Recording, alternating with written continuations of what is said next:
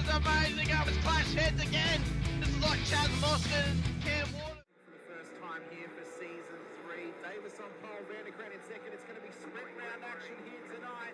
Let's go racing here at Daytona. It was a good start there from Davis in comparison to Vandergren in behind. Cowan's absolutely bogged it up and already dropped out of the top 3 here as they come down towards turn 1 for the first time. There's biffing and barging between Gallen and Cowan. These guys are still going at it after last season. They survived for this time by though. Through turn 2 and 3 they come.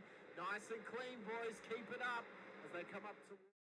I love riding. It's a real social thing. There's a great bond between riders. Every weekend I look forward to getting out there. It's a freedom like no other. Riding to work is a great way to start the day. Shannons insure all types of road bikes, not just classics. They offer features riders really want. It's why they're one of Australia's leading motorcycle insurance providers. Whatever you ride, Whatever you ride, Whatever you ride, ride with Shannons. Call 134646 for a quote. Through turn 1, it was a horrible start from De Bono, who's absolutely bogged it up and gets eaten alive by Dixon and Gowans as they come on through. Through turn 1 they come, and they all spread out around in towards the first sector of the Silverstone circuit. They look all right at the moment. Okay, there's already been a car spun round. That's Jordan Ferguson off wide.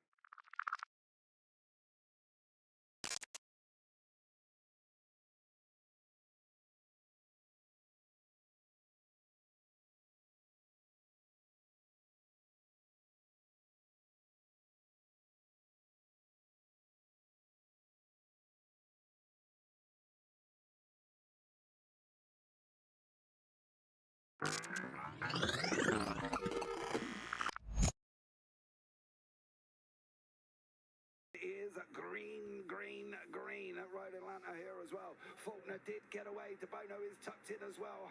Unfortunately, Houghton is on that outside line.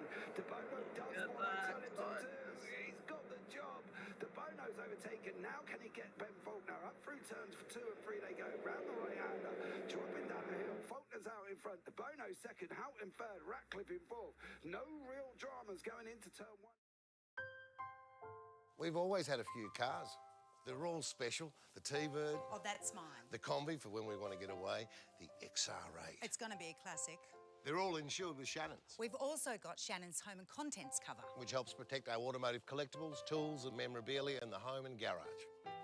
If you're motoring enthusiasts like us, it's got to be Shannon's. Shannons, insurance for motoring enthusiasts. Call 134646 for a quote.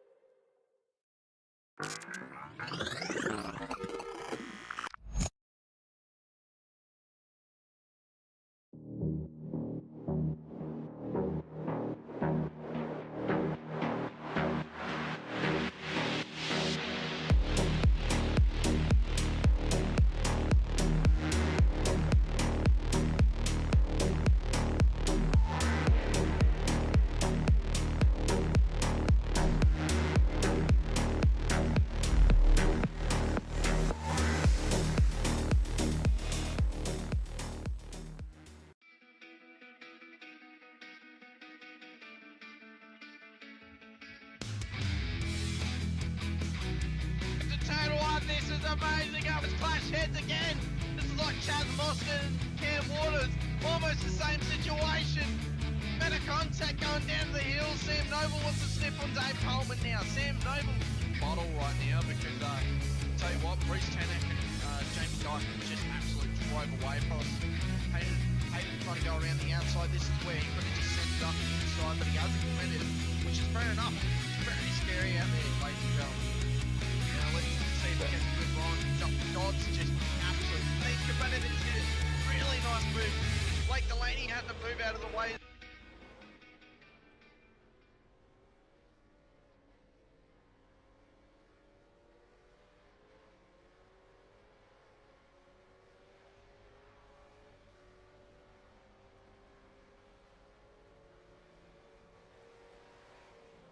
Good morning, good afternoon, good evening, wherever you're watching from, ladies and gentlemen, and welcome to the Sandown 500 here on SRW TV, brought to you by Warren Brown Tools as we go racing for 161 laps, 500 Ks around this wonderful 3.1K circuit here at Sandown in Springvale, Victoria. I'm your commentator here today, Hamish Munro, joined as always by Steve Sinkovic. Sinker, it's a massive day for SRW. It's a massive day for racing as well. Yesterday afternoon, we crowned Blake Warboys as our pro champion, but now all the focus, every bit of practice, every bit of qualifying that went into yesterday comes down to this. 500 Ks, keep your car out of the wall, keep your car clean, and you write your name into the history books. This is going to be absolutely massive. Well, mate, we had 50 laps of Sandown. Was one of our first events we ever held.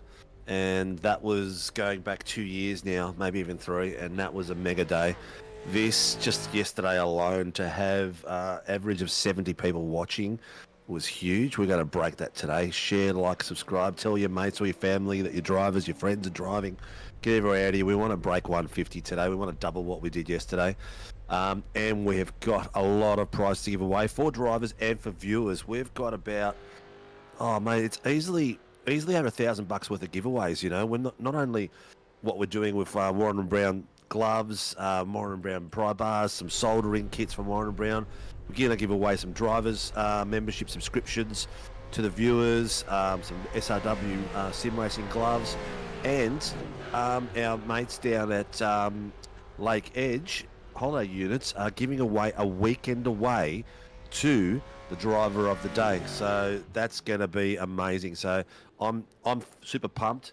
All the boys are in the briefing room at the moment getting their do's and don'ts. And viewers, tell us who you want to see, who you want to speak to. I'm hanging out for this. Mate, this is going to be absolutely mega. Now, we won't have Dodsy for about 15 minutes. He's travelling over in the Hino hub at the moment to the track, but we'll get him in shortly to have a quick chat to him. Obviously, we've got the warm up, the parade lap to go, where we can run through all the teams, run through the grid, and get ourselves pumped up for this race as well. So, as you mentioned, it's a long day, it's a long afternoon, it's a long race. The best thing that these drivers can do when coming into this one is just keeping in the back of your mind, you've got to have the patience and the wherewithal to not go for any audacious moves. They're coming out on track, mate. They're coming out on track. They're coming out on track already. They've got to have their wits about them. They've got to have the wherewithal to know, don't take the audacious low percentile moves on lap 1, turn 1. If you cannot have the maturity to race this race smartly early on, don't start the car, because you'd hate to be a co-driver or a main driver and have the other guy in the car crash at lap 1, put you in the pits and put your laps down so early in the race. This is just it. It's not just yourself you're letting down, it's the people around you, and it's your co-driver. You know, you want to bring that car back in one piece, so taking that risk early on is not a good idea. So it's you've got to have your wits about you, like you said, and be switched on for it, because, look, yesterday, all day, what did we have? We had 5 hours worth of broadcast, and it went like a blink of an eye. You know, we had 5 races all up, 4 races all up, I can't remember. But it was mega, and today it's just going to go fast so quickly. So, you know, make sure you don't miss a second of it. Get in that seat, get your cans ready, your bottles ready, your cheeses, your dips, your champagne, your wine, whatever your favourite is, popcorn. Get settled in, because this is going to be a long one, but a good one. Oh, it will be absolutely phenomenal. The first Supercars endurance race that I get to be a part of as a broadcaster, probably about the 5th or 6th endurance race that I get to be a part of in total. It's going to be absolutely spectacular. I am so looking forward to this day, so looking forward to this race, and it feels like only yesterday we announced that we opened up the entries, and to have everyone come on board and really become a part of this event is absolutely spectacular. So a massive thank you to everyone out there who has come along to be a part of this event as a driver as well, including this man, arguably one of the best ringers we've ever had in history, Sinker.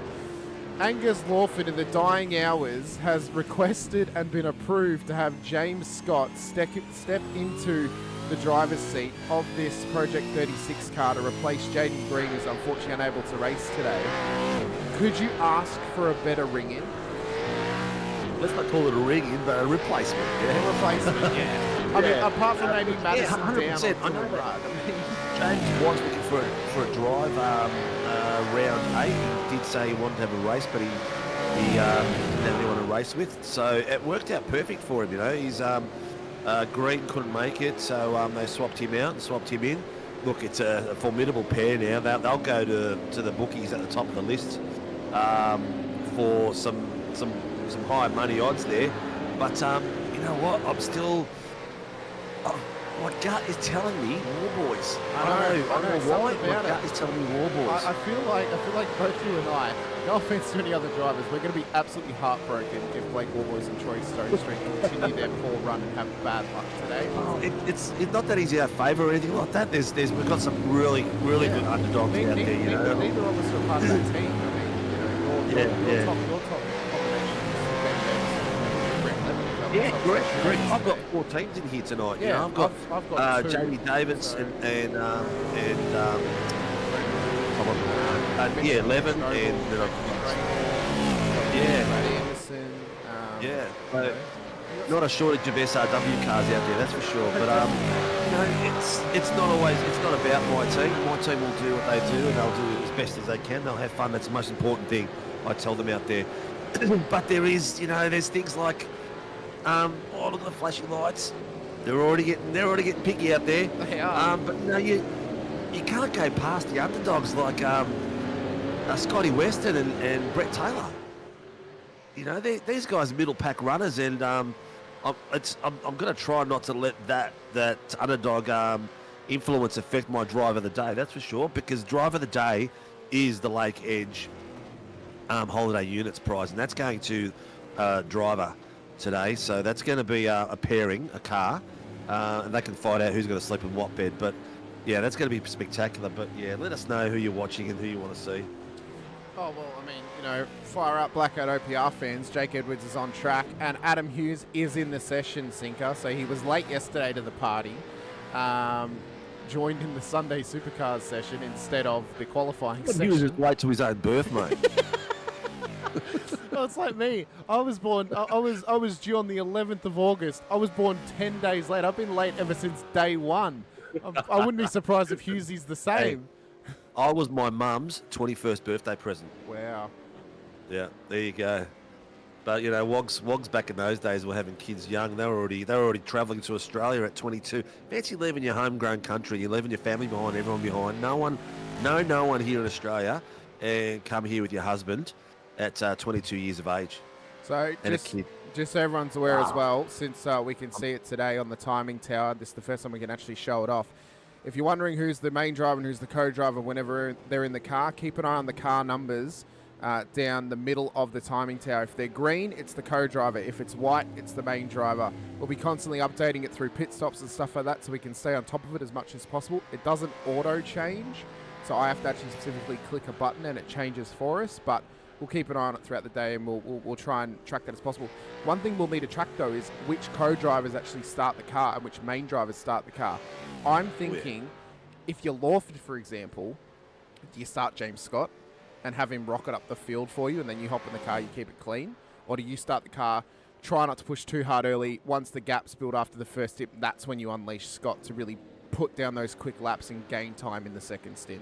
Well, what's Lawford's starting position? Do we have our grid? I believe it's P15. We have our little. No, we have to wait until they. So the reason for the warm up, the reason for the parade lap, not only to look at these beautiful cars. The parade lap will be going as per the document in Discord. It'll give us the grid. So I'll put that in Discord for you. You want to grab that up and show the viewers? Yeah, let me find it. Where did you put it, Sinko? It's all in the RCBC chat, mate. Sorry, the BC chat with where the videos are and everything. Let's have a look. Oh yes, there it is, right there. Yeah. So I'll read it out because we'll have the actual graphic obviously once the grid is set. So of course, Zach Cherry White, Jake O'Reilly, they'll start pole. Anthony Visma, Jason Spriggs will start P2. So importantly, Lawford and Scott will start P15 on the road. So, you know, whether it, you know, I'm not sure. Does James Scott have, you know, obviously he's a very, very talented driver. Does he have the patience early in an endurance race to take his time and just let his natural aggression, we'll say, pull him forward? You know, that's but the drivers' parade's about to start. Yep, drivers' parade's about to start. The top 2 cars are on the grid. So one of the reasons we couldn't set the grid because, well, we had to give leeway in case people accidentally joined in the wrong team, or, you know, there's no teams in the league, so you can't set it for teams. You have to do this sort of a grid to get them going. Martin Lipsky has not listened to race control. He's actually just gridded himself up. So they'll swiftly sort that out. And he has now toe back to pit. So the top 2 will wait there for the safety car to come out of pit lane. The safety car will pick them up. Every other car will then join the grid as per their grid slot order. They'll then get towed around for 3 laps. Although the safety car will pull in eventually. They'll roll around. We'll get a nice little preview of all the cars, and then we'll follow them all through. So, but I believe Jake O'Reilly has actually got the pole position slot on the road. No, he doesn't. So the safety car's just come out of pit lane. All right, so they're all going to follow the safety car now. Is it a new safety car livery there? No, the actual because of all the back end issues we were having with liveries, I haven't been able to actually download the safety car livery. I can apply it at some point during the day. We will do that at some point today. Yeah. I'm sure we won't have a safety car earlier. Definitely not first 3 laps of the race. But no, I'll find the team ID for that safety car. This is the order the drivers will be going in. So they're being called out one by one. This is their starting order. So of course the top 10 shootout. We should have a quick chat about that actually, Sinker. Only 9 cars set a time in the shootout. Yeah. One driver, which was Teo Serrano, who's driving with Mr. Ben Faulkner. He's just coming out of pits now. He copped an off track across the lap. He was the only car in the shootout to not set a time. That's unfortunate for them. In fact, Vermilion had a real struggle in qualifying. The only car that really set a proper competitive lap was Zachary Vlasblom. And as you can see, Jake O'Reilly is going to be starting the car in the race. So O'Reilly's in the warm-up lap at the moment. And importantly as well, the car of Zachary Vlasblom and Josh Houghton, Vlasblom was going to go pole, but unfortunately locked it up down the hill at turn 9 and wrecked the whole lap. Like, he was going to beat Visma. He would have started front row. Remembering all this, my brain's a blur from yesterday. I may or may not have watched the shootout back yesterday afterwards. So, Actually, you know what I did last night? What did you do last night? Everyone went to bed. I sat back and watched the GR86 Bathurst race. Yes, I watched that. The one from Thursday night. That was a cracker. Well, if you've got nothing to do after this race, watch that. I highly recommend it. It's good to see that the 926 car paid attention, and, you know, Oliver Patterson didn't run up the back of the field. He nearly did. Luckily, he didn't. Luckily, he sorted himself out. Yeah. Oh, how good's that look there? It looks like the old... is that the old Dickie Johnson back there? A few cars back? So, yeah, it is. So this one, of course, Blake Urquhart, Ricky Hyde. It's based on the old Glenn Seaton Ford Credit car. Yeah. Fitzy, show me that. Yeah, this is Fitzy and Banks' car. They were supposed to run a different livery, but they've had an repair livery. Yeah, that's the old Peter Jackson car. Yes. So unfortunately, this is not the livery they were planning on running. They said they were having some issues, so unfortunately they don't have the banner on their car, which happens. Luckily, the majority of the grid actually did send me their liveries, and I actually had to apply them all by hand. So majority of the cars do have banners. They look actually better than what I thought they were going to look, so I'm very glad about that. But yeah, so we get a nice little Nice little shot of all the cars on the road. Now, 2 cars did join the session under the wrong team by mistake. One of them joined with the wrong car number, but another car also joined in the right team, but with the wrong car number as well. So, car in the race, car 074, which is supposed to be 74, which is the combination of Will Munro and Robert Crow, will have a drive-through penalty at the start of the race, as well as the dynamic Delaney duo of Ty Delaney and Blake Delaney. They joined in car 008 instead of 07. So they will also be receiving a drive-through penalty as well at the start of the 500, which may not be such a bad thing. Something's not looking right to me. You go to the front of the grid. Yes. Why is Brandon's car in 1, 2, 3, 4, 5th place, but 5th place is Connor Nixon? So it's because of... Is the paint mixed up? No. There's something. I think something's happened with how they were released from the grid. It's not. That's weird. So it's classified Nixon, O'Reilly, Visma, Warboys, a lap ahead. I don't understand how. So that's something that race control will have to figure out, because it's classifying Jamie Davis in this car a lap down on the rest of the field, but he's ahead of them. Same with Coleman, Cairns, Faulkner, Boyd, Dooley, Mole. Yeah. And then I think everyone else is kind of settled out. So they may have to fix this just by stopping them on the next lap and letting certain cars go through. All good. Typical Fishy doing the wrong thing. Fire up the Hino hub, lads. Let's drag in Mr. Dodds. Mr. Dodds, ready for a big day? You've come in for the Hino hub. Have you padded up your foot in case a rotor goes on it in the pit lane? I don't think I'm glad I haven't even got a padded brake rotor or whatever you call it just then. But no, looking forward to a big day. It's gonna be a huge day for all these teams, all these drivers. Obviously seen a lot of them work pretty hard to get to this point. So yeah, looking forward to calling some action when it counts. Like this, like you mentioned. So I was listening to it prior to listening on the way home from Werribee, and yeah, you guys pointed out directly. It's going to be a lot of unknown variables. There's going to be a lot of strategy involved, which I'll get to when they go to the grid. It's going to really shake things up. I reckon this is going to be a big field. Yeah, and so one thing that we just mentioned before that we noticed, so some cars are out of sync in the way that it's getting classified on SDK. Is it classifying them in the correct order on iRacing, Godsy? I couldn't tell you because I have not joined the session yet, but I will let you know I'll let you know in a few seconds. Very good. Thank you so much, Blake. Really appreciate it. Wishing us good luck. It's self-fixing now. So as they cross the line to start this lap, it is actually fixing itself. So that's good. So they're all actually automatically getting fixed. So that's fine.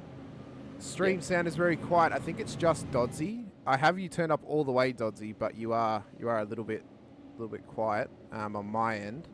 I'm not sure why. Yeah, well, I've had some mic issues, so yeah, I'll try to fix that throughout the day. Very good. All right. There it goes. All is sorted. Yeah, I think they self-fixed themselves when they crossed the line, Sinker. I think it was just SDK. Yeah, no, Jamie's supposed to be there, but in 5th place, that's where Brandon Levon finished the top 10 shootout. I just wanted to double check. There you go, Mr. Dodds.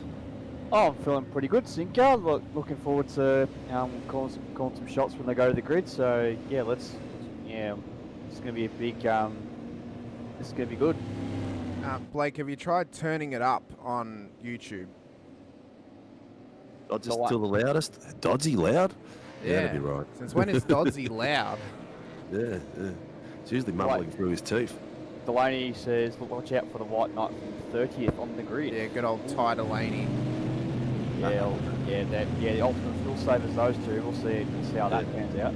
Yeah. Viewers, if there's something that we're missing, audios or anything like that, cars too loud, please let us know. Yeah. You guys are our eyes and ears. We'll try to give you the top-notch performance that we give you every week.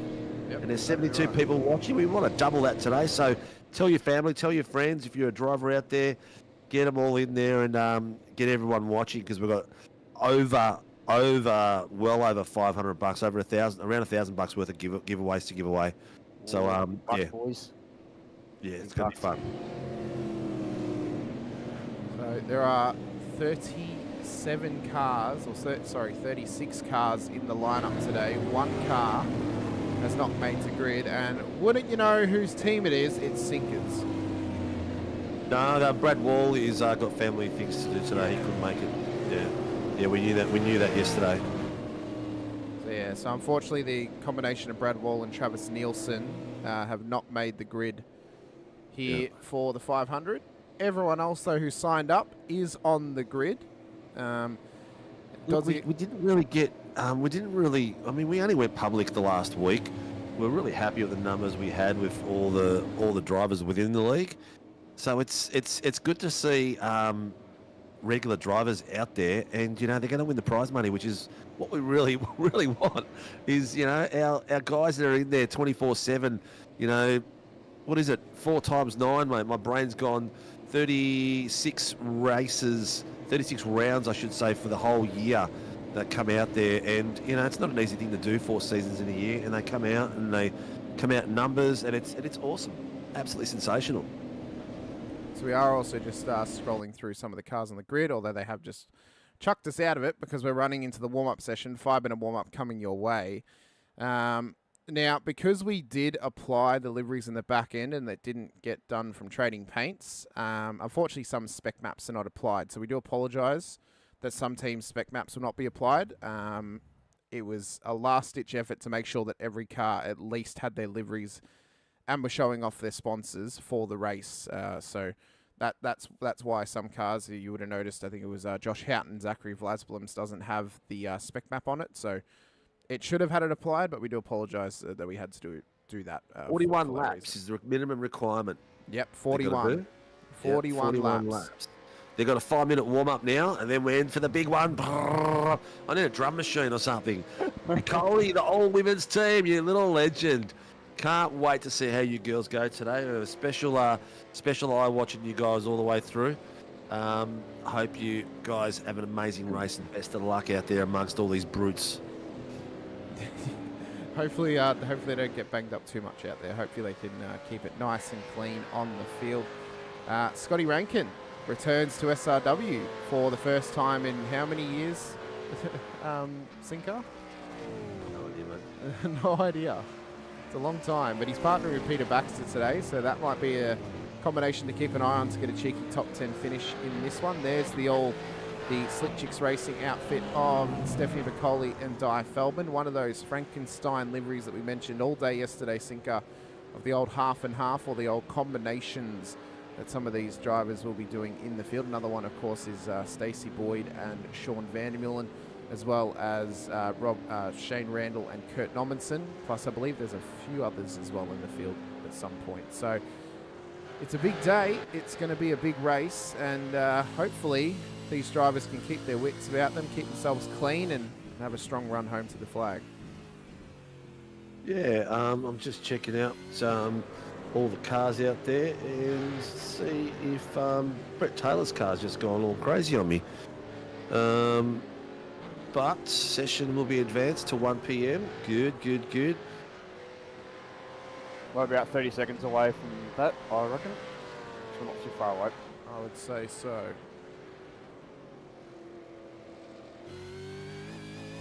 All right, so looks like Feldman and Piccoli, whoever's starting the race, they're swapping over. Yep. One of them was having internet issues, I think it was. I think it was Di that was having internet issues, so yeah. I mean, Steph will start the race, and well, she's got what 3 stints she can do until Di has to figure out her internet issues. Yeah, can you check Brett Taylor's car on your side? It works on my side, Sinker. I did apply it properly. He's not on the road at the moment, but he's coming out of pits. His cars, it was fine before, but now it's gone all green, all brown on mine. Or maybe just try updating your TP again. Yeah, I just did. That's all right. So boys are all in. Everyone's starting to grid up now. That session is now, or has now, come to an end. This is going to be an absolutely mega events, ladies and gentlemen. And buckle up because 500 Ks is about to run through this entire field. 161 laps of Sandown starting grid for the Sandown 500 here, brought to you by Warren Brown Tools. Jake O'Reilly will start the 217 Vermilion Esports car on the front row of the grid with Anthony Visma in P2 for Accelerate Sim Racing. So a main driver and a co-driver will go head-to-head off the front row. Blake Warboys, who solidified the Pro Championship yesterday afternoon for the Warren Brown Tools V8 Supercars Championship, will start out of P3, alongside Connor Nixon of Orbit Drop Bear Motorsport out of P4. Jamie Davis will start P5 for Team SRW Motorsports alongside David Coleman in P6 with Damien Can, Sebastian Vandel for your top 8. Josh Houghton of Vermilion Esports will be the next co-driver to start the event alongside his teammate Ben Faulkner, another co-driver starting inside the top 10. Blake Urquhart, Oliver Patterson, your top 12 on the road.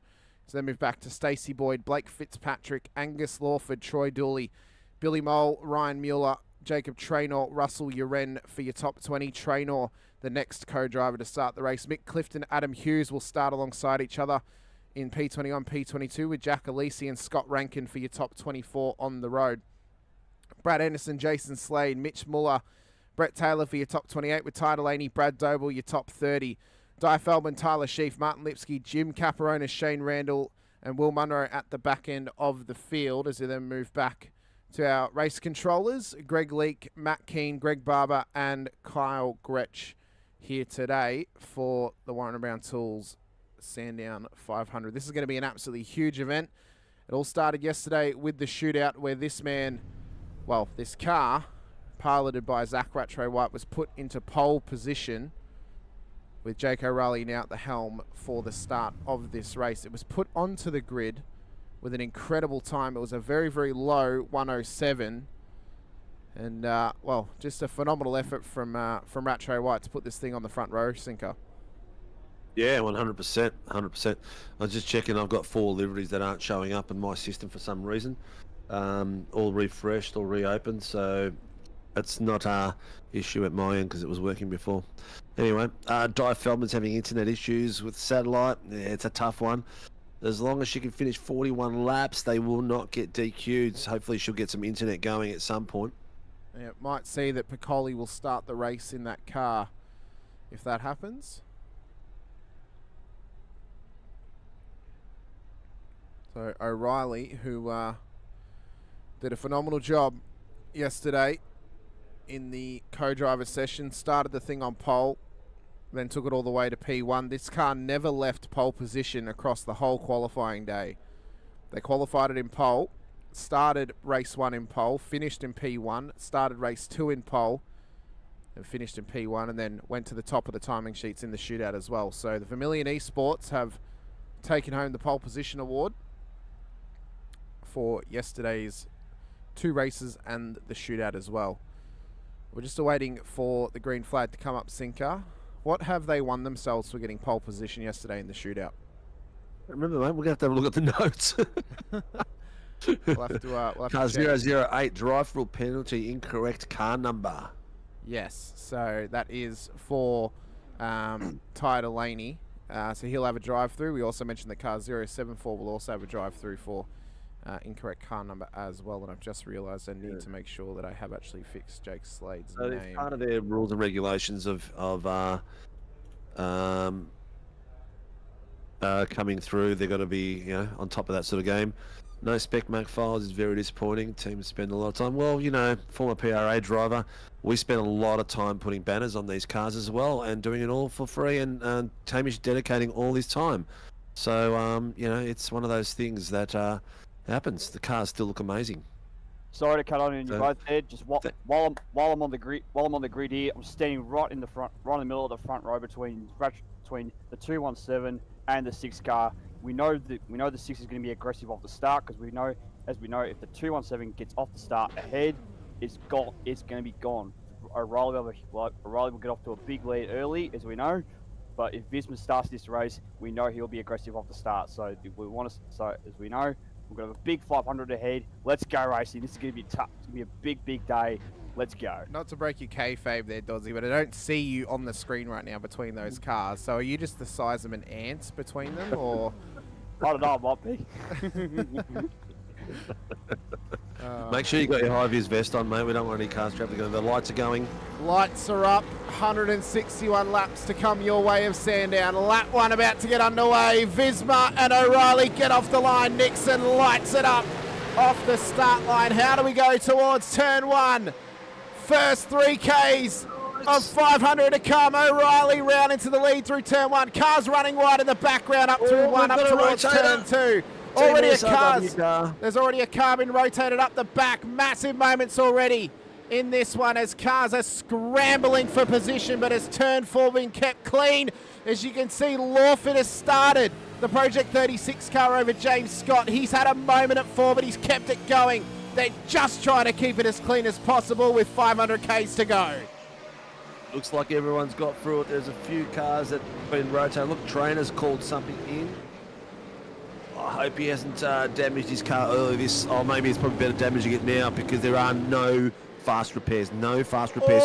Faulkner. Another car sideways. Yeah, that was Faulkner getting loose. Angus was off track. Lawford, yeah, as well. Jeez, it's going everywhere. These boys are flying. Keep it clean. Faulkner inside of Damien Cairns. We've made it through lap 1 nice and tidy, it seems. O'Reilly leads the way. Warboys, Visma, Nixon, Davis, Coleman, Houghton, Varndell, Urquhart and Cairns for your top 10. Faulkner, Patterson, Fitzpatrick, Boyd, Edwards and Mueller fighting over P15 on the road as they enter turn 1. Oh, mate, that is unbelievable. We've got through the first gap. Doesn't look like we've gotten very major scathed cars anywhere. And it sounds amazing. And the goosebumps are back. Faulkner's calling something in. Yeah, I think that was the moment possibly at turn 9 that he was calling in. David Coleman started inside the top 10, still sits P6. There's only been a few movements inside the 10. One of those is Blake Warboys, who's already up into P2 past Anthony Visma and hot on the heels of Jake O'Reilly. Josh Houghton's also up 2 inside the 10. Blake Urquhart, who just missed out on the top 10 shootout yesterday when Damien Cairns snuck himself in at the end of qualifying. He now finds himself P9 on the road in the Pacific Esports racing car. Scotty Rankin up 7. Oh, Jake Edwards up 7 places. And I just saw it, caught my eye. Ty Delaney up 9 places. So up to some early form, keeping it clean and getting up some positions. These cars sound amazing. I hope the viewers can hear them as well as I can hear them direct from iRacing. But I'll shut up for a second when you get down to a real good spot so you can hear the cars. But yeah, Ty Delaney's on the move already. He's hot on the heels of Mickey Clifton through 2, 3 and now 4. There's Lawford in behind, so he's dropped off the start for whatever reason. The cloud coverage has covered up the sun here up at turn 4. Couple other positive movements as well. Shane Randall, who missed the main driver race yesterday afternoon during the server changeover, he's already up 6 spots in the 501 entry. Will Munro as well is up 2, who also missed that race too. So those Infinity cars trying to get on the move early here in this race. But there are some epic battles throughout the field already. Look at this, Houghton and Varndell, they'll be working together. They're both a part of the Vermilion conglomerate teams of esports and motorsports. So watch them to work together to chase down Jamie Davis inside the top 5. Yeah, the boys have been a little bit busy. Just a few NFAs at the moment. Just people moving across each other and on top of each other. So the boys are out there. RC, as they settle down, will be posting on screen for the viewers as well. So we'll see what incident results are as well as we go through. So Ty Delaney is now up 10 positions for Fishy Motorsports. He's hot on the heels of Scotty Rankin. And they're trying to get past Andrew Cowan at the moment. Rankin up the inside at turn 4. Delaney looks to follow him down the back straight. They've got Cowie on their outside at the moment. On board with Delaney still. He's trying to get that tow, as much tow as he can, off the Scotsman Pro Series commentator as Scott Rankin. Dooley has actually started that Cowie car, to apologise. So Troy Dooley's actually at the helm of Cowie's Commodore at this stage. Mickey Clifton's hot on their heels too. The rock star Mickey Clifton has started for the Accelerate Sim Racing entry with Mark Houghton, his co-driver, in the session as well. Yeah, I apologise for some of the cars on the bottom are not showing up Liberals for some reason. Ty Delaney's has gone blank, and it was there earlier on. So I'm not sure if it's our connection or theirs. Well, I'll tell you what I can do at some point, Sinker. I can send you the backup folders that I made, which actually have the liveries in them, and you can apply them at some point. Yeah, that's good. Anyway, Laura Anderson's in as well. G'day, Laura. G'day to everyone there. Mr. Mirage, Dave Baldock, former PRA, Stello Gaming, Hazy, Mitch, Get On Track and Focus, Piccoli, Naylor, Ozfrog Racing. We've got everyone. Rusty Gander. Welcome all aboard. There's 86 people viewing. You need to be a subscriber to win a prize, so please like and subscribe. Car 10 and 422, lap 1, turn 1. No further action. So that was when we saw car 10 get spun round. You can see Blake Warboys on screen. He's hot on the heels of Jake O'Reilly. And this is the kind of start that Warboys needed in this race. Just has to keep it up the front and keep it clean for this whole stint. Stint lengths should be roughly 44 to 45 laps, depending on the fuel-saving ability of the drivers. They only need to do 41 laps, though, to not get disqualified in this race. That's per driver. So at total, the car needs to do 82 laps with an even split between the two drivers. Yeah, there's the ladies down the back.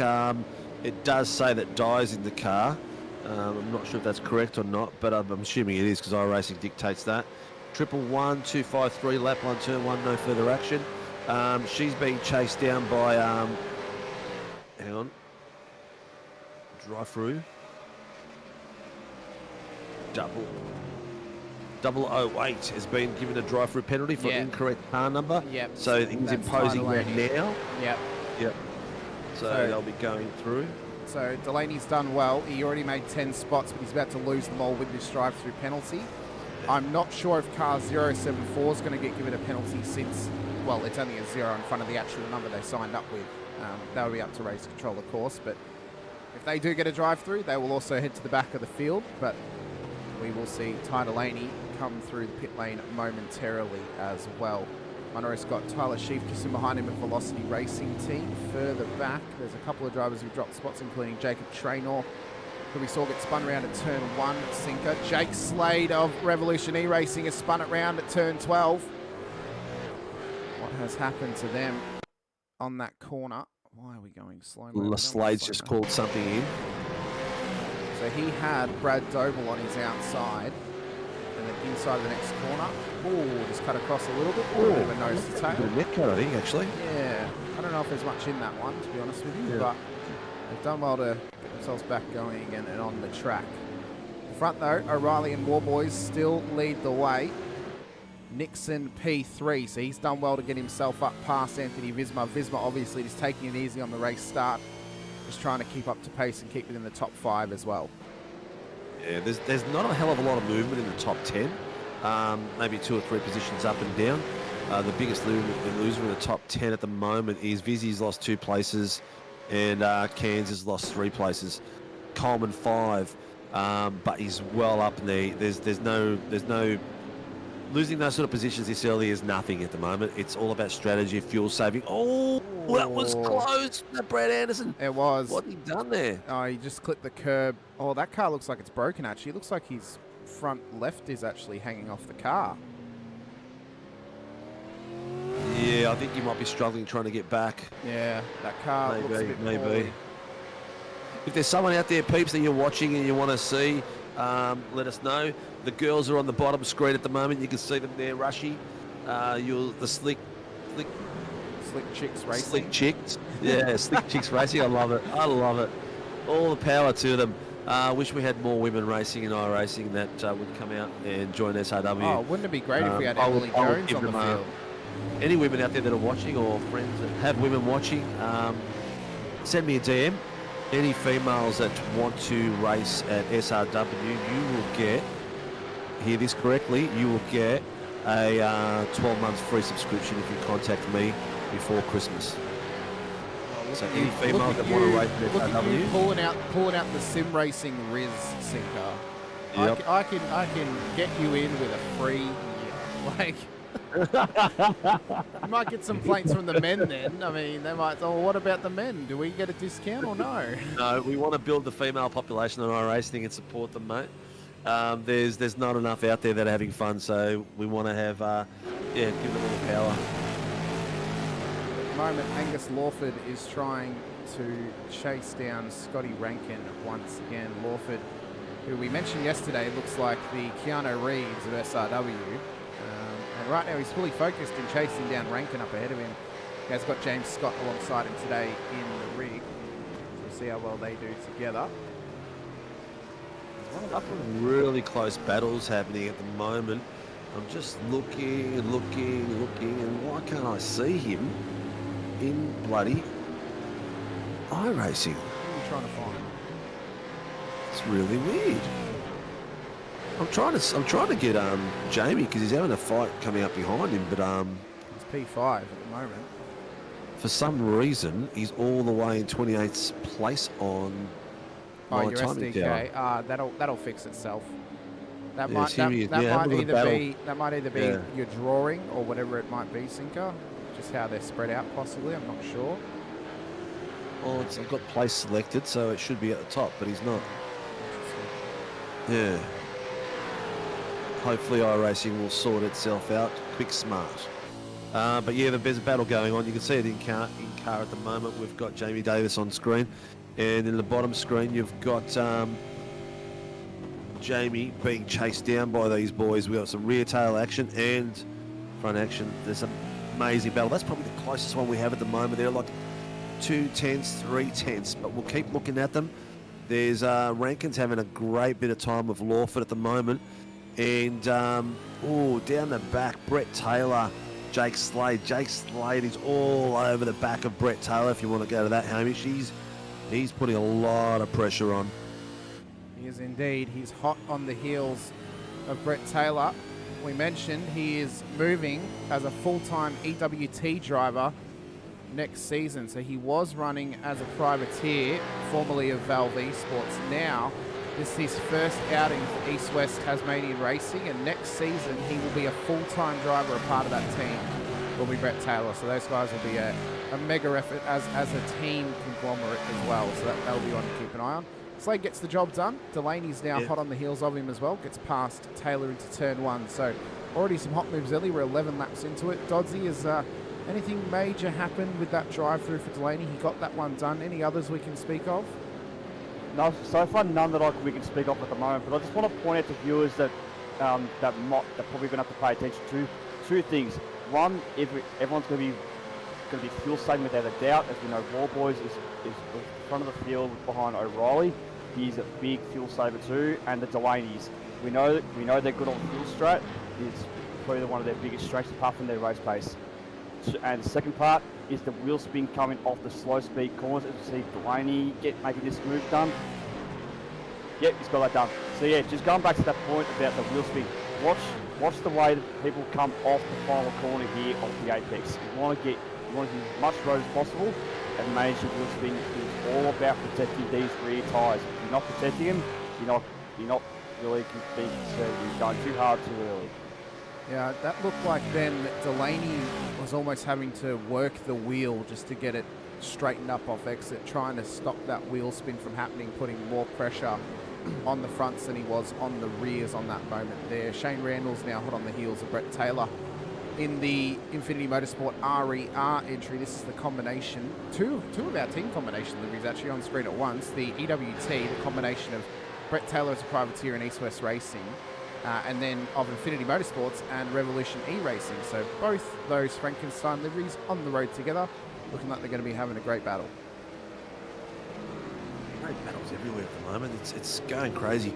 I'm Ty Delaney and Russell Ura are having a cracker as well. Ty's putting some mega pressure on. He's down at 2 tenths down the back there.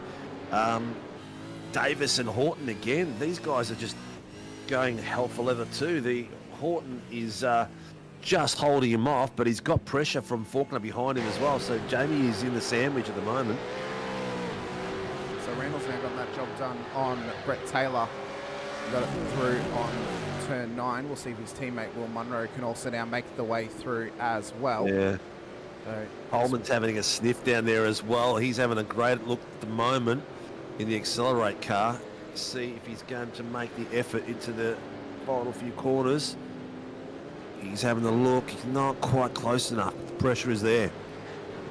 Tyler Sheaf at the moment just on the back of Jim Caperonis. He's having some internet issues, it seems, although Sheafy does have potato internet living in the middle of nowhere. Good old 4G playing him dividends. Jim Caperonis. That means he's got a potato with 2 forks stabbed into it. Exactly. He's got a potato clock for a modem. Jim Caperonis at the moment. A couple of wire wrapped around the forks. It's got a little node plugged into the top as well. Look, bottom screen. Look, bottom screen. Coleman's having a look. He's having a good look. Is he going to get him under brakes? Nice work there. Very clean. Very safe.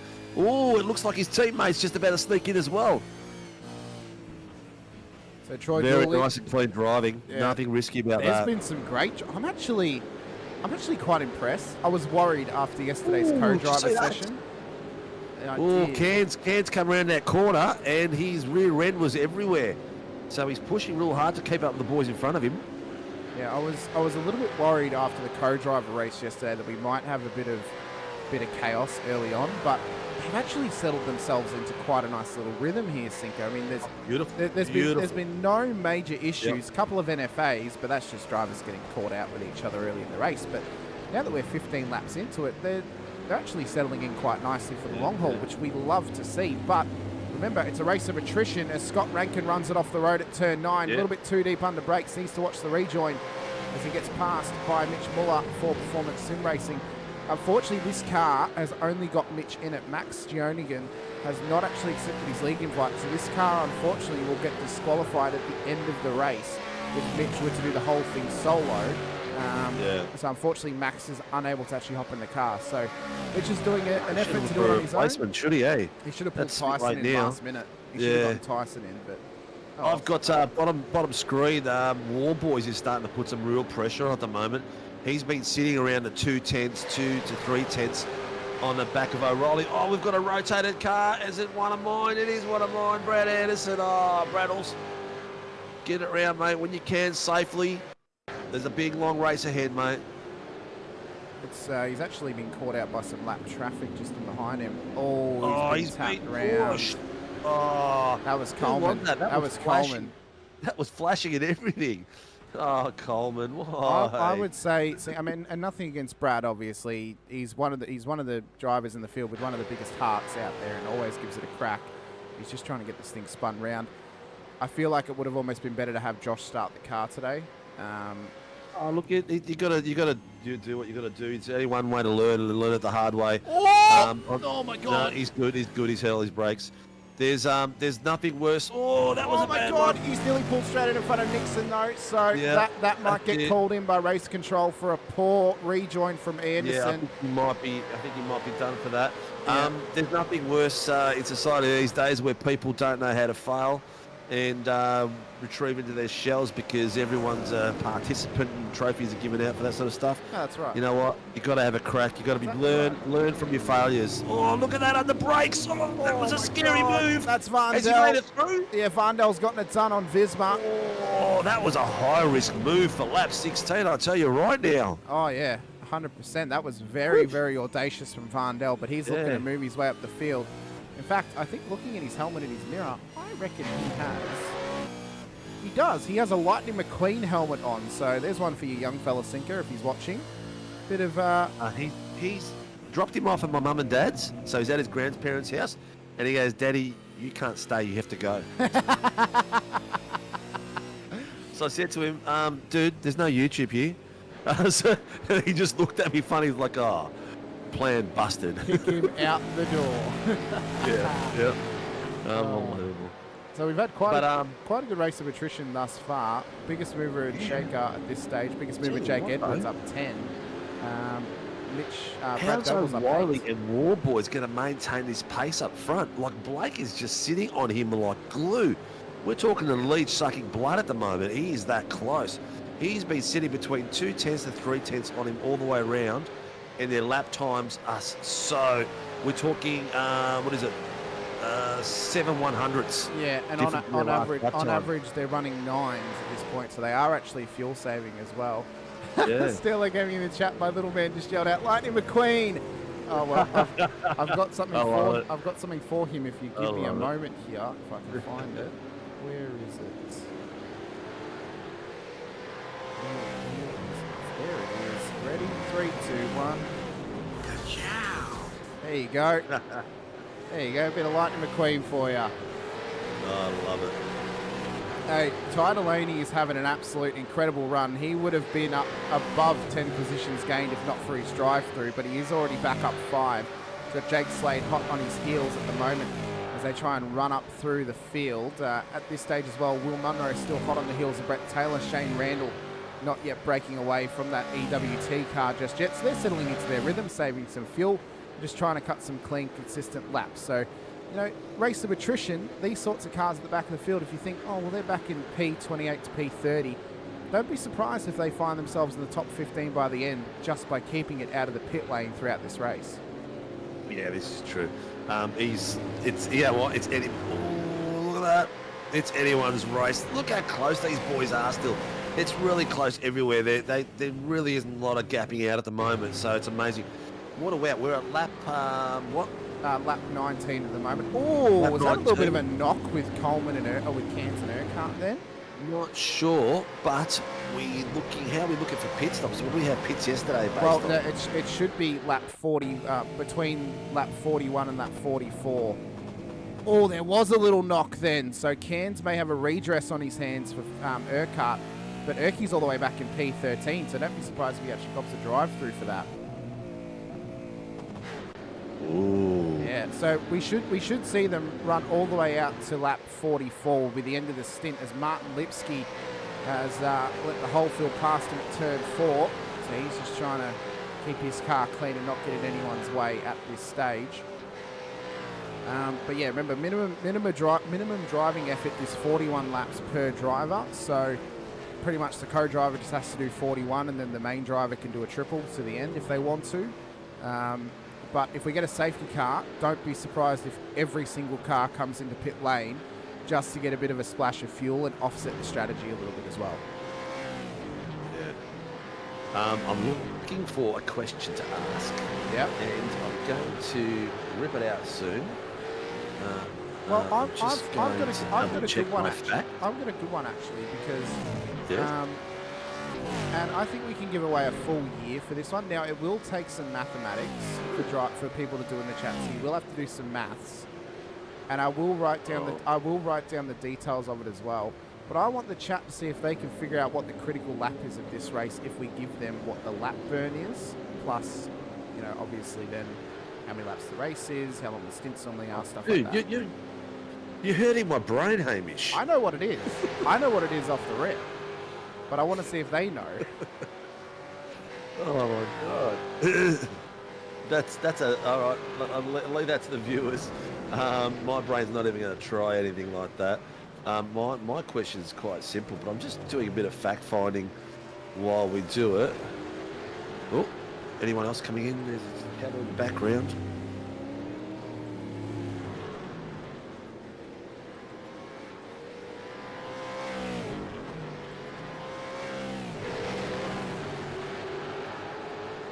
No major action going on at the moment. There's some really close battles. I'm just trying to see who's doing anyone. Mitch Noble's answered the question without me even giving the details, so I think Mitch already gets a free year anyway because he's an SRW driver, so...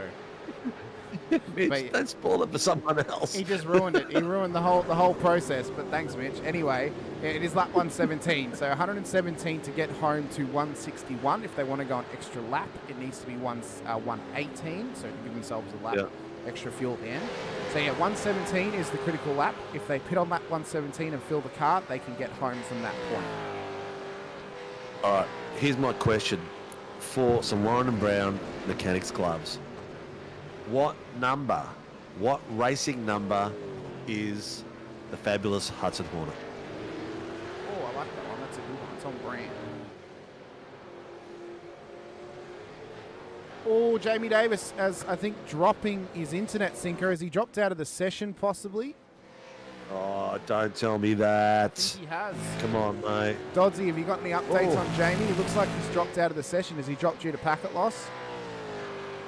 I'd say he has, because he's not, like, nothing's appeared on my screen at the moment, but I'd say he has dropped out of the server more than likely.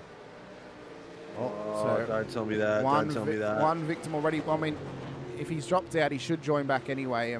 Or Brandon should actually hop in the car. Once the car gets back into pits, Brandon needs to hop straight into the car and just keep it going so they don't go too many laps down on the field. Dodsy said 51. 818. 818 has got a 5-second penalty. Yep, so that's Damien Cairns. So that's for the moment with Blake Urquhart that we saw down at turn 9. In fact, Urquhart's actually gotten back past him now as well. Oh, big lock-up though into turn 9 from Cairns. He nearly drilled him again. Here comes Lawford. He's hot on the heels of Damien Cairns right now.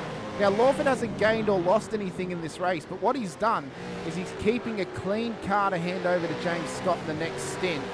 And that is a dangerous driver to be in that car if it's clean. James Scott, watch him when he gets in the car. He will rocket through the field as best he can. While I'm on unmute, guys, I do have a question as well for the chat too. Yeah, you can't win that prize. You're working today, mate. Ultimate Chop got that car number. It's 51. Yeah. Sorry, Doddsy, So you answered it, but you don't get it. All right, Jamie's back. Brandon Levin's out on track now. Yeah, so he's done what I said he should do. Once the car appears back in pit lane, Levin hops in the car. So they've only gone a lap down, so that is the positive of that. So that should mean that their stint is now offset. I mean, it's what happens. That's not a bad thing, though. That's not a bad thing. It could work either way. They can swap again if they need to. I mean, obviously they will swap again, but you know, because Jamie needs to do his 41 laps. Yeah. He's only completed how many laps? Did you say 21 laps. So 21. He needs to do another 20. Yeah. I've got a so question Ultimate for Chad. Chop won some work gloves there, Hamish. Yeah, mate. Yep. Keep that locked in the mind. We have 93 in the stream. Lovely. Let's break our 100. I don't think we've had 100 apart. Oh, I think we may have had 100 before, but what's your question you want to ask, Dodsy? Sinker can dictate the prize for this one. My first win in SRW Sunday Supercars was with what team and at what track? Oh, very interesting. Hey, that's not going to be an easy one. People have to do some research for that. I think that's Prybar's thinking, to be honest with you. That's a very tough question. Yeah, that's a bit of work. That would be, we've got 2 left. So we've got the mini Prybars from Warren Brown. These are worth $60. Yeah. So that's your giveaway. So you're going to have to do a bit of work to get that prize too. Ask it one more time, Harry. And Hamish, if you can type that into the chat. Look at the door banging going on there. I'll get Dodsy to write it into the chat. I'll tell you what, Urquhart and Cairns are not going to last too long. Oh my God, they are. Did you see how much bagging there was there? God, they are not giving anything up. So Dodsy, just write your question into the chat, and then when you get a free moment, you can ask it again, and we'll give away a set of Prybars for it. Yeah, those guys have really got to be careful. It's a long race, man. We're only into lap 25. 27 minutes of a 4-hour stint, roughly. Whew, that's a hard way to go. What they need to remember as well is there is no fast repairs. You're going in with damage. Yep, you are going to have to sit there and fix that damage if you want to continue. I've just seen as well, somehow Shane Randall and Will Munro have swapped positions either side of Brett Taylor. I don't know how this has occurred. I don't know if one of them had an off track or what, but yeah, they've actually swapped around. I want to see if I can find it actually. There we go. That's what that'll be. So they passed Jamie. And this is when Will got past Brett.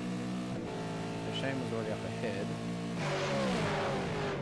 So then how has Brett gotten past Shane? Oh no, Shane's already behind him at this point. Okay. Have a look at these. I've gone to the front, down the bottom again. These boys at the front of the grid, man, they are putting on a masterclass. O'Reilly and the Moore boys are really going for it. Nixon is like 7 seconds off. He's way off the pace. Dodsy, are any of them correct? So the question again for the chat is, my first win in SLW Sunday Supercar Series was with what team and at what track?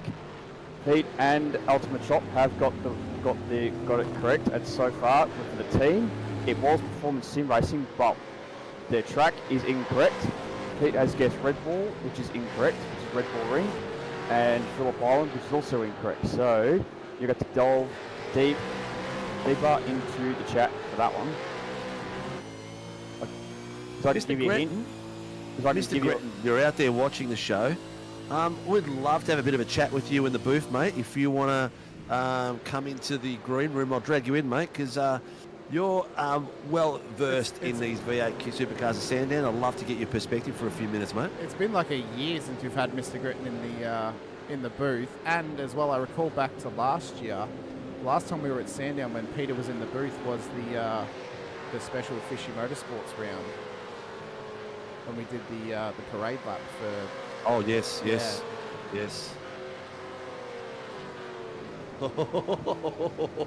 like I don't know who. I'm not sure who that call was to, but race control just told a car to not waste their time with silly calls, basically. Did you hear who it was, Dodsy? I missed all that. So Pete is incorrect. It is not Bathurst. It is not Zandvoort. It is not Sandown. It is not Nürburgring. It is not Monza. So I'll give all the viewers a hint out there. It is not on any of the Australian circuits. It's not on any of the European circuits either. It's in the USA somewhere. USA/Canadian region. So you got to have to. Can I guess what it is and win the pry bars for myself?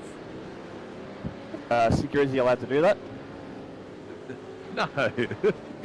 You're working, mate. You can't win. Ty Delaney is making the pass on Muller. It is down there. Going great guns. He's really working his way through the field. I guess you to put him on stream there, mate, because he's all wide on my camera.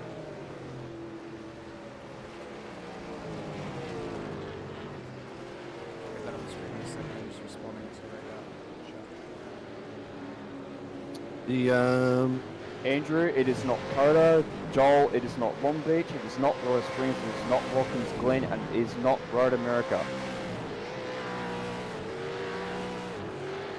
Tiring Tales, it is not Road Atlanta. BG36 has got it correct. Oh my God. Is Mosport. I was going to guess Mosport as well, Dodds. It is Performance Sim Racing and Mosport as well. So Mr. BG36 has won himself a set of Warren Brown Tools pry bars. Send SRW Sim Racing World on Facebook a private message to claim your prize. It's that's the idea of it. Erky's gone round.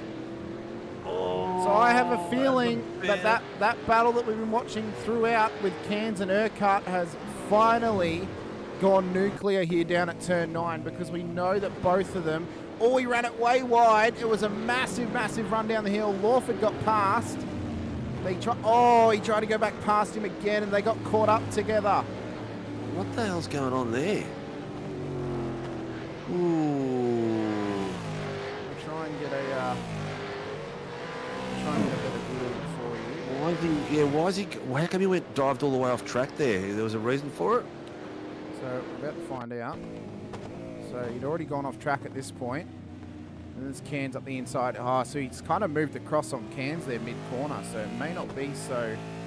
Yeah, but what was the incident beforehand? I'm about to find out. I'm about to find out why. We want to decompress it all. So Lawford on his inside. He just ran away. He just washed wide. So it was literally just a washout. He just washed it out wide. And that's why all that's kind of collectively happened. So he's gone out wide trying to do an overtake. And then he's come back on track in front of him. That was clucky. He didn't take two cars out there. I know. Lawford was very lucky that he was not caught up in And he's also lucky that he didn't hit any walls. He rotated round, which was probably minimal damage there too. Probably did more damage going across the grass there. We've got Teo Serrano in the chat as well. Ben doing a good job in the 111 for someone who doesn't drive supercars. Too bad I bottled it in the shootout. Teo, it's a high pressure moment. It happens. I mean, you just you know, you made the shootout, which is a very, very good effort. You know, only 10 out of the 36 cars made the 100%, mate, shootout. 100%. You know, so feel proud of that. And at worst, you started P10 for a 500k race. If you enter an endurance race starting P10, you're starting better than every single car behind you. So that's still a positive anyway. But Ben's doing a very good job up 4 spots. We know he's a talented driver. Biggest mover so far, Jake Edwards, is up 13 and now inside the top 10. Second to that is Ty Delaney, who's up 11, and then Brad Doble's up 10 positions a bit further back from him. It would get corrected to 11 when Muller gets disqualified at the end of the race if he races on his own in this one. Will Munro's up 8 positions at the back. Randall's up 6. Muller, who we just mentioned, is up 8 as well. Ryan Mueller is up 7, and just outside the top 10. He's doing a very, very good job at the moment for RCL. Yeah, Mickey Clifton's on the bottom screen chasing down Jake Slade. Yeah, so they were like literally 2 tenths apart at one point, but they've sort of gapped out a little bit now. Doing a great job. Oh, Mueller up the inside of Anderson, who's the lap traffic there. Matty Keeley fire up Jake. Oh, just wait till Hughesy gets in the car. All the Blackout OPR fans will will show up in the chat. It's been a great race so far, 32 laps into it, so we're only 9 laps away from the minimum requirements for these drivers in the car, apart from Brandon Levin, who had to swiftly jump in the car when Jamie Davis's internet dropped out and he dropped back into pit lane. So everyone else, apart from Brandon, are only a few laps away from their critical laps. Brad Anderson, though, is still on lap 28, so he has a couple more to do than the rest of the field as well. But at the front end of town, Jake O'Reilly and Blake Warboys are still together, still saving fuel together as well. But it looks like that O'Reilly may have just started to turn on the jets a little bit as he's trying to gap Warboys now, leading into their first pit stop. Not a lot of cars that have been lapped at the moment. We've got Trainer, Caperonis, Sheaf, Levin, Lipsky, Piccoli, Anderson. So it's not too bad. But 2 of those had to pit. So 2 of those might get some time back later on. It's a long, long race out there. Goddamn internet. Well, make sure it's rebooted so you can get back in the car, Jamie. You don't want to leave Brandon in there for too long. He's still got 20 laps to go. Yeah. Top 2 away ahead at the moment. They are, mate. They are. They're just having a bit of a sprint session on their own and showing how it's done. Connor Nixon his lap times are there and thereabouts at those boys, but I think his earlier pace was a bit slower. He sort of settled down to the same rhythm as them. But look, it's a long way to go still. Anything can happen.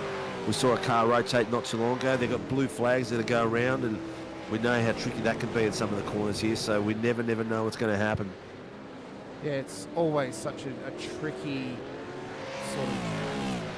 tricky balancing act, isn't it? Just trying to keep your car balance, keep the, you know, just hitting your marks every single lap is one of the toughest things you can possibly do across this race. And these drivers, well, they are in at the deep end trying to survive this circuit. We've already seen a couple of drivers get caught out by the curbs and get caught out by some moments as well. But the ones who are fully firing are those who are just keeping it clean at the front of the field. But again, you know, keep an eye on drivers like Edwards and Lawford. I mean, these guys are making up positions early. The reason you want to keep an eye on Lawford, he's only up 2 spots, but it's because of the James Scott factor. The reason to keep an eye on Edwards is, well, when Hughesy gets in the car, does he keep it clean for his stint? That's the real question. Everything can change once the second car gets in. It's you know, at the moment, James has got 13th place. Angus is up 2 with a bung foot, that is, too, don't forget. Car 818, 5-second penalty driving infringement, lap 18. That's Damien Cairns. Yeah, so that's for the moment with Blake Urquhart. So now he's got 13 seconds next to his name getting added. Does Damien Cairns. So Greg Favell and Cairns are going to have some work to do to make up that time that they'll now lose. So Muller's in. Early stop. This could be the first trigger. Could be. It's a very early stop, though, coming in on lap 34. He's 10 laps away from where his fuel would be running out. So, very interesting decision there from Muller. I don't believe he'll be changing drivers because I'm pretty sure he is the only one in that car today. So unless he's decided to call it and he's pulling out of the race, I'm not sure. But first proper pit stop happening right now, which is good to see. Yeah. Gee, can you imagine if we did solo 3 hour?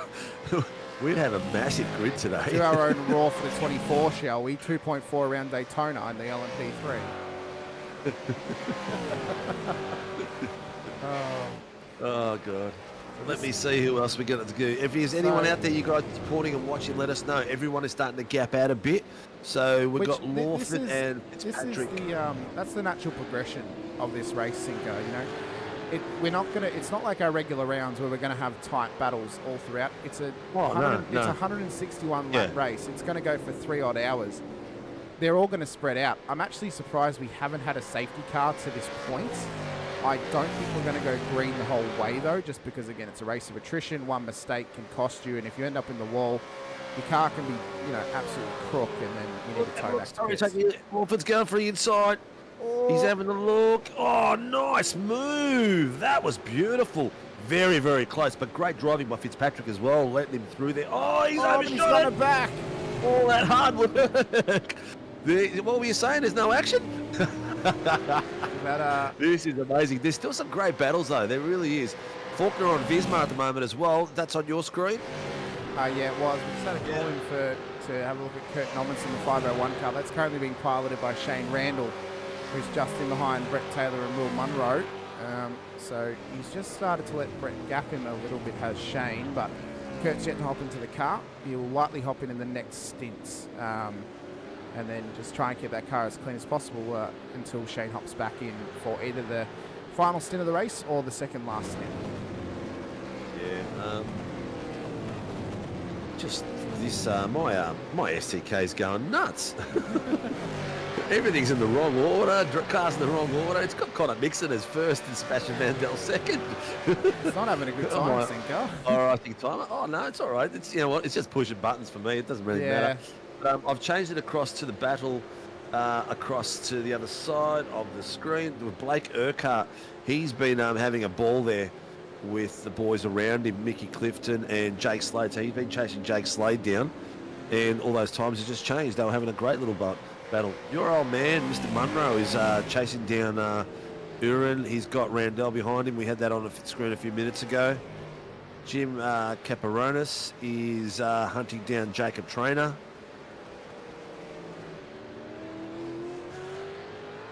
Joshy Horton is all over Vandell at the moment. He has got 11 tenths, 9 tenths. He's having a good crack at him. If I can just find him really quickly. There he is on the bottom screen. Look at... Oh, Vandell's gone off track. No, that's Horton. One of them has gone off track and come back on. They're both Vermilion cars. I'm starting to lose my tongue already, mate. It's already sending you off the deep end at this stage, Cinco. At the front, though, Blake Warboys is still hanging hot on the heels of Jake O'Reilly. We mentioned our new pro champion for the Sunday series. Blake Warboys, he locked that title in yesterday after winning the final round of the season. So he's already a champion of Sandown after yesterday. And now today, he hopes to become a 500 champion here in SRW as well. Further back, we mentioned Angus Lawford. He's also... his bottom screen. 4 cars trying to squeeze for that back little... Oh, my God. I think these boys have forgotten it's an enduro. These guys were all over each other. And teammates going for it as well. So currently, fastest lap of the race is sitting with Connor Nixon with a 108.127. No one has dropped into the 7s just yet. They're all averaging roughly 109s to 110s for their non-push laps. We will likely see these times come down, though, towards the end of the race, especially as the track gets cooler. The main drivers will be in for the final stint, and once the cars are lighter towards the end of the race as well. So don't be surprised if we get into the 7s, maybe even the 6s at the end of the race as well. But that is currently the fastest lap. And they're going for it like... The lap times are really close, really close. There's no one that's really standing out massively. Oliver Patterson on the back of Ryan Mueller at this stage. He's trying to fight his way inside the top 10. Mueller had a great start to this race. He's already up 8 positions. Lachlan Costa, his co-driver, will hop into the car in the next stint.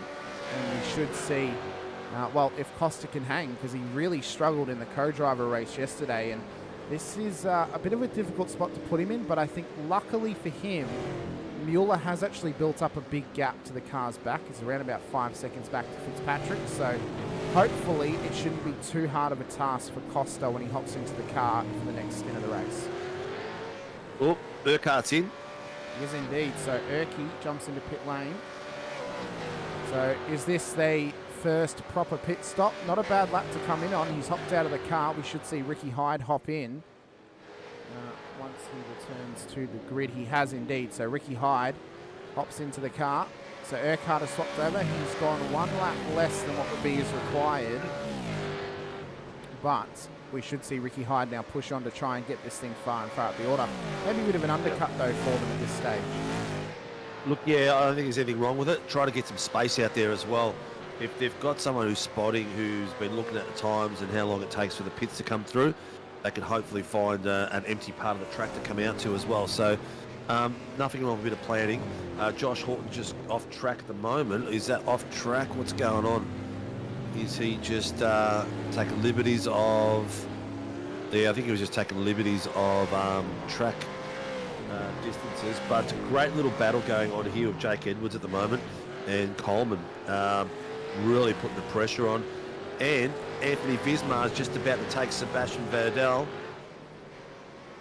Yes, indeed. Get them on cam there. Yeah, great little battle here. So we've also now got another driver change as well. Blake Delaney is now in the car. He's taken over from Ty. So they've come in early. Alesi comes into pit lane. We might see Mays hop in for his first stint of the day.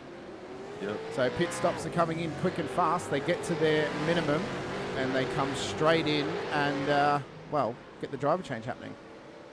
Yeah, exactly. So now, depending on what they've got going on in the real world, one driver can drive all the way to the stint, or they can swap again, up to them, depending on how the race is going. So Delaney and Mays in pit lane at the moment. We are 41 laps into the 161. We've gone green the whole way thus far. No safety cars just yet. There's been some wild and woolly battles, but they've been keeping it clean, keeping it consistent, and just really holding themselves in check, which I'm quite impressed by, Sinker, as the Slick Chicks Racing entry of Stephanie Piccoli lets past the top 10 drivers of Vandel, Vismar, and I'm going to assume Faulkner and Houghton as well, who are just on the back of that battle. Well, we'll assume so. I've just rebooted my paints just to see if it fixes some of these issues we're having at the moment, because I don't really want them being blank and white. Oh, Jim Caperonis has just gone round in the background of turn 9. He's gotten it back on track, though, dealing with letting those faster cars past him in the 5-1 entry. So he's really struggling in this Mustang, and he's had to actually cross turn 9 as well. He's just trying to get it to the pit lane, it seems. Nixon's in as well. So Capper does not come in, but Connor Nixon and Peter Baxter, who's now taken over from Scotty Rankin, have now entered pit lane. We're starting to see the co-drivers, or whatever they are at the moment, what they've selected, but this changing is starting to happen. There's 93 people out there. We're 82 minutes into a race. Please like and subscribe.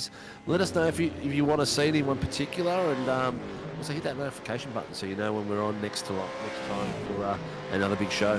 So the driver you're focusing on at the moment there, Sinker, Will Munro, both him and Shane have now gotten past Brett Taylor as well. We saw them battling earlier in the race, so they've now dispatched of him. They look to chase down Russell Uren, who's just ahead of them on the road at this stage. But we're getting into pit stop periods at this point in the race. We should only see the drivers go possibly 3 more laps at most. Based on the lap burn, it's around about 2.5 litres per lap. So based on how much they would have been saving, as Taylor comes into pits now, do we see Scotty Weston hop in, or does Brett Taylor do the double and then let Weston take over for the rest of the race? We'll keep an eye on it. Yeah, there's going to be, this is some bits with some strategies starting to come in now. Vismar is still putting pressure on Vandel back down there. He is really having a crack at the moment. So I can't see them coming in too soon while this battle's still hot. Commodore versus Holden. Brad Anderson's also in as well.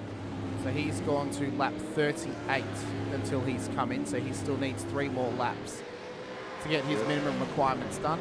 Don't forget as well, even if the driver doesn't make it, or even if the car doesn't make it to lap 161, just to be classified, both drivers must do their 41 laps, so they have to get to at least lap 82 on an even split between both drivers. Yep. Be nothing worse than coming in and doing one lap, eh? No, you wouldn't want to do that. So Weston has taken over from Brett Taylor at this point. Will Munro's now in, so is Sean Cullen. So we'll see if Munro, is he in pit lane? Where is he at the moment? There he He's is. in pit lane at the moment, so is Cullen. He's Sean in Cullen, pits. We'll see if yep. we'll see if Robbie Crow takes over for Munro, and if Brad Doble takes over for Sean Cullen. At this point in the race, Robbie Crow has hopped into that Infinity Motorsport car, so he does take over. Once we've had everyone done a pit stop, we will update the colours of the race numbers, so we can then run through which co-drivers have hopped in, which main drivers are in, and if anyone has done doubles.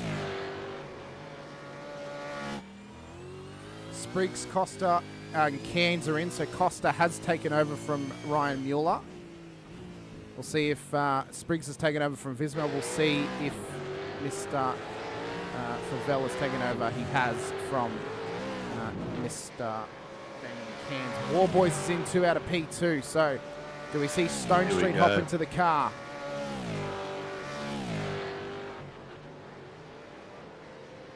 So Warboys is in. Does he hop out? I think he is hopping out, so Stone Street's going to hop in. Yep, indeed. So Stone Street hops into the car. He's having a break. Yep. Yes, indeed. Big deep breath. Well, that was a great so far so good for Warboys and the team. Having a bit of bad luck in enduros of late. They're sitting strong at the moment. Josh Houghton's also into pit lane in the Vermilion esports entry.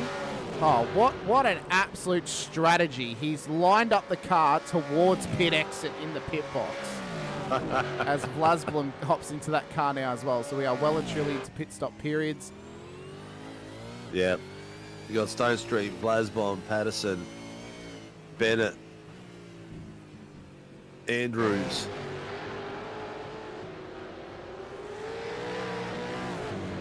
As O'Reilly comes in, so does Rattray White take over from the current race leader. iRacing pit lane penalty for car 351 for speeding in pit lane. So that has gone the way of Sean Cullen. So unfortunately for him, he now has to traverse back down the pit lane. Nothing worse than something like that. That brain fade that happens to you at this time of the day. And It's just critical. He's just come in, so it's a stop critical. hold. Yeah. So a stop hold penalty for Sean Cullen, unfortunately, means that he'll now sit there for 40 seconds. Varndell's now taken over the lead of the race, but he does need a pit stop, as does Jake Edwards in P2. We can see Brandon Levin on the bottom screen at the moment. He will be offset on his pit stops since Jamie Davis dropped out of the session only 21 laps into his stint. Yeah. Doing well. He's up 10 places. So there he is there.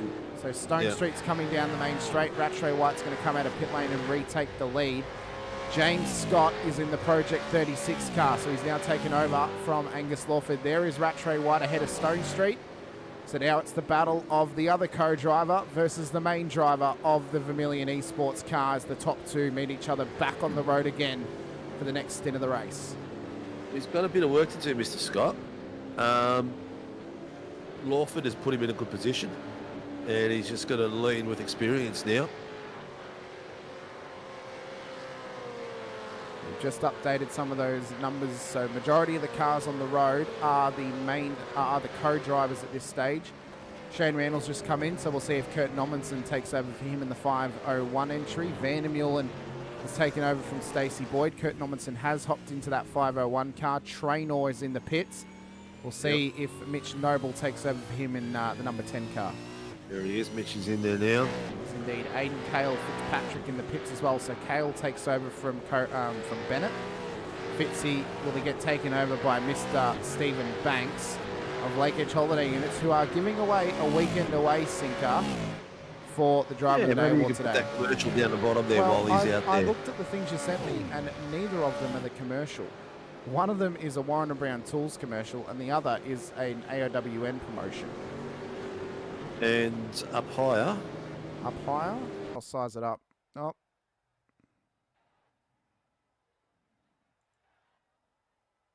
Yeah. There we go. It's back. Sorry, I shouldn't have downloaded it right then and there. It's reconnecting.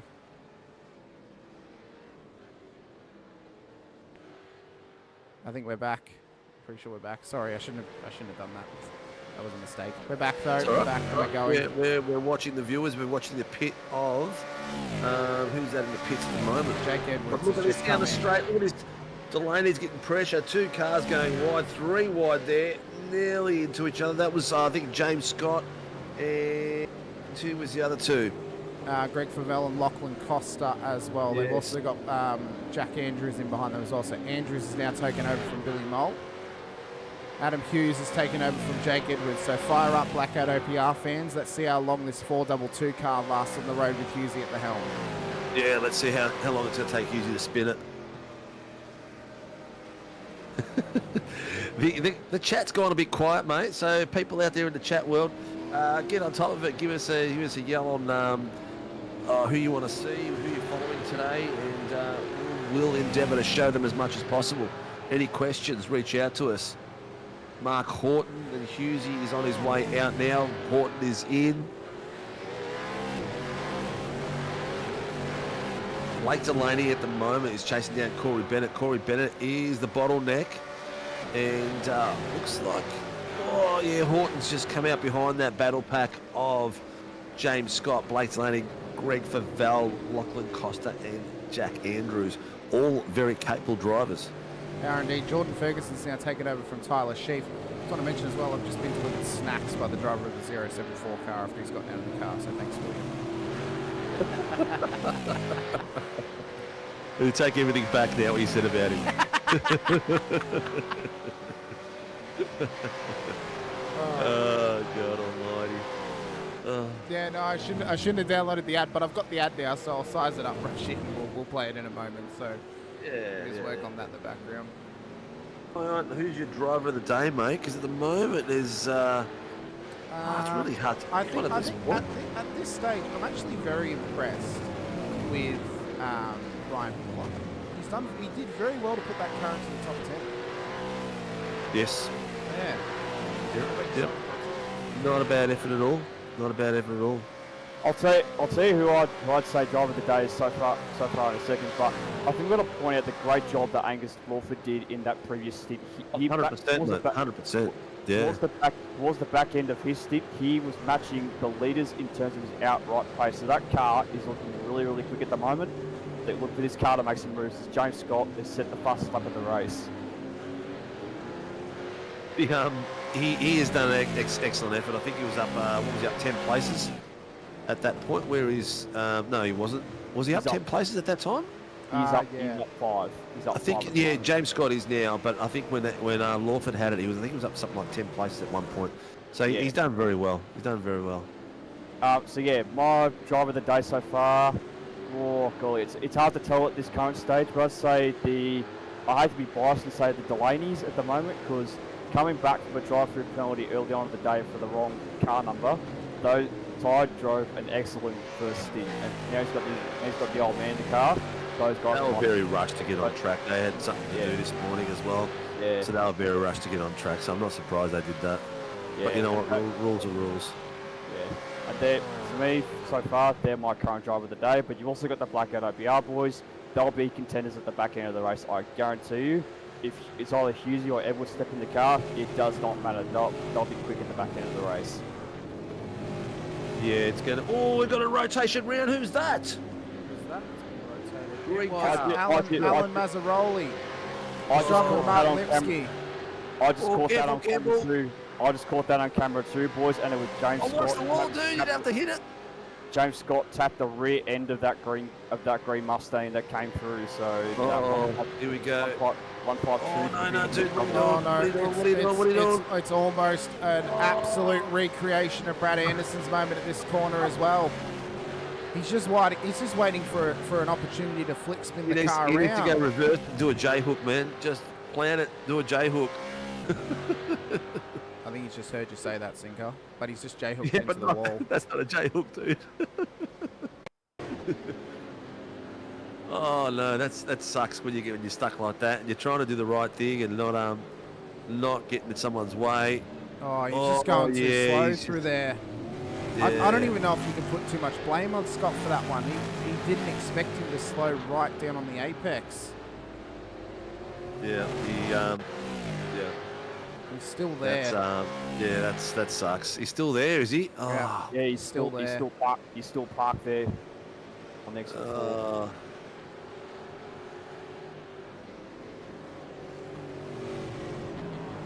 If you can't get that move, there might be a safety car coming out shortly. Yeah. I mean, realistically, There's chatter going on. I think race control might just have to tell him to tow it because this is unsafe at this point now. Yeah. Where that thing's parked. He's got it on an angle. He does too. He'll wait for a gap and then he'll pull in the out. right position now. He's just waiting for spot. He should be okay now. Yep. He needs to go. Race control's just actually told him you're clear to go. Yep. So he's just gone. Yep. Just then. So Mazzaroli has gone a couple of laps down across that moment there. Would you call it a donut moment? Quite possibly, but I mean, it's a tough spot to do it. It's a tough spot to get yourself turned back around again. Oh, it just gave me a great idea for a sponsor. Is that a cookies and cream moment? Don't do that, Sinker. Not yet. I'm going to write that down in my notes. Cookies and cream. Give them a call. Yep, 100%. Can't park there. No, you can't park there. King's parking? So we're just about a third of the way through of this race. In fact, we are a third of the way through of this race. That's flown by absolutely quickly. We're about an hour into it. Zach Ratchet-White still leads the way. Connor Nixon's now taken P2 from Troy Stone Street. There's Andrew Hoffman. That's Andrew Hoffman who's just rotated at turn 4. Front end is gone. Oh. So we had the leader in behind him. So what's happened? Has he also been hit? Oh no, he lit it up on the rear end. I reckon there's some net code involved. This could be our first safety car if he can't get it going again. Oh no. What are we at? We're at 1 hour. Whew. 1 hour, 53 laps. He's going again, but that front end is not happy. So this could be... That is cooked, Jan. That is cooked. This could be the first car in the pit lane for an extra pit stop in this race due to damage. Ratchet-White was very lucky not to get caught up in that moment. Nixon is hot on his heels, trying to chase him down. He's now P2 on the road. Stone Street P3, a bit further back. Spriggs aboard the Anthony Visma machine in the number 6 car is P4. Teo Serrano's taken over for Ben Faulkner in the P5. That car on the road for Vermilion Esports as well. Vlasblom, his teammate, just in behind. Kale as well, so a couple of Vermilion cars in a row. Schroeder at the back end of the top 10. He's driving with David Coleman today. Adam Hughes, P9. Has taken over from Jake Edwards, and the fast approaching James Scott. The ring in for the 152 car of Project 36 is inside the top 10 and traversing the lap traffic at the moment. Scott Rankin is in the green room, boys. Okay, you can stay there. Keep cooking. We'll let him sweat for a second. We'll bring up his driver on screen, Mr. Peter Bax. Let's have a quick chat to Mr. Rankin. Mr. Rankin. Good job in your first stint. Slight mistake at turn 9 though, so you run off the road. But Peter's at the helm now. How's he going? No, mate. That's just style points. I was just showing you guys the rally cross track. I was actually really frustrated with that because I opened up that. I was sitting here, and for somebody who doesn't drive these cars in a stinking hot server, yeah, I was like, Bonza, 18th. What a start. How'd it go? And then yeah, it all come apart. So. Oh, well, I mean, not too bad though. Really sorry, Hamish, you go. I was going to say, not too bad though. I mean, you're up 2 spots in P22 apparently, so I think the positions gained are absolutely cooking themselves at the moment. But I mean, not a bad first stint, Scott. And the first time you're driving this car in how long? I've actually been driving it a little bit of late in a Tuesday night series. I've just finally found some time to sort of do it. The biggest thing for me is setups. I'm useless behind the tools, and to be perfectly honest, I don't have the time to sit down and tinker. So for me, I'm normally trying to target fixed racing leagues, which that's just the amount of time that I've got available to myself. So Yeah, look, I have driven in a Sandown event a couple years ago. I think the last time I actually drove at Sandown was in this car, actually in SRW, the last time we were in a V8 Supercar event here. So, and that wasn't a 500. I felt good at that time. So something's happened in the middle there because apparently all the talents leaked out the exhaust button again. You see why I love talking to this bloke, Hamish? He just loves bringing out all the gags for people to have a laugh at. It's hilarious. He does indeed. I have just noticed something as well on the second screen options. I want to bring it up because we missed it yesterday. So whilst Mr. Warboys is out of the car, he's actually gone full race suit and race helmet in his rig. Oh, that's phenomenal. Well, Scotty, thank you so much for coming over a quick chat to us, mate. Best of luck in the rest of the race. Peter's doing well, keeping the car clean. Hopefully you guys can stay out of the pit box and make it to 161. That's the only target, is keep the car out of the pit box. Targets to finish 20th. So we do any better than that, we're doing great. Well, So. you're only 2 away, so still a lot of laps to go that you can make up those spots. So best of luck. We'll look forward to seeing how you go on the rest of this race. Yeah, just one final question. Can any of you guys find the guy that's in charge of the weather and fire him? Because horrible job. Horrible job. I think that's the weather gods, to be honest with you, Scotty. Yeah, get rid of it. Hire someone here. Oh, you're more than welcome to go and do it. I'm just a pit reporter here. Did I hear rain at turn 1? All right, Scotty, be good. Best of luck in the race. Thanks, boys. Thanks, mate. Oh, good old Scotty Rankin. And how's Mr. Warboys? Keeping the meme alive. He walked away for a moment to put his whole race suit and helmet on as well. Absolute cracking moment from him in this one. But at this stage of the race, Dodsy, they're doing the business at the moment. Mr. Sinkovic has muted himself and apparently walked away for a moment here. So wait till he comes back and get his further reports on things as well. Yeah, look, as you see, James Scott's actually gone up a further 2 spots at the moment on Hughes and Michael Schroeder at the moment. So Scott is flying out there at the moment. He's been the fastest car on the track for the past 10 laps since he jumped into the car. So yeah, the 136.152 car is on a mega charge. He's on an absolute tear at the moment. As the top 10 hotly contesting themselves. The top 16 cars. The only cars technically left on the lead lap. Lachlan Costa is the next one, who's actually just been passed by the leader. So it's actually the top 15 who are still on the lead lap of this race. We've gone green the whole way. Sinker, do you maybe just want to, tell Barbs to maybe recommend someone as a crash so we get a safety car? Yeah, I don't think he'll be keen on that one. But look, they're doing well. The boys are doing well. Everyone's keeping it clean, keeping it safe. There's still some great backs. Favel's all the way on top of Bennett at the moment, putting some massive pressure on him, which I've just switched to the bottom screen for you boys. And fortunately, there's 2 cars that aren't working in the bottom screen though. Yeah, that's I believe that's Kale. Lady in the white, and the other one is Patterson. Yeah, yeah. Yeah, not sure why they're not working because everything's rebooted. I even took the liberty of rebooting my SDK. Might have just been that they didn't load it up. I've had a message from one of my friends who's watching along, said this is some top-notch commentary, sounding great. And then he also mentioned, because we showed Mr. Warboys on screen with his race, he said, bloke in the race suit on his rig is funny, as I can't repeat the last word, but thanks Jack for watching along with this as well. Yeah, he's is that the SRW stick, the new stick? I think so. Cowie's on screen as well. Oh, he's turned it off. Oh, Warboys, break the meme for us. He was racing too. He was racing in something. Yeah, no, I think he was just pretending like he was racing. Maybe he was the faux Troy Stone Street at that time.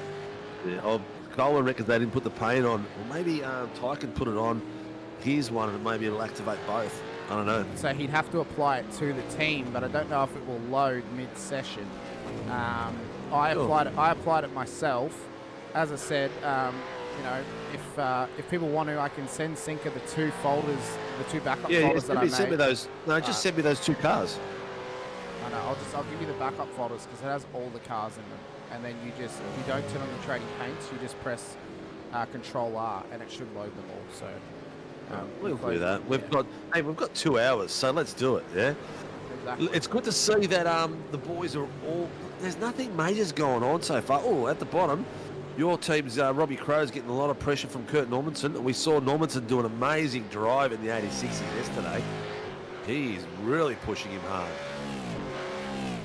So, Sinker, just download these folders.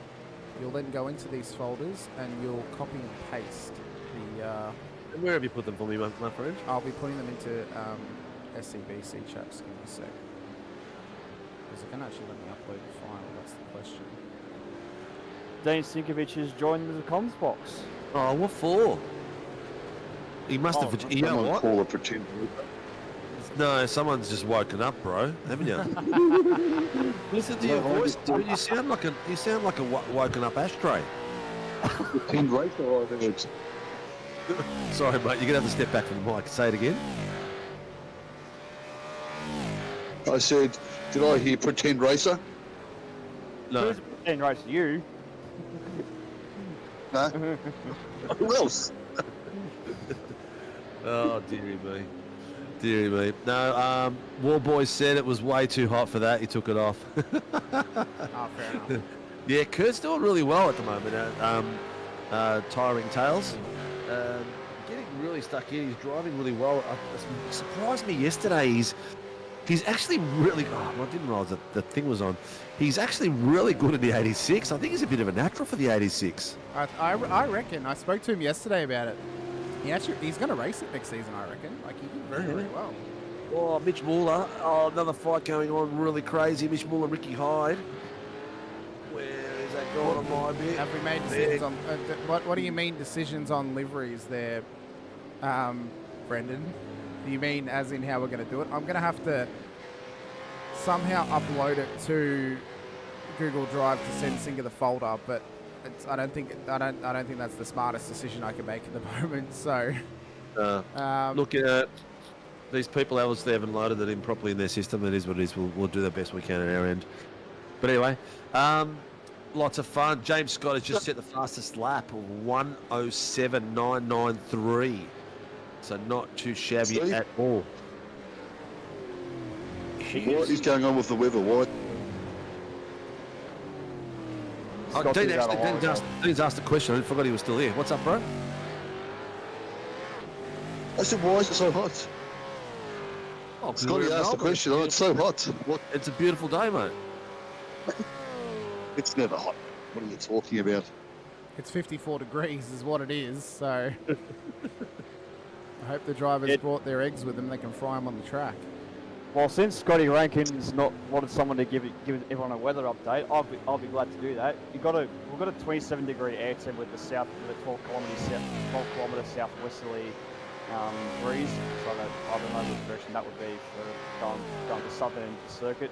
And we've got and as you know, the track team's really hot at the moment. So guys at this stage, they're all managing their tyres, apart from James Scott, who you know, is based off his experience in this car.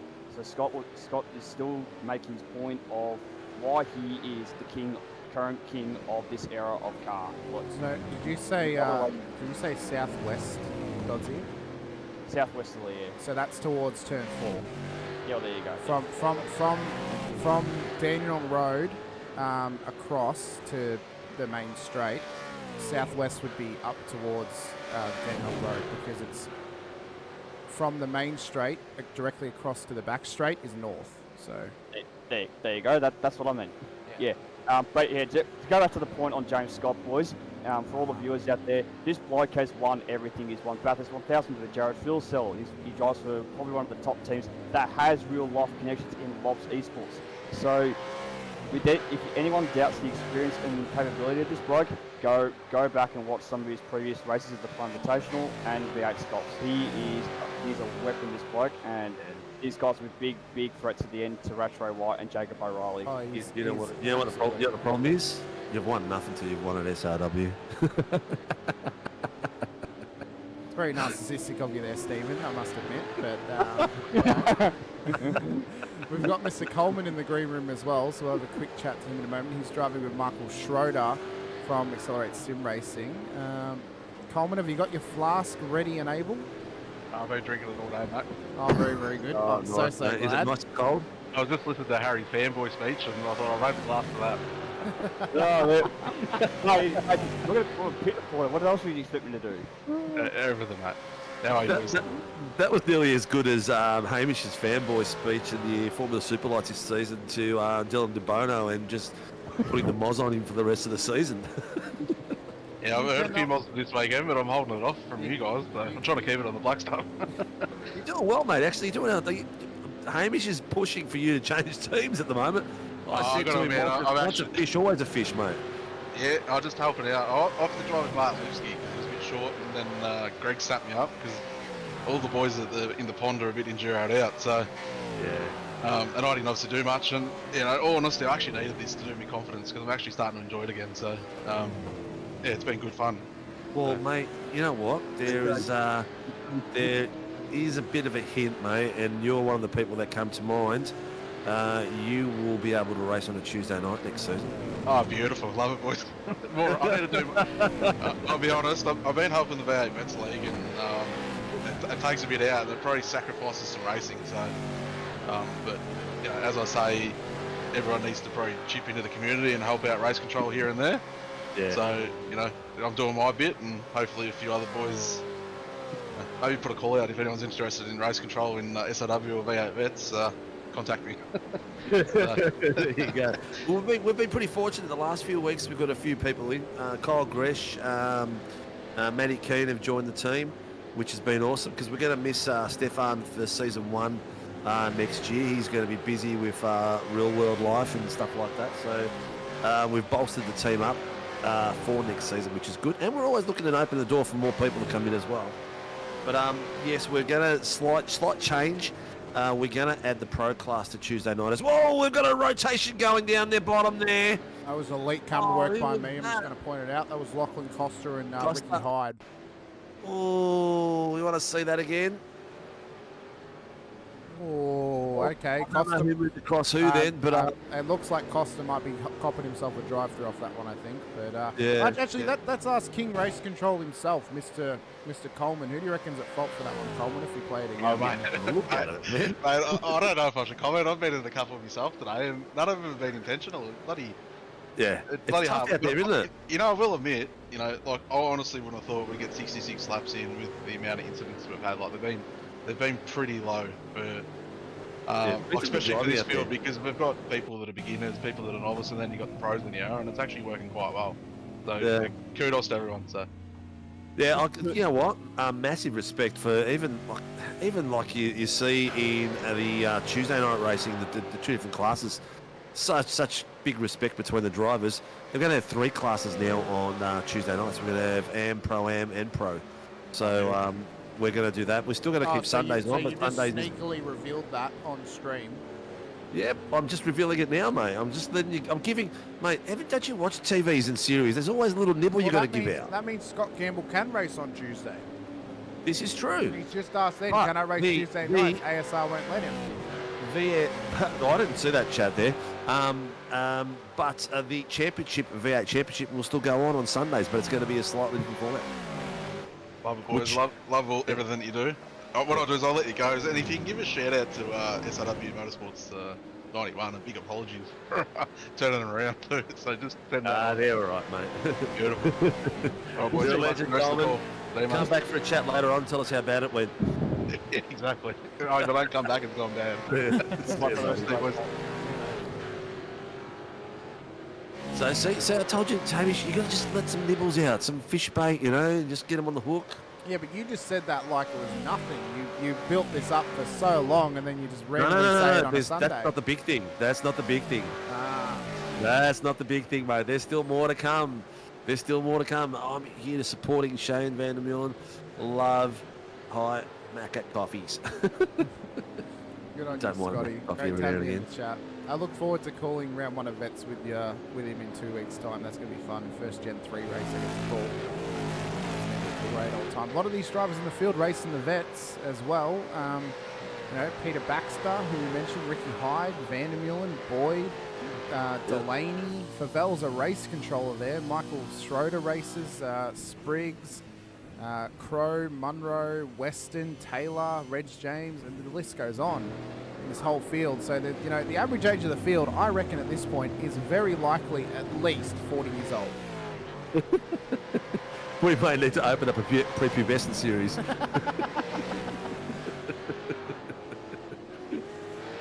I wouldn't let a Carlton supporter race on a Tuesday night either.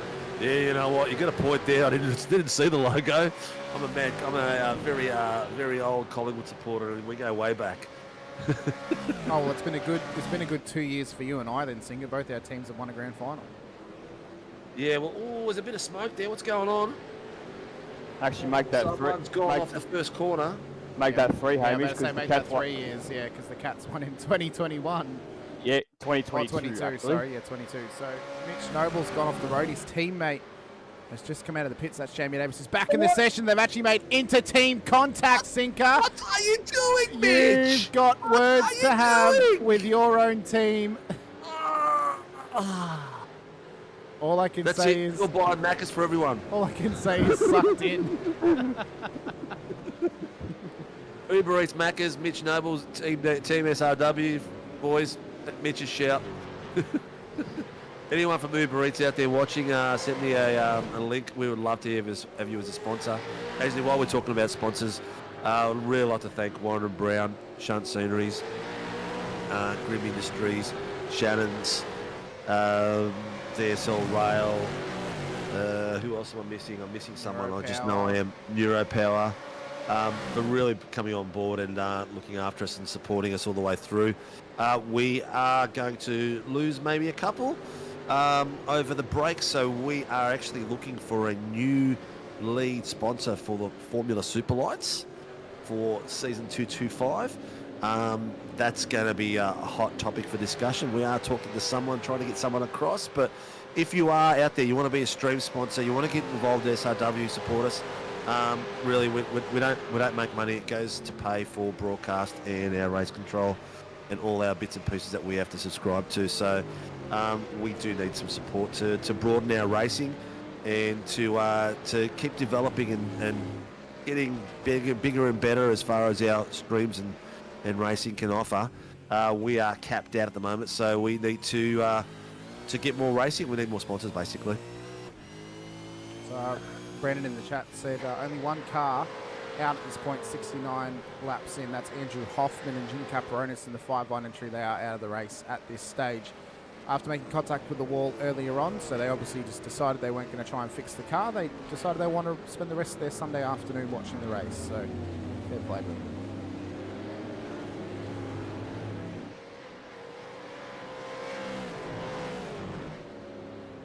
I'll tell you what though, Singer, this battle pack you've got on screen at the moment. Well, you know, you get some... Well, Sinker. Much damage in the car. I was about to say, Sinker, you were just in and out then for a second, but yeah, you catch a bit too much damage, and sometimes it's just too long of a wait, especially when it's gone green this long. This battle you've got on screen, we've got two angles of it: Costa, Mueller, Van der Meulen as well, and then Brooks is at the back of this one too. Going great guns. There's a great little battle there. A lot of flashing lights going on. Mitch has pulled over. I think he must have been the lapped car at that point. Yeah, he is. Yeah, so he's finally got it out of the way. It took a while. There was a lot of flashing lights there, but he's out of the way now. Jakey Edwards in the chat, fire up Husey fans. Oh no, Kurt Nommensen in the 501 has spun it round at turn 1. He's all right. He's got no damage. It's just that curb. He's taken the lip of that. Go Van der Meulen. Zoe. Oh, that's the new wife of Mr. Van der Meulen. Mrs. Van der Meulen. Welcome aboard. What happened there? Oh, he's self-spun. He hit him and locked up trying to avoid the contact by the look of it. The lap traffic of Mazzaroli almost completely slows at the apex. Oh, he locked up. Oh, he's locked up in front of him. Yeah, he's locked up. Yep. Yeah, there's not much you can do there. He was lucky. There was, it could have been a lot worse, a lot worse. Luckily for him, he is still 6 spots up from where he started, and the car looks straight and narrow, so that's okay. for the Infinity Motorsports car. He is flashing though. He bit of a wants swap there. Yep. He wants that car Jesus out of his Christ. way because he's got Noble in behind him for position. So Mazzaroli, he can't defend if Nommensen goes for it. He has to let him go by, being that it is blue flags at this stage. He's just having a kind of... Nixon's just called something in about a blue flag. Nommensen's getting frustrated and he's just taking... he just needs to cool the head a little bit and just wait for the move to be applied because Mazzaroli is really getting in his way and Noble's way as well. He now moves over, but unfortunately for Nommensen, he's... well, actually, he hasn't given up a spot to Noble because Noble's now back on his lap. Oh, no. Sorry, no, that's not even Noble. It's Josh King. I do apologise. He hasn't even given up a spot through it, but still, he will not be happy that lap traffic has come through.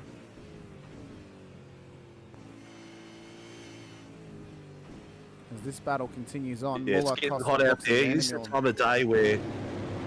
Yeah, this is the time of day where accidents happen, where people start losing focus, losing concentration. The battle up front is... Zach Rattray is up 9 seconds on Connor Nixon. Connor Nixon's got stone streaked by 19 seconds. Here we go.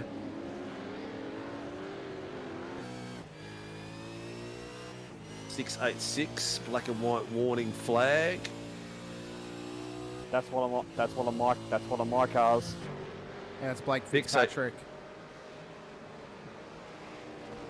So 686 has been just given him a warning for not adhering to blue flags, and he did make a bit of a statement, and race control turned around and said another warning for breach of comms, basically. Anyway, So I have to did you get a wonder- chance to get that commercial going, mate? Well, I've got it, but I don't know how it's sized because it's not actually giving me an option to check it. So let me just quickly check it. Where it Lake is. Edge Holiday It's way Unit. too big. So I'm going to Yeah, have put to it in a little bit, though. Yeah, but I can't actually resize it with how it currently is. So I need to figure out how to zoom out or something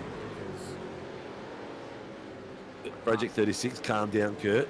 he does need to come We've got down. 82 people out there watching. Hey, we need to give away some stuff, dude.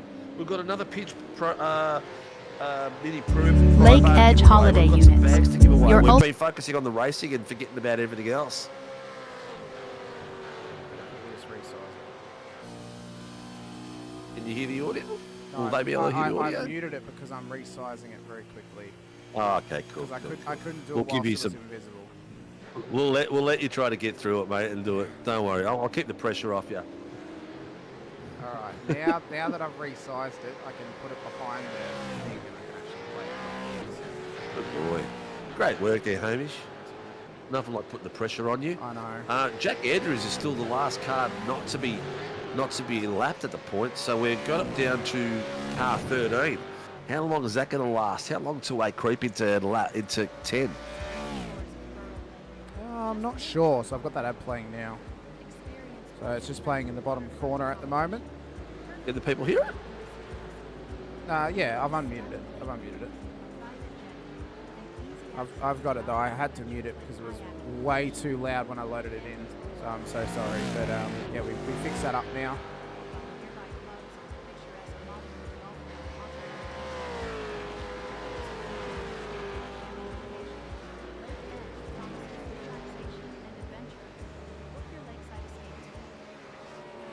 There you go, ad break. We'll show that again at some point later on. So thanks to Mr. Banks for giving away some thing. John Gallen, I'm waiting for my yearly subscription, fellas. You don't get it mailed out or anything, mate. You just subscribe it at the beginning of the season, and you'll get it for free. You'll get a free pass from me. We'll play it again, and we'll turn the cars down maybe. Yeah, we'll play it again. We'll have an actual ad break at some point. So yeah. At the moment, we've still got a few battles going on. Vandermill and Lachlan are swapping place on the bottom screen. Oh, that got real close. That nearly got messy. Have a look at this amount of cars in this bottom pack. That is crazy. And the boys are racing like it's a 20-minute race. Yeah, no, they're not giving anything up at this stage. No, realistically, it's the two at all. closest battles. It's one that's inside the top 10, Kale and his teammate Serrano, and then the other battle that you've got, which is Costa, Vandermeulen, and Baxter involved in that one.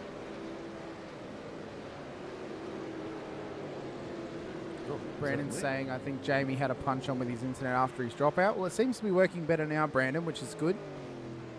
And I do believe that Jamie should have actually met his minimum lap requirement. So if it happens again, there is some solace in the fact that Levin could hop in the car and send it home, and they would be classified in this race. Yeah. How many laps did Brandon do? We came in on lap 21 for the first stop, and then it was lap 66. So he did his minimum requirement. Yeah, James Scott is moving forward. He's just slowly doing his bit. He is now 2 point. Oh, but Vandermeulen moving over to cover. Oh, look at that. First bit of carnage. First bit of carnage in the race. They're making each other move out of the way then. They weren't waiting at all. So obviously those guys have blue flags from Scott. You can't defend when he goes for it. So this will actually look bad on Vandermeulen's behalf. Oh. Yeah, he moved There wasn't too any late. room there, was there? Yeah, he moved too late. You can clearly see from that view there that as soon as James Scott was going to the inside, Vandermeulen moved way too late to dump it out there. We'll leave that with race control to sort out. That's going to be an interesting one to unpack. But we were just talking about that battle pack a few minutes ago and how aggressive it was. It was fairly feisty coming through.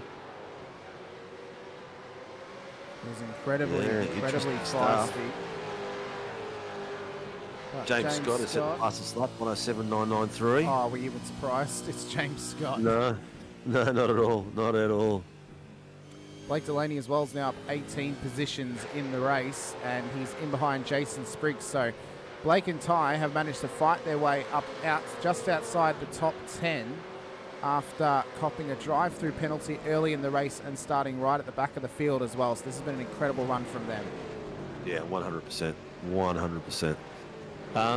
Let's give away a Warren Brown tool bag. What question could be asked to give away a Warren and Brown tool bag? Well, even I can't think of one right is. We'll think of one. We had some curly ones the other day. I had one sent to me actually from Greg Brooks. We'll ask that one since it's on topic actually. All right, go for it. Let me see what it was. What is the 240 car? So this car on screen at the moment of Greg Brooks and Jake Slade. What is it based upon? And I want specific year and who drove the car. Pass. I'm not gonna say it, but I know what it is, but I'm not gonna say it. Oh, have a look down the bottom. Mr. Favel's having a look. Brandon in the chat says, I think we really need a safety car right now. Brandon, I think the field is trying super hard to do that. They're trying to give it to us. Greg Favel is putting pressure on Mr. Hughes, Mr. Adam Hughes. And putting some awesome pressure on him. Hughes, he's trying to drive it like a Porsche by the look of it. So Muller's now in the pit lane as well. Lap 80 of 161. We are halfway home. That is his third? No, it is his second stop of the race. Jason Douglas, Nissan Supercar. Incorrect. Also one specific driver as well. So specific year, car type, and the driver that drove it. And that is what, and you'll win. Oh, Delaney's back in the car. He is indeed. Switch. Mitch Mueller, Troy Dooley have gone in the pits. Yeah, Troy Dooley's back in as well. Incorrect, Mr. Gretton. No, incorrect. Tell you what, the boys out front, Zach Rattray is doing a great job there. Stone Street is about a second down on pace at the moment per lap, so he's obviously doing some heavy fuel saving at the moment. What was the question, Coleman? I'm writing it in the chat. Hamish is typing it in the chat because I can't remember, mate. I switched off.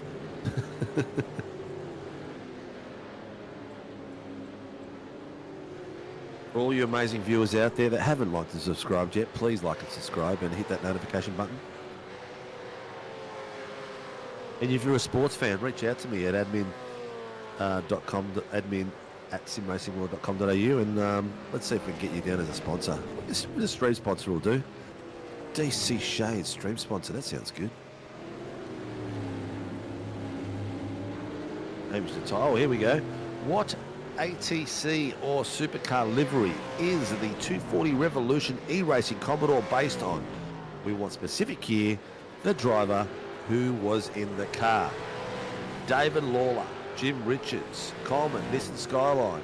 And they're the driver. Read the question, guys. They're the driver and the car and the year. I also put an example of an answer as well. Example of the answer. 2002 HRT Commodore Mark Scaife, but that is not the correct answer. No, it's not. Taz Douglas, 2015 Supercar. No, that's wrong. Jack Oz says Gibson Motorsport. That's incorrect. Well, actually, here comes the lady on Hughesy.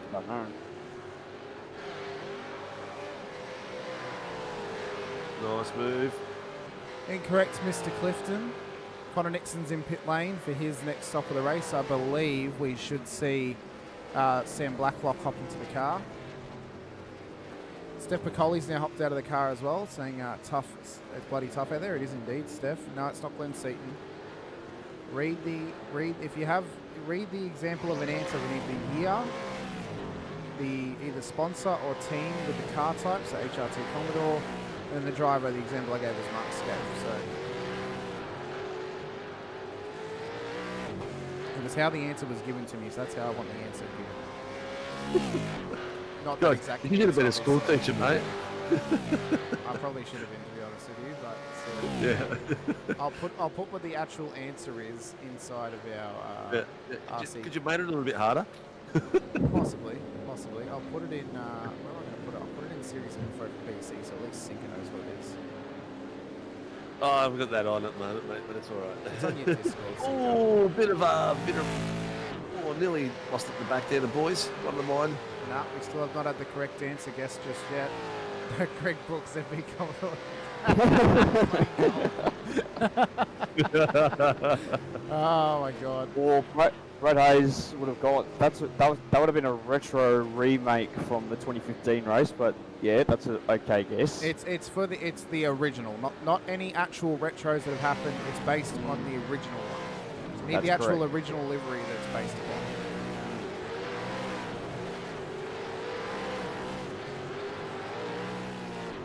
All right, so we've got some pits that have been done. Everyone has pitted now. We've got. We'll give a very, very good clue. A commentator drove this car. 1990 Jim Richards Nissan Skyline. Nope.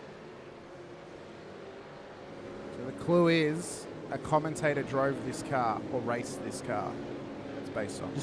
Just to be clear, this is a current commentator as well. Oh no, I don't want to say current. That's making it too easy to dodgy. Yes, it is current. Oh, mate, we've got for 10 minutes, mate. Look, he's to give away. Come on. I know. So yeah, a current commentator. There you go, Coleman. You're halfway there. Now you got to give us what year and what car it was. Oh, look at the flashing lights there. The boys are going for it. It was driven by Crompo, but what year and what car is it based on?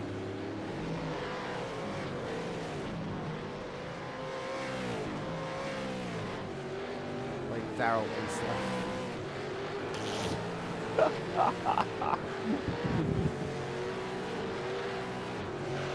This is to win a Warren Brown Tools tool bag. It's not the 1990 Nissan Skyline driven by Neil Crompton there, Coleman. That would have been my guess. That would have been it. But no, really? It is not. It is not the 1990 car. It's Tara. It was the Pulse. Brad Hayes, that is incorrect. We've already had that. All right, we've got. While you guys are worried about the competition, I'm going to go to Mr. Hughes. and Favell. They're having a great little battle on the bottom screen and a lot of pressure. Geez, he was absorbing it quite good, actually. I thought he'd be a little bit more of a lame duck in that car, but he's doing well. Remember, we need the year of delivery and also the driver who drove it as well, not just the car. Can you believe, guys, we've gone 86 laps and we've not had a safety car yet? It feels like Bathurst this year. Matty Feely's got it correct. Neil Crompton in the 1993 Commodore is the GIO car. So Matty Feely has won himself a Warren Brown Tools tool bag. Congratulations, Matty. Well done, mate. Well done. All right. Now, a little bit of an easier one. All right. For some Warren and Brown gloves. All right. Who is Cruz Ramirez? Oh, you got to be kidding me. This is going to be impossible. No, it's not, mate. Absolutely it's so impossible. Who is Cruz Ramirez? Come on, it's not that hard. Are you talking about what car she's based off or what she is in character? You are Cruz Ramirez? Dodgy, you are just giving away absolute clues here. We've got Connor Nixon in the green room as well. We will drag him in for a very quick chat because he has just hopped out of the car and passed it over to Sam Blacklock of Drop Bear Motorsport. Mr. Nixon, an incredible first 2 stints for you. You put the car up into P2. Blacklock's now in the car. Feeling good after after that double stint? Yeah, feeling good. Feel half relaxed. Couple of heart attacks through the way, but yeah, no, it's a good stint for myself. Warboys wins it. Mr. Warboys won that. Yeah, I mean, you did well in that first stint. Is Sam feeling confident for this stint now? Is he going to do a double or just a single and you'll take over to the end? He's driving it to the end, man. Yeah, I said to him I wasn't feeling too good today. I haven't been in the greatest shape this weekend coming into it. So, yeah, he was more than happy just to jump in and fill the role, and I'll just be the co-driver today. So, yeah, it was good from the team. And, yeah, Sutton, who's spotting us and being the crew chief today, is, we're just optimising the car at the moment, really.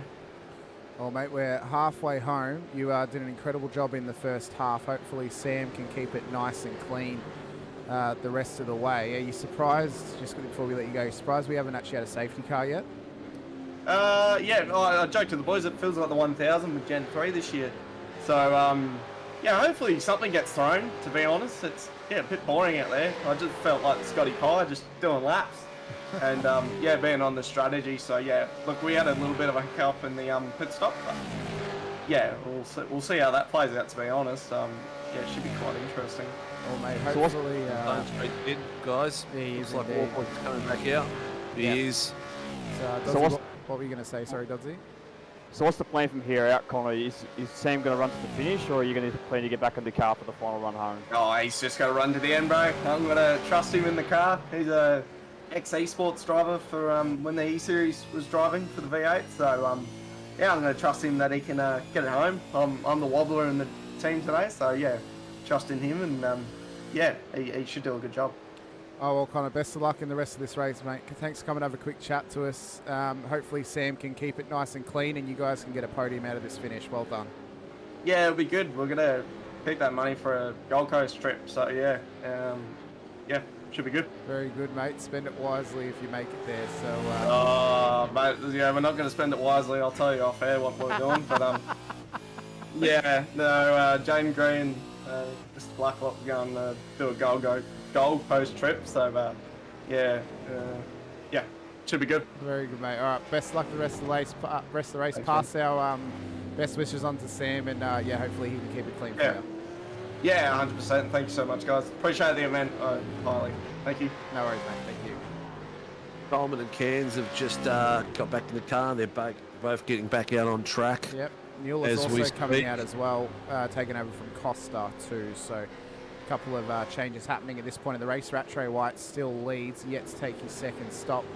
Blacklock looks to be provisional second on the road, but the ever so, I want to say, not challenging, but approaching James Scott is fast making his way up the field. He could be, if we get a safety car, those front boys are going to be worried because he's going to be right on the back of them. anything. A safety car could completely change this race, no matter what, who you are, what position you are. Corey Bennett's in, Brett Taylor's in, Van der Meulen's in. So there's some swapping going on for the second pit stop. So we are at the 1 hour and 44 minute mark, and we are at lap 90 of 161. So 71 laps to go. So James Scott has now just hopped into pit lane. Yep. Just double check. I think this is Sam Blacklock who's actually joined his camera up because he is driving at the moment. And this person didn't drive at any point in the first stint, so let's get his camera to the feed for us as well. Anyone out there can correct me if it is not Blacklock, but I'm pretty sure that is Sam Blacklock at the moment. Don't know. I'm pretty certain it is, if I'm honest, because he's just coming through turn 1. Sorry guys, car ran at turn 4. Car ran at turn 4. Oh, who is it? It's Mazzaroli again. So that car's been spun round again. Needs to be careful of the rejoin. Oh, He's just got out of the way. Dooley and Blacklock were very lucky not to get caught out by that then. Let's just quickly see what's happened to him. Oh, he's gone right in front of that car still. He needs to stay out of the way for a bit to let his car just recoup and tyres come back. So he had Jordan Ferguson. Oh, again, he locked it up and Ferguson nowhere to go. They really need to fix that brake bias in that car because it's causing a lot of issues with a lot of cars out on track.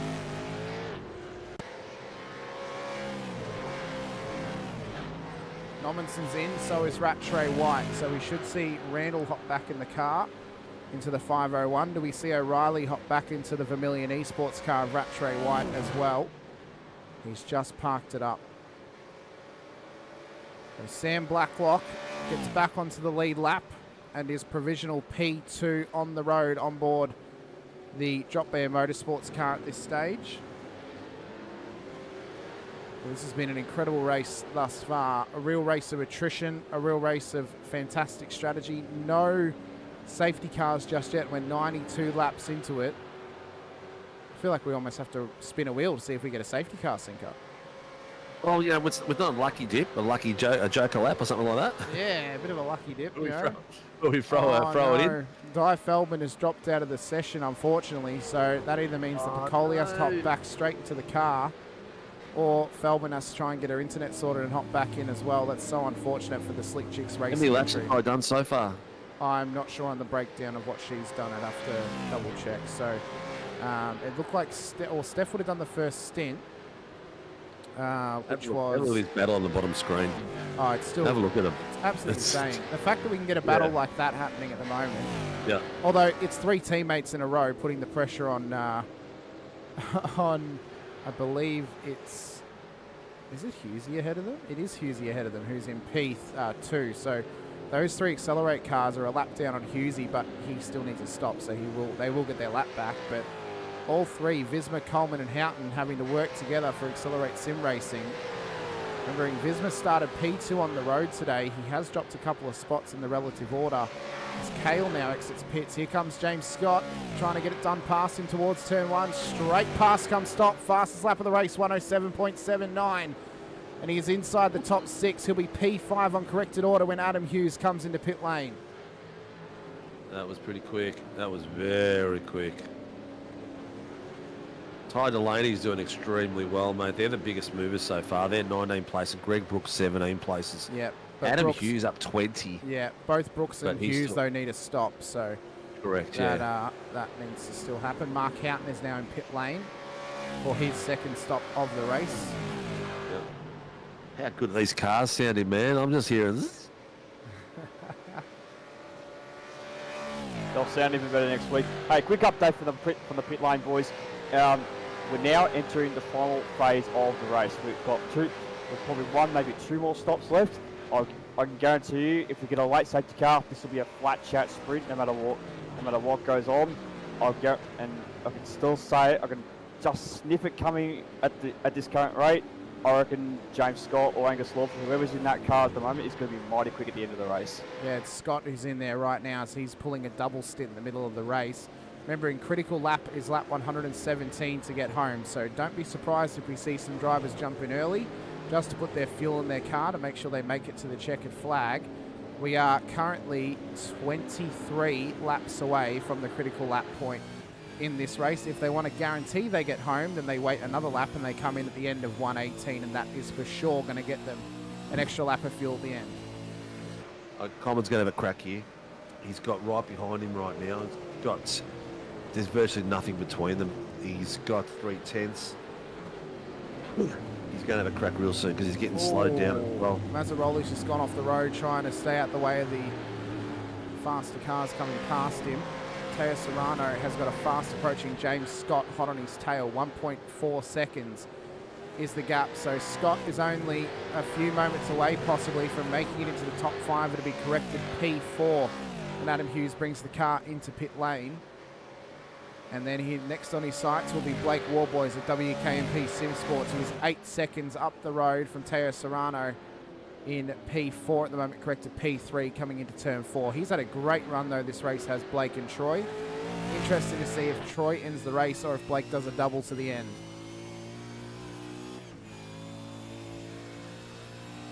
It's time for a giveaway. All right. We need another question. Another question. What are we giving away, Sinker, first of all, before we think of the question? All right. Another bag. Give a bag away. Another bag. We had such a tough one. We haven't. No. We've got a welding, soldering kit. Yeah, let's go give a soldering. Well, that means we need another tough question because the soldering kit is pretty much the creme de la creme of what we're giving away today, based on value alone. So we need another good question about it. All right, think of one, mate. Think of one. While we talk about the racing down this bottom screen, because that seems to be the tightest shebang going on at the moment. Coleman putting pressure on Visma. The other one is Jack Andrews on the back of Cairns. James Scott on Teo Serrano.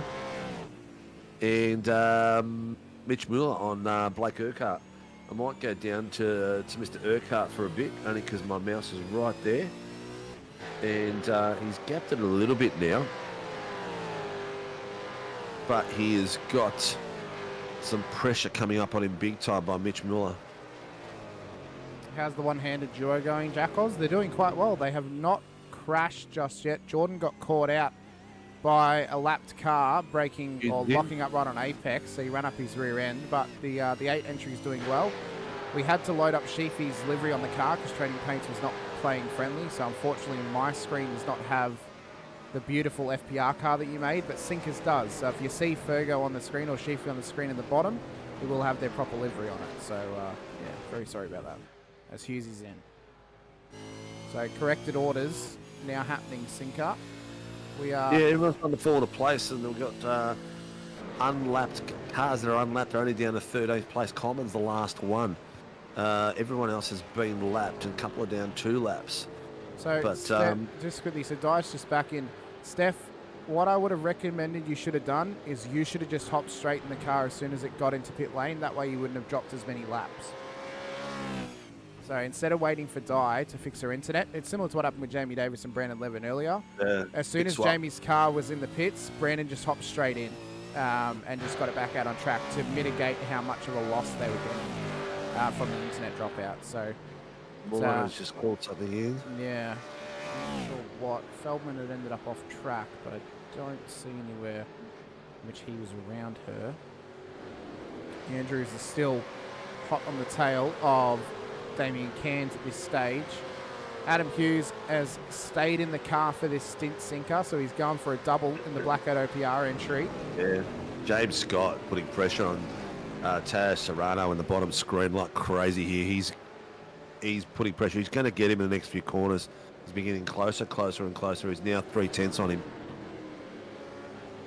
He's sitting right there, hot on the heels of Teo Serrano is James Scott.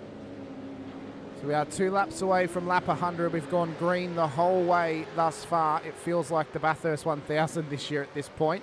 We've had some incredible battling and some incredible racing throughout this one. Yeah, both screens. It's just everywhere. I mean, it's awesome. Going nuts. Yeah, and the fact that we can have There this he is. kind of racing as Scott gets it past Serrano into turn 6 and now Nice into turn and 9. So Scott P4 on the road. He's got 6.7 seconds to catch. He's a fast man. isn't He is. 6.7 seconds to catch the Season 4 Pro Champion here in SRW, Blake Warboys. He's back on track. They're doing a good job of it too. His last lap was a 108.58, which is right on par with Zach Rattray White. He's jumped in the car with 17-second deficit onto Sam Blacklock, and Blacklock has got a 23-second deficit on Zach Rattray.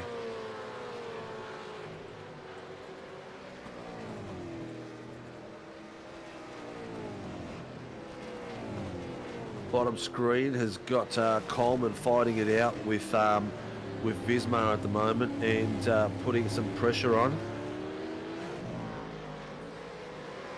Warboys as well is just starting to chase down his teammate in Russell Uren, who's driving with Reg James today in the 660 WKMP Sim Sports car. I actually don't mind that car without the spec map on it, the bright green. It looks all right. Yeah. Look, the cars are going that fast. You don't really get to enjoy the spec map unless when they're really standing still. So yeah, it's really enough. Which we do apologise for that again, but we wanted to try and at least show off the liveries because Trading Paints did not want to play ball today, so we did it as quickly as possible this morning and just trying to get them all applied properly. So yeah, but Zach Rattray White leads the way at the moment. 23.5 seconds back is Sam Blacklock. Blake Warboys a further 16.9 seconds back. And then 6 seconds off of him is James Scott for Project 36, who is up 11 spots at the moment and is chasing down the top 3 cars on the road with 61 laps to go when we cross the line. So we are past lap 100 as soon as Rattray White crosses the line on this lap. So it's been an incredible run so far. What's the giveaway question? Oh, yeah, we were thinking of a giveaway question, weren't we, for the... What are you thinking about that? Ty Delaney is putting an epic battle here. His last lap was a 108.78. The boys at the front are doing 108.8, 108.5. So he's right up there on pace with the guys in front of them and doing well, up 21 laps. And the father and son combination of the Delaney's doing extremely well, and you know what, he's starting to head towards my drive of the day at the moment. They've got a lap down and they did a drive-through penalty early on for rushing to the pit and not getting their numbers right, so hats off to them. It's been a very, very good race for the Delaney duo at this stage. I think for me at the moment, probably one of the best performances on the road has arguably been even Jack Andrews and Billy Knoll. They've just been slowly building their way up the order, keeping it nice and clean, and been getting into some good battles as well. Jaden Green, worthy replacement. Yeah, just a smidge, mate. Just a smidge. No, he's doing really well. But you know what? Lawford's drive as well for damaged foot. He held that up the top end as well, so he goes up there as well for my driver of the day. So there's a bit of a deliberation to be done before the end of the day comes through. As our second last race of the year for SRW. Don't forget, for all you guys who love the open wheel cars, we've got a commercial for that as well, Hamish. They are racing at Magello on Wednesday night at 8 p.m. Broadcast starts, so it's going to be an amazing race. GSR top 20 against SRW top 20 for the Australian Open Wheel Nationals. It's going to be spectacular. Last season out, Sam Chapman took it after some fantastic driving from Dylan DeBono and was it Daniel Burnham? I can't remember who were our two drivers that knocked each other out. I can't remember. We had two drivers up front leading and they took each other out. which was a shame. But yeah, Chapo took the inaugural race, and there it is at the moment. Yeah, instead of resizing it, I'm just going to play it on screen because I really don't want to just have to try and resize it in the last minute. So yeah, this is coming up this coming Wednesday. It's going to be a massive, massive event. Broadcast will start at 7:30 p.m.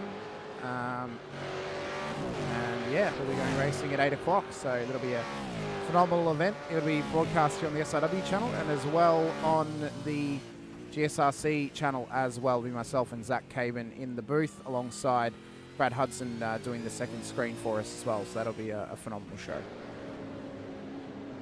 It'll be a spectacle tonight.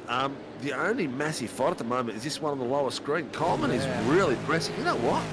I've got 3 cars to choose from my perspective. Because Coleman has put in an amazing race today. Really good quality racing, really clean racing. I think the only downside to that is, actually no, because Damien Cairns has been dreadful well. I was going to say, because Damien Cairns was struggling in the first stint, getting caught up in a couple of things, but you know, him and Favela are even still doing a good job actually to stay inside the top 10 as well. Husey and Edwards, they've had a great run as well, even further back in the field. Not to show favouritism, but both the Infinity Motorsport cars still together on the track. The 74 car of Will Munro and Robert Crowe are up 9 positions at the moment. The 501 of Shane Randall and Kurt Nommensen are up 7 as well. So there's actually some great efforts across the whole field today. It's really, really good. Just on the lower screen. He probably didn't get to see his advert going on. Actually, I sent it to him, so he has seen it, but not live. So we will pick that driver of the day at some point. His cars look pretty sprite, and he's actually not a bad driver. He can handle himself out there, no problems at all. Yeah, he's really able to hold his own. Unfortunately for him, he finished that car in P6 in the first qualifying race yesterday, and then for whatever reason, Blake Fitzpatrick had a rear of grid in race 2. I'm not sure I can't why. remember what that was. I forgot to ask later on, but he brought it back up the field and did really well though. So kudos to him. Oh, Randall got a little bit of wheel spin then off of turn 4. He's currently got Coleman and Visma coming up on his tail, so he'll have to give way to them very, very soon. Next car on their radar will be the 74 Infinity Motorsports car of Will Munro and Robert Crowe as well, so those guys doing well. Back in field, Brett Taylor's been doing well too, alongside Scotty Weston in the EWT car. They're up 3 spots and inside the top 25. Peter Baxter and Scott Rankin mentioned earlier, they wanted to finish inside the top 20. Unfortunately, they're back in P29, so they've obviously had some struggles and just really oh no, they've actually been in the pit lane for a 3rd time, so that would explain why. So whether it was Scott hopped out of the car to give it to Peter, it was a short stop, so maybe they caught some damage or something, I'm not sure. They are back out there though, but in P29 they've got a lot of work to do to get to P20 in the next 56 laps. Yeah, just going through some of the drivers in the lower parts just to give them a bit of extra love down there because they're not really getting a lot of time. So Lipsky, who's been in and out of the wars, he's a driver on the way up, learning the skills and working his way around the field. And you know what? Hats off to him. He comes out and has a crack every week. Good on him. So Cowie as well is not currently in the car, Jace. It's Troy Dooley in the car at the moment. So Cowie's just sitting back, loving life, and well, enjoying the show, spotting for Troy at the moment. Oh, he's even got a ciggy in his hands as well. What a time to swap to Cowie on his camera just then. But yeah, Troy's currently driving the car. Cowie's just sitting back, making sure he keeps it clean. They're in P23 on the road at the moment. They're down 7 spots, unfortunately. They probably just out-qualified where their pace lies in the field, but that's what happens when you have qualifying races and not actual qualifying sessions. So that's how it can really shake up the field, which I do not mind at all because it gives opportunities to different drivers to start in a different position and maybe prove themselves throughout the field as well. Jake Slade at the moment, he's up 7 in that Revolution E-Racing car alongside Greg Brooks. He's in P19, up 7. Mitch Muller's up 9 for Performance Sim Racing, but his co-driver's not gotten into the car just yet. I don't even know if he's in the session. So if he finishes this race solo, this car will be disqualified and every car behind them will gain a position on the road. Sam Blacklock's currently doing a top job as well. No matter what, good effort to him, you know. 161 laps solo is a tough job. and he's done a great job. How many laps has he done now? He's done the full stint, so he's done 107 laps. So good on him. Well, he's on 105 at the moment because Rattray White is a lap, 2 laps ahead of him. At the end of the day, the show must go on. He's done exactly that. So maybe he gets his hand up for a bit of a giveaway as well, because that's pretty cool to do. Maybe a set of gloves for going solo if he finishes the race solo, maybe. Yeah, why not? Why not? It's we're all about giving the guys in the backs a bit of love as well. I've got Tyler Sheaf on camera down the bottom now, the one-armed bandit. He's not a poker machine, and he's driving the Velocity car at the moment, and he's got pressure by I think it's Josh King behind him and Peter Baxter in front of him. Oh, nearly. Josh nearly come at grips with him then. I think he lost a bit of control, and as Pete was coming through. So the action is everywhere, peeps. It's not just up the front. The boys at the front are doing an amazing job, I must tell you. We are at the 2-hour mark. We've just crossed into, and we have just over 50 laps, so 53 laps to go. It's actually interesting you have Sheafy on screen at the moment here, Sinker. In behind him is an Infinity Motorsports car. Both those teams, well, Velocity came out, they separated from Infinity at one point. So it's 2 conglomerate teams together on the road as that nomination gets passed. Doing some great fighting across there. I'll keep going up my list here at the moment. Going off to Russell Uren, the other WKMP car that's out there, who is racing and having a great bit of fun out there. His lap times are 109.630 is his fastest, so he's 3 places down. We've also had an update. So the reason that Scotty Rankin and Peter Baxter dropped to P29 is Scotty actually DC'd when they were in P19 and Baxter had to hop straight into the car. So that's why they dropped 10 spots at that point in the race. We also need to think about what our favourite liveries are in the field as well, Sinker, at some point, because remember we were giving an award away for best livery on the road. I'm not sure at the moment. I reckon we should let the chat decide that one. Yeah, but the problem is the chat will probably pick their own team. Yeah, hang on. I have a solution. I have a solution. Shibby, can you please pick the livery of the day, mate?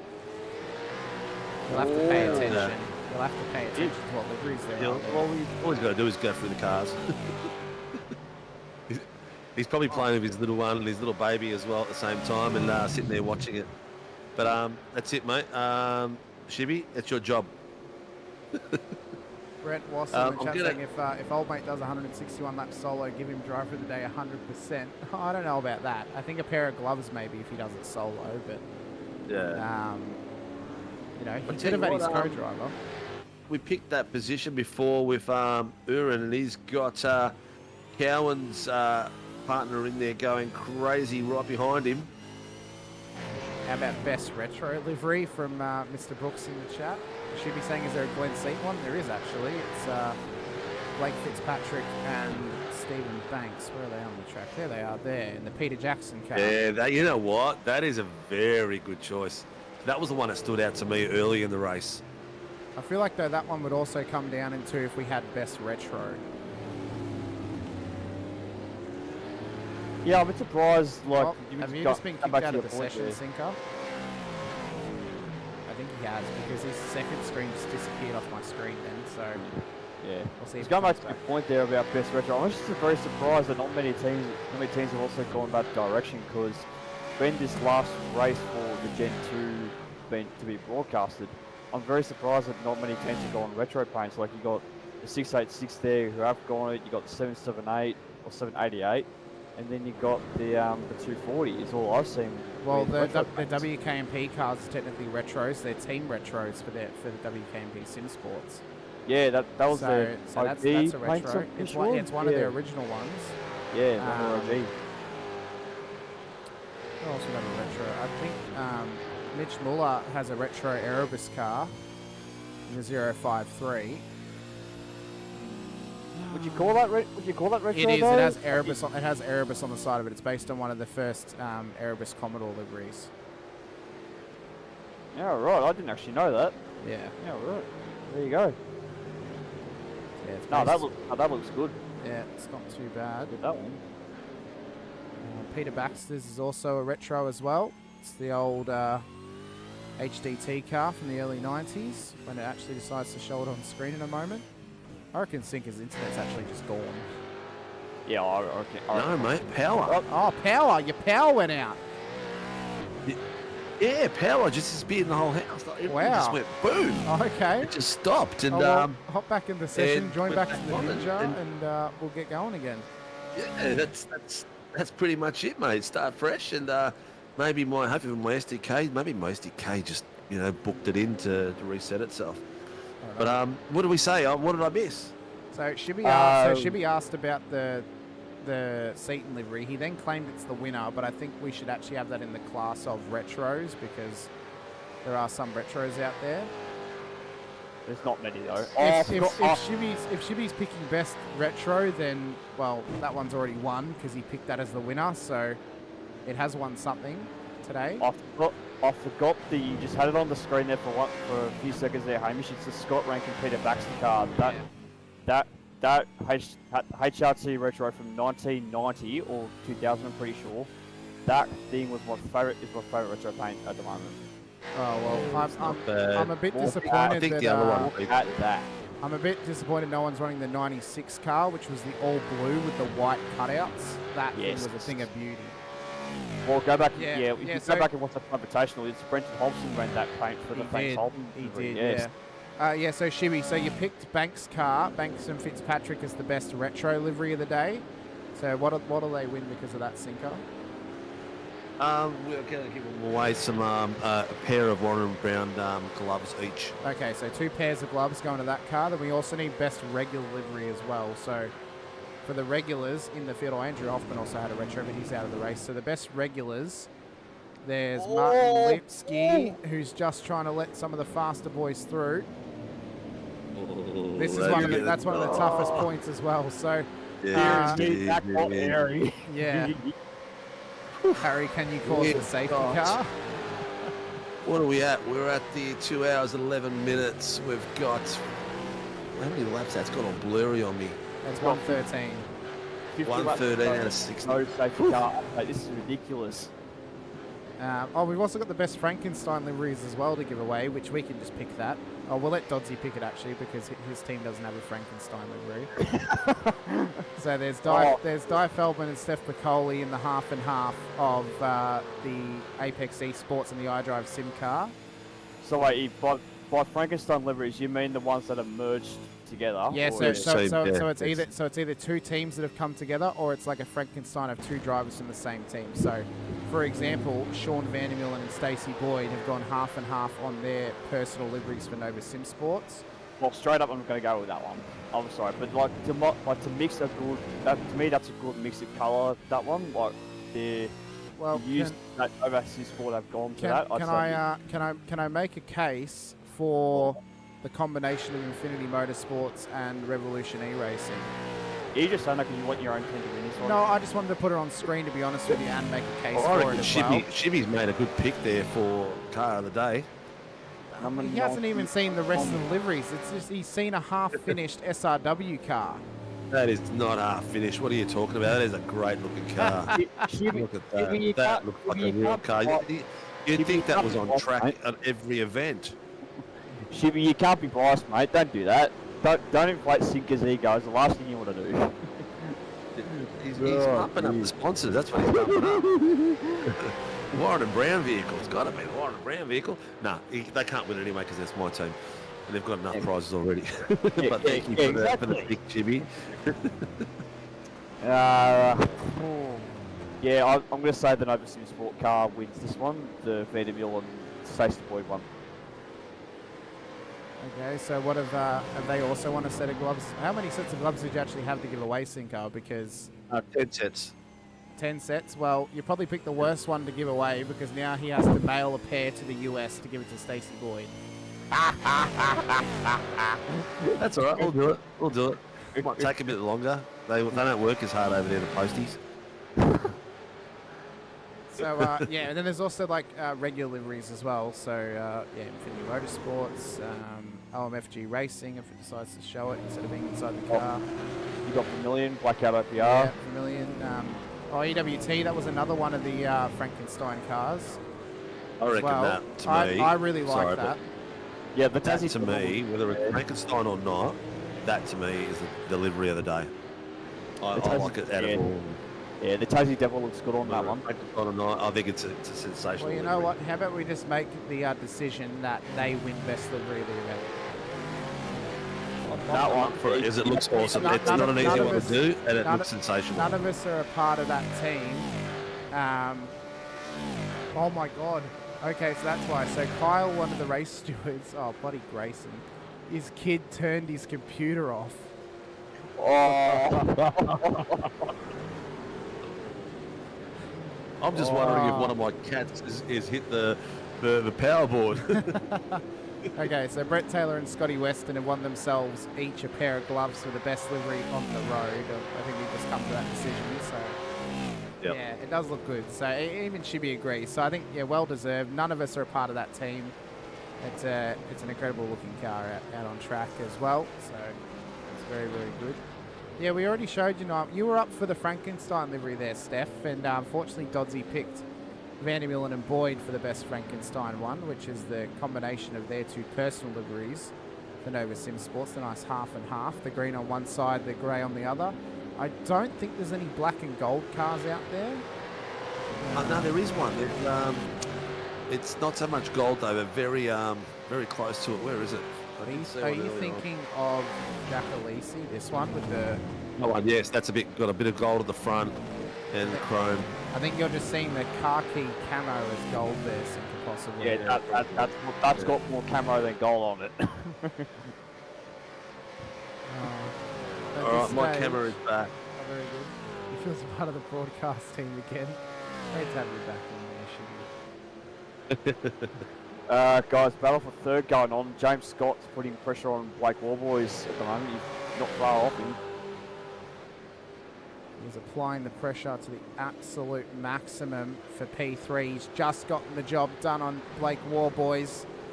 So Scott is on to the podium and has got 9.5 seconds to chase down Sam Blacklock. And I don't think without a safety car, I don't know if he can chase down Zach Rattray White, who was 43.5 seconds up in the lead. Well, we've got to see some more pits coming up, don't we? Yes, we do. And right now we are on that critical lap. Yeah, I think the pit window is open. Yeah, we're coming up to critical. The leader's on critical lap, so if he pits the end of this one, he can make it home. Everyone else needs to start lap 117. They're on lap 117, so they could come in now for some of the field and get home. Not everyone's on 117 just yet. Some of them are on 116.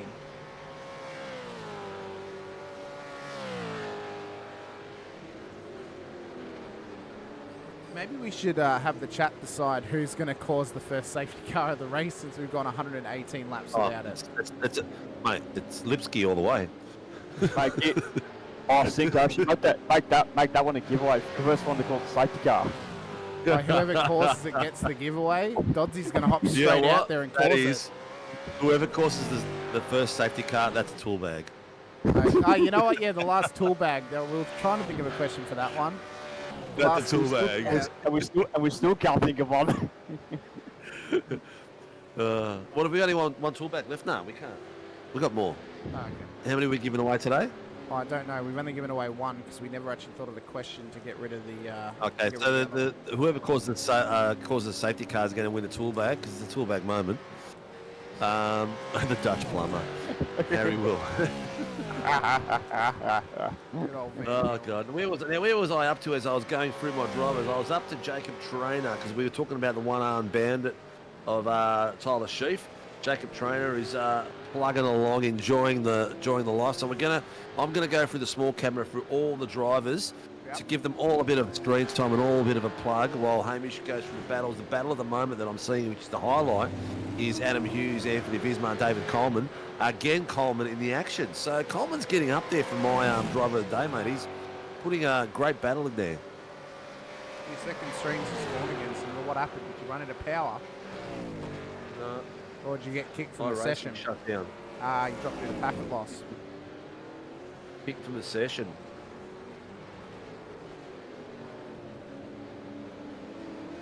Just excuse me while I withdraw. Load it back up again.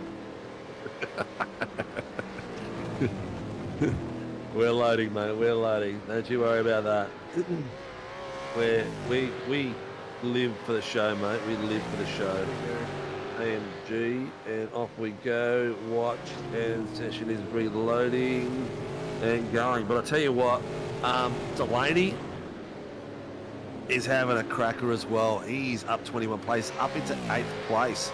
Now, will he finish the race off, or will Dad finish the session off? That's the question. All these guys are due for another pit run. That battle is still the best battle so far at the moment. The Coleman, Hughes, and Visma. Yeah. They are going great guns. So Vizzy and Coleman are working together, obviously, being teammates. Yeah. Hughesy will just try and hang with him at this stage to hand the car over to Jake for the last stint. Yep. And Jake's proven to be a very formidable V8 driver. Hughesy can drive everything. Yeah. But Jake is oh, look at that! That is so close under brakes. That was well controlled. I don't mind. Nothing against Martin, but I don't mind your prediction that he might cause the first safety car. Jackals in the chat. He's doing a great job getting out of the way, mate. But it's one of those things. It's hard to do a blue flag when you've got such fast guys around you. It really is. Jackals in the chat. Heard Sinker's going to approach Middies to sponsor him and fix his power outage issue. Oh no! I'm actually going to what's his name now? Let me hang on. I've got a nice one coming for you, Jack Oz, just for you, special for you. You actually got your second screen running again. Like in It's still Video loading, Ninja, mate. you have to reconnect it. Yes, I will, mate. It's still loading.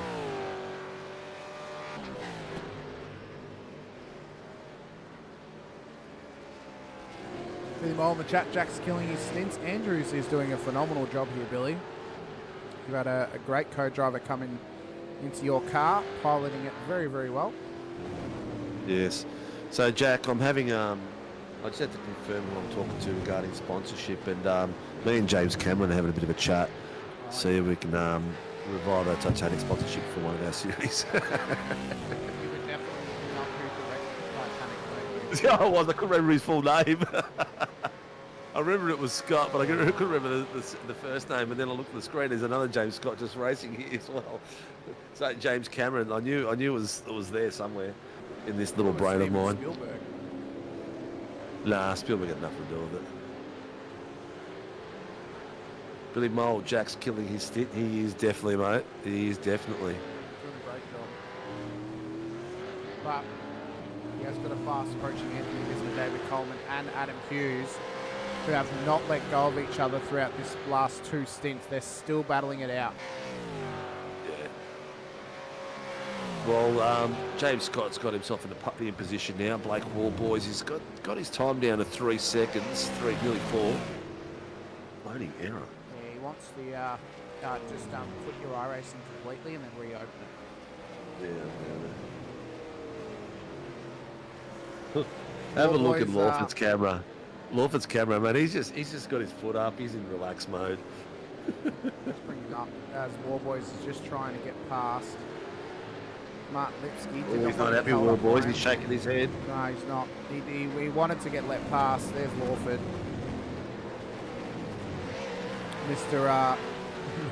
Mr. John Wick himself of SRW.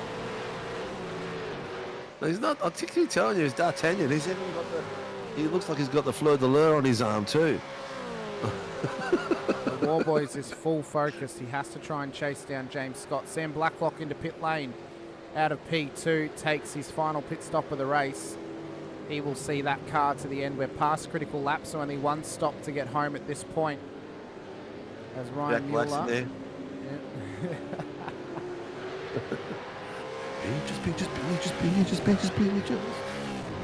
You'll get us demonetised with that one there, so you've got to be careful. So Blacklock in pit lane.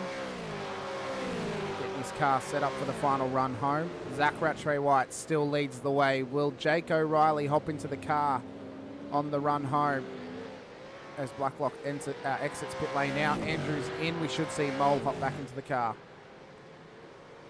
I reckon the biggest supporter that everyone's supporting out there is the safety car. Yeah, I think so. Edwards asking when safety car coming out, asking for a friend. When Hughesy crashes. Yeah. That might as well go there with that Lightning Crashes song.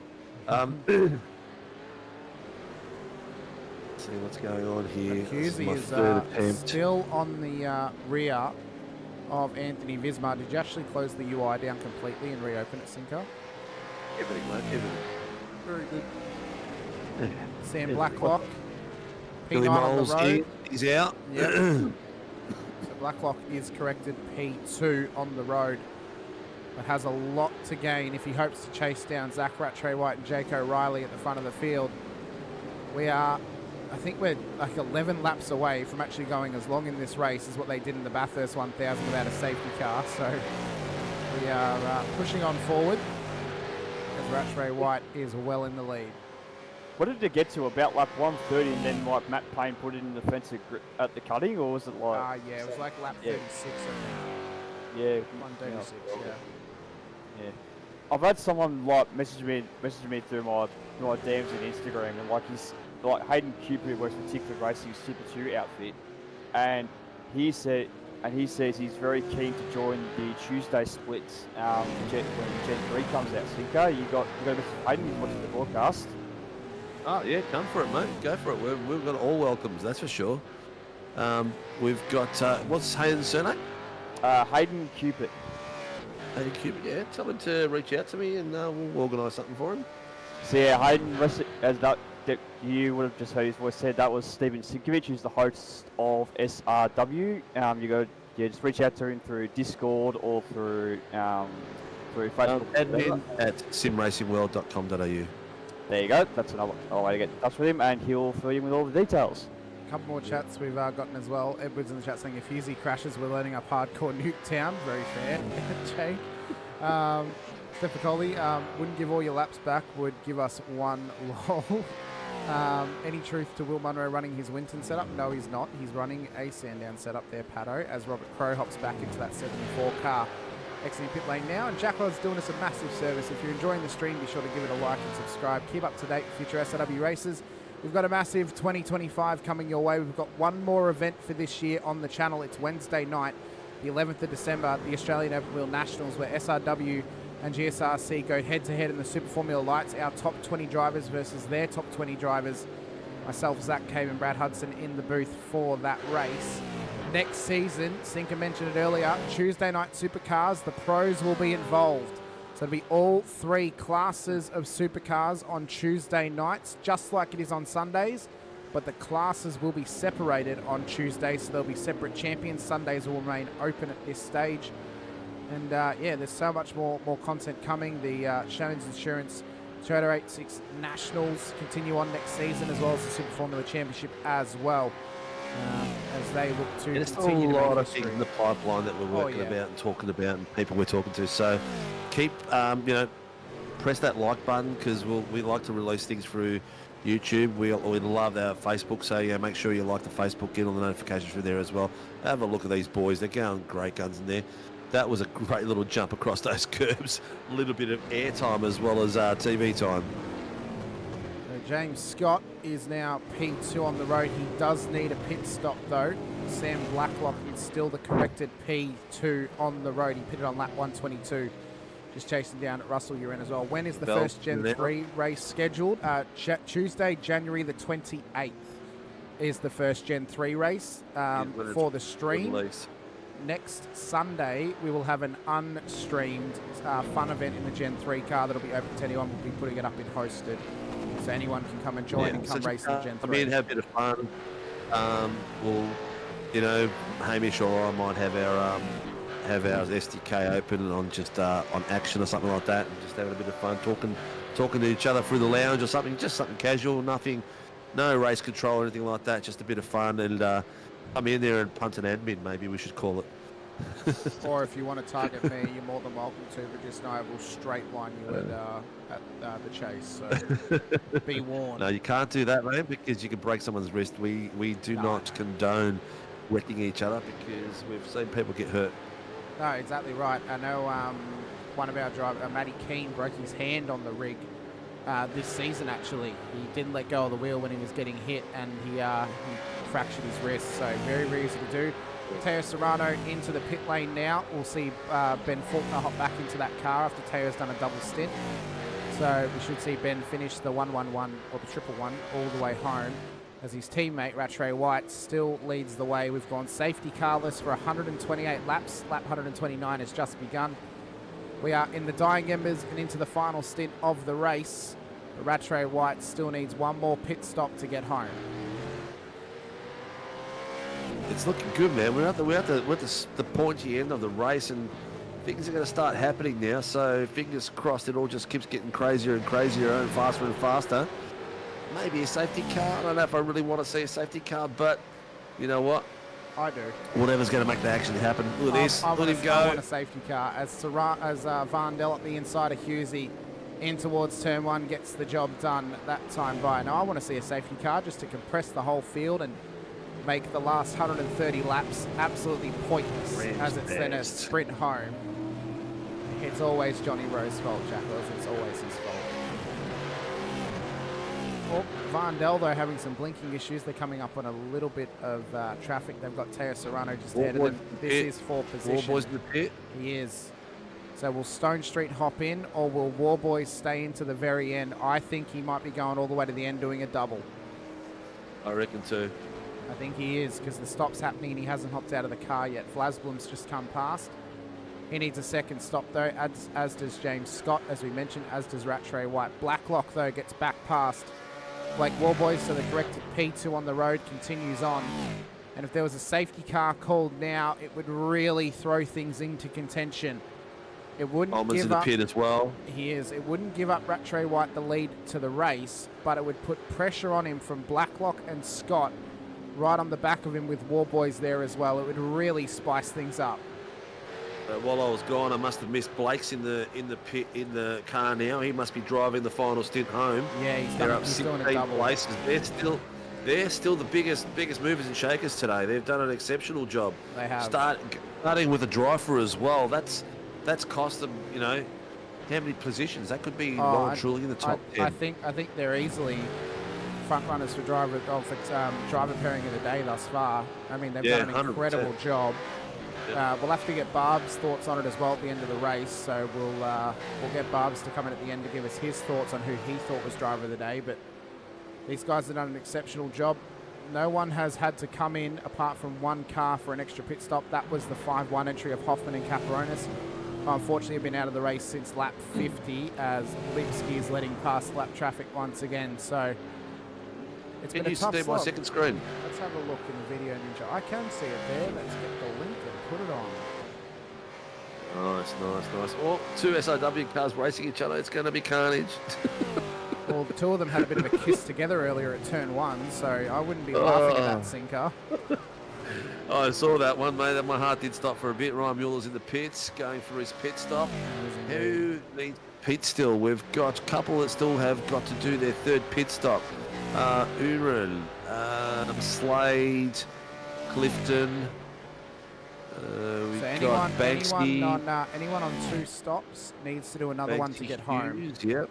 Banksy, Hughes, Vlasbom, Scott, and Zach. So there's a fair few people that have got to do a pit yet. So it could be interesting results coming through the end of this race. Could be very, very interesting.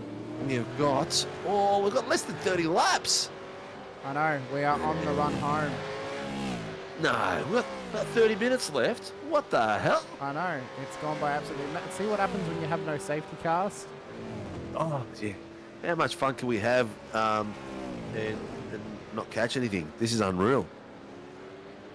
Boys, as Joe Scott comes Scott's in box, if he comes in and his big box here, he's more than likely Morford will get into that car. I don't think so, but I think James Scott, by the looks of it, is going to go to the finish. The name changes. He's up on the blocks.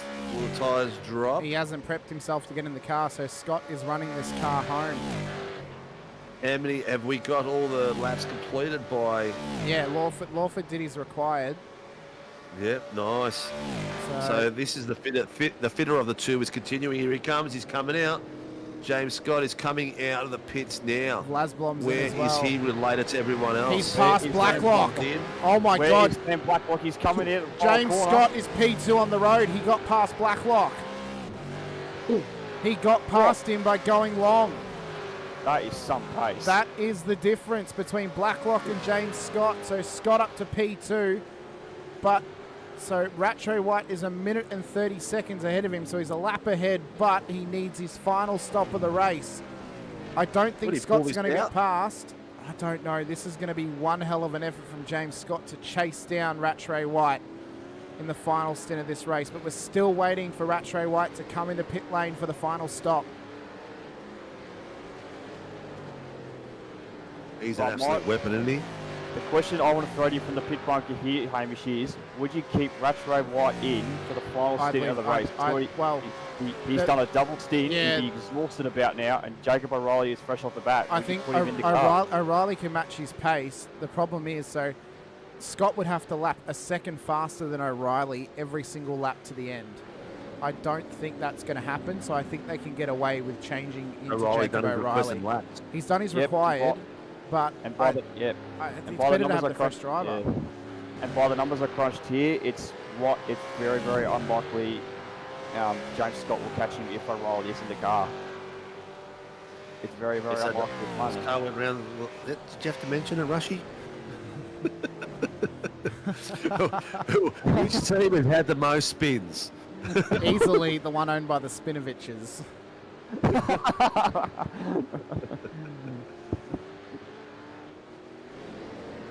You have to have your best car in the driver in case of safety car. This is true.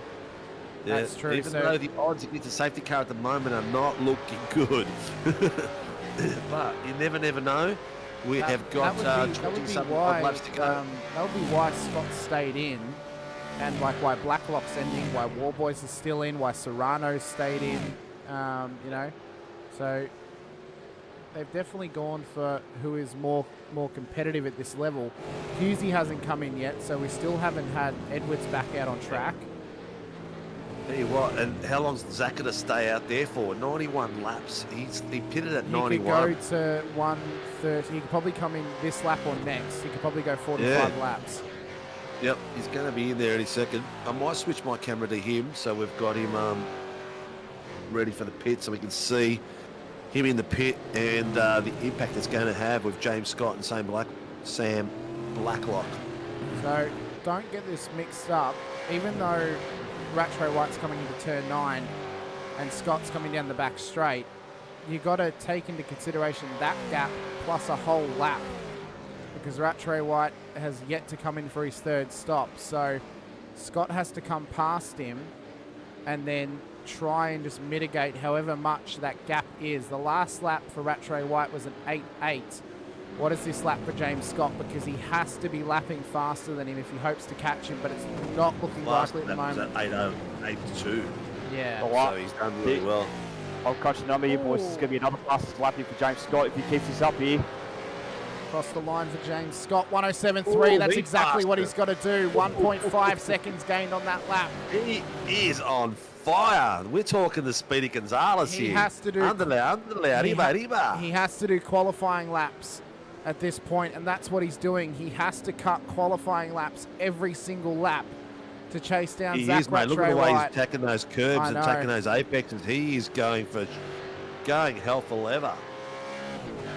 Well, it's worth an extra $100, mate. Yeah, that's true. Adam Hughes into pit lane now. We'll see if Jake Edwards hops into that car, if Hughesy remains in the driver's seat. Another SRW's been spun. Another SRW car's been spun around again. It's Josh King. He's kept it going though. Once again, Sheafy had a moment on the back straight. Edwards is back in the car. Rattray White is in. He's in the pits. So here we go. Oh, okay, I've got him on the camera. Does O'Reilly get back in this car? I haven't seen anything yet. Well, he hasn't gone up yet. He's about to go up on the box. He's up now. So James Scott has to lap qualifying laps at this point. What was this lap? A 7.4, so he's matching his own pace. Rattray White is staying in the car. Car's down. Rattray is coming out. No, he's still on there. Sorry. He's not. Someone else is coming out. So James Scott, on an absolute tear, has caught some lap traffic at the worst Rattray time. White is coming out of the pit lane. He stayed in. He stayed in. James Scott will want this Nova Sim Sports car of Stacey Boyd to get right out of his way, because he needs to lap in the 7s every single lap if he hopes to get this done. Boyd's going to let him go. So Rattray White is now out of pit lane. That is the gap. It's turn 6 to turn 2. And we'll get the relative interval between the cars when Scott crosses the line. Yeah. It's very, very doubtable at the moment. I've got him at 40-second gap at the moment between the two cars. As he crosses the line, there we go. He's 44. 44.2. Oh, it's dropping though. It is dropping. So last lap was a 7.5 for James Scott, and Rattray White has caught traffic at the worst time. Yep. And this is where the fatigue sets in. You've got lap traffic, and you've got a guy that's chasing you down that you know is an absolute weapon, and pulling 107s to your 108s, and you want to get past that lap traffic, and this is where errors will be made. So we've got 24 laps to go.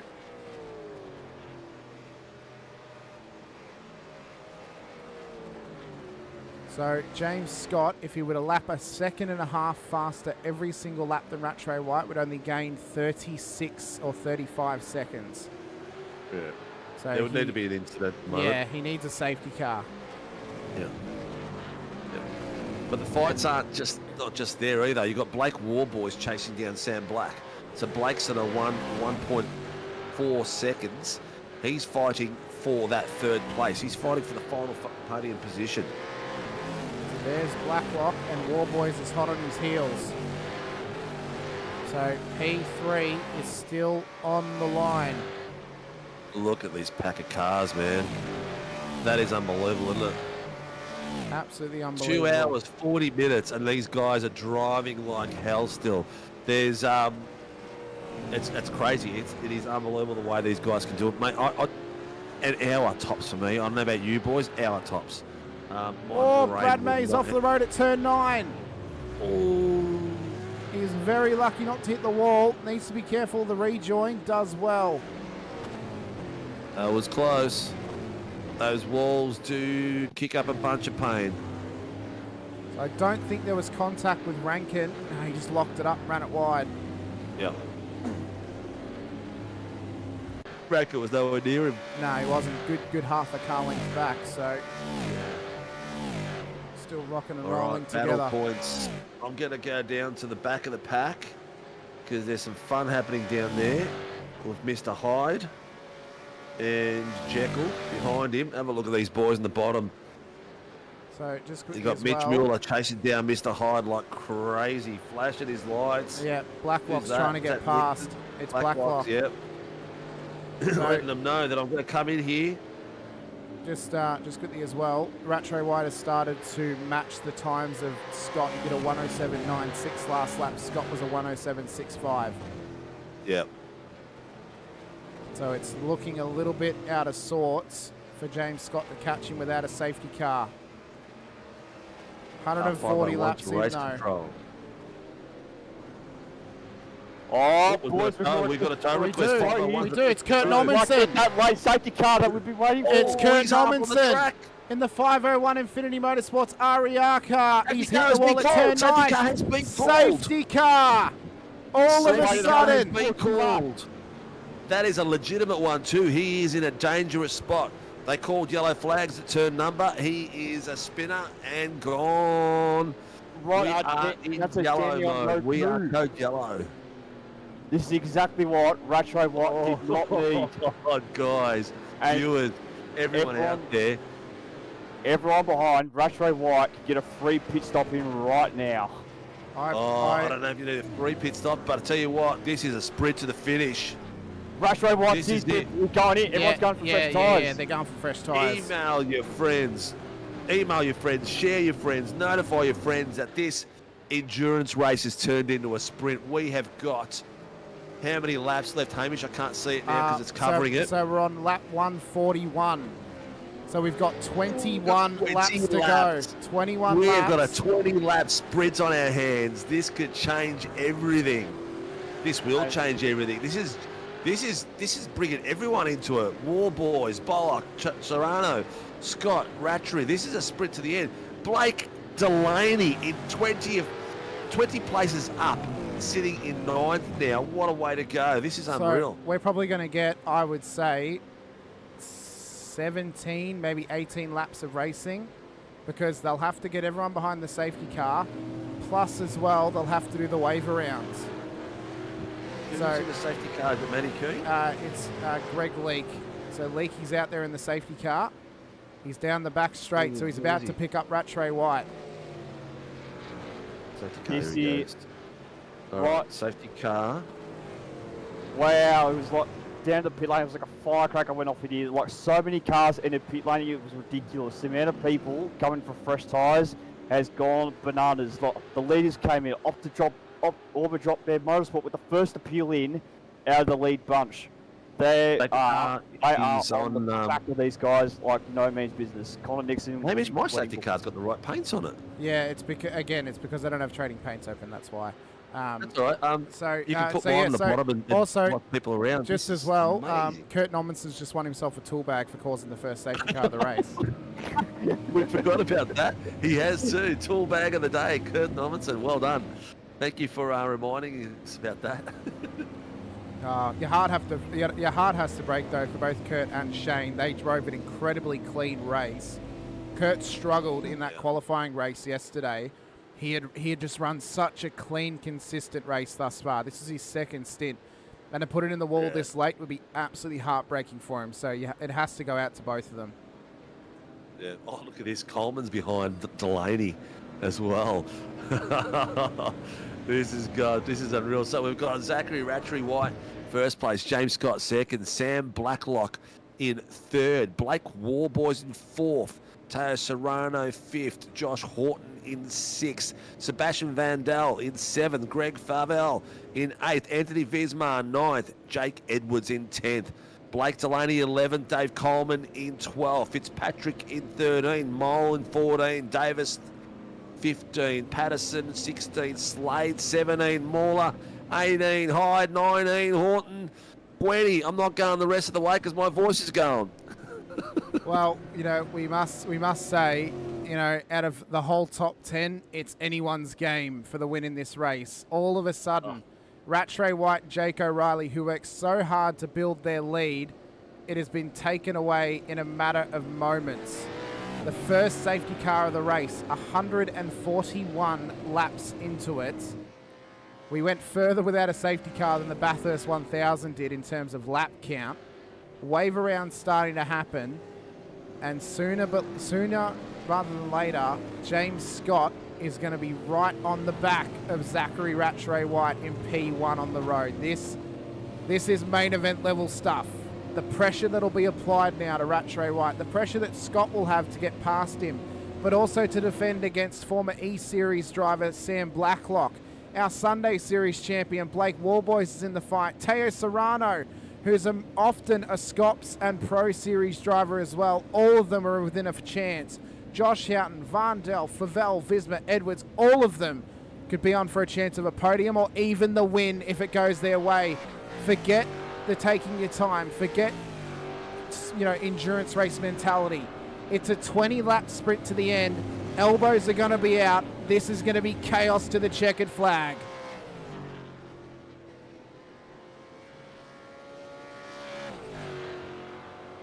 This is just crazy. This is unbelievable. Well, I have to ask you, gentlemen, who's your pick?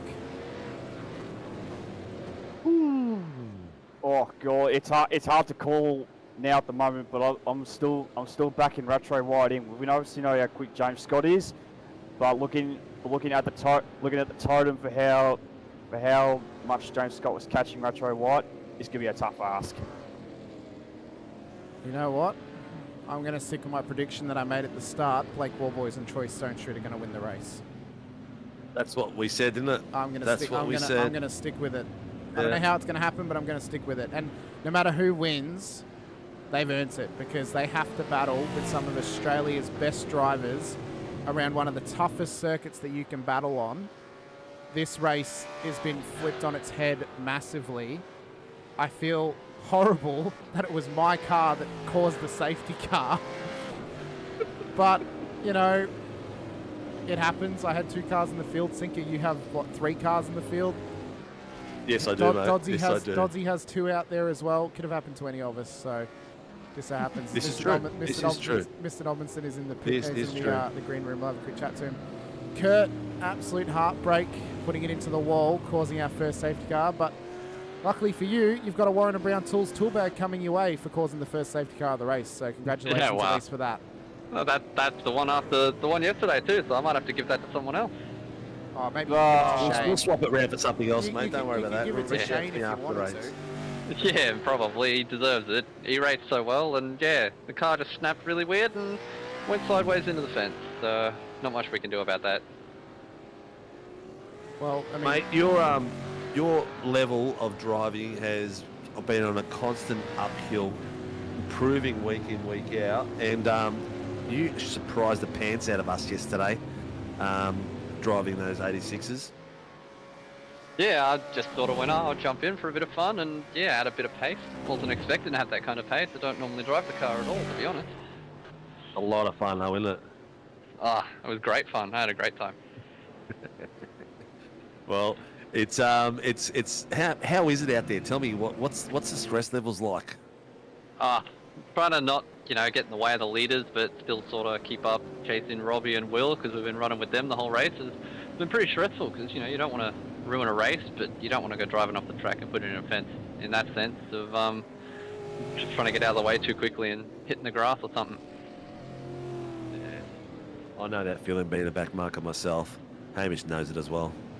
So does Harry, actually. Back marker. I am a pro-am in GT cars when I raced in Ozpass. Thank you. I was a mid-pack bandit. I was a mid-pack bandit.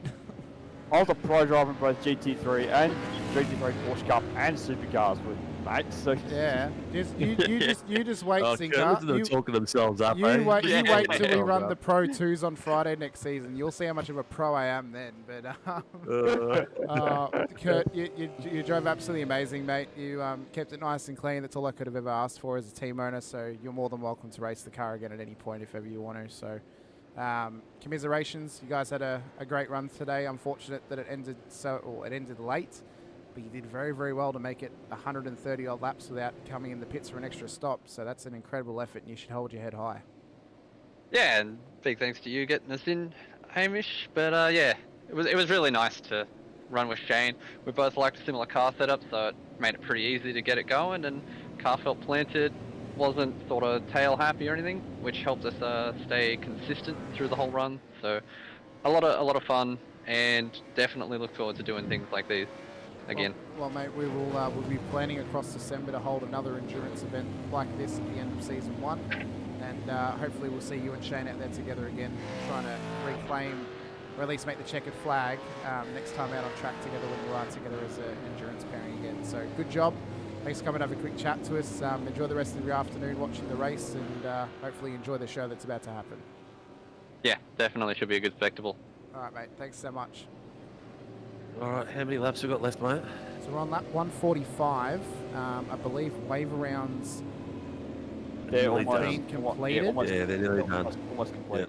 Yeah. Almost complete, yeah. So just while we're waiting for... Oh, can we see what happened? Yeah, it was just that's what I'm about to do. So just a slide off, we'll pull it up again. It was a moment down at turn 9. Unfortunately, Kurt just came in a little bit too hot, caught the curb, and it spun him out into the wall. So he had Tyler Sheaf in behind him at the time. Here we are. So he just ran it slightly wide off the curb and then bang, straight in the wall. Could not pull it up. Right. And then holding brakes and right on traffic. Yeah. Yeah, that'll do it for you. Yeah, So, that's right on the race line too. Yeah. Unfortunate for so him. it was a good call by RC, but it was also a good timely call as well because it's turning this race into something real special.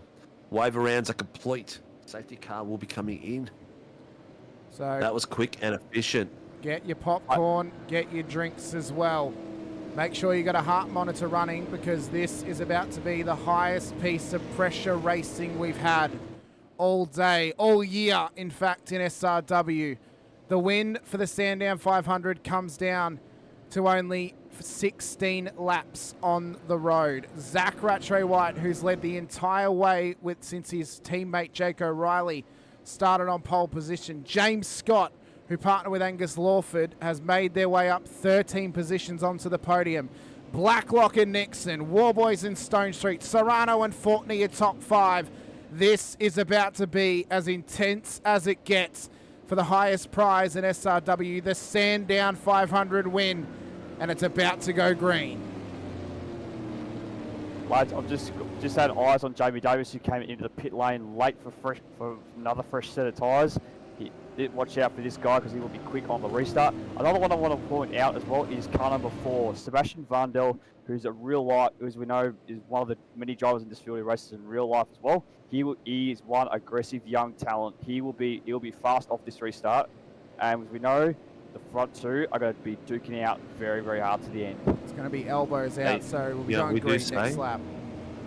What we do say, safety cars breed safety cars. They do. Exactly right. So this ain't over. It ain't over yet. It's not. This is going to be some crazy race. We've got Dean in the booth as well. Dean, how you going, number 1? Are you enjoying the show thus far?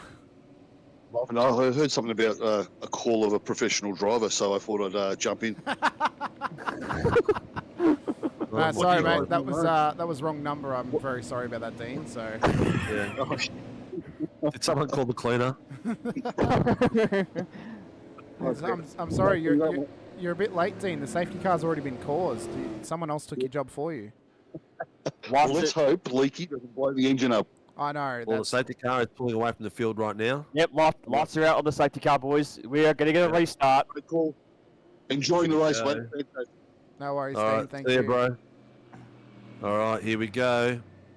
Zach Rattray White has got the lead. He's got them all in control. No more waving. They're all to be in a single file. There is no Verstappen moves here. I'm trying to get side on one by one as they're coming through the final few corners. When will he go?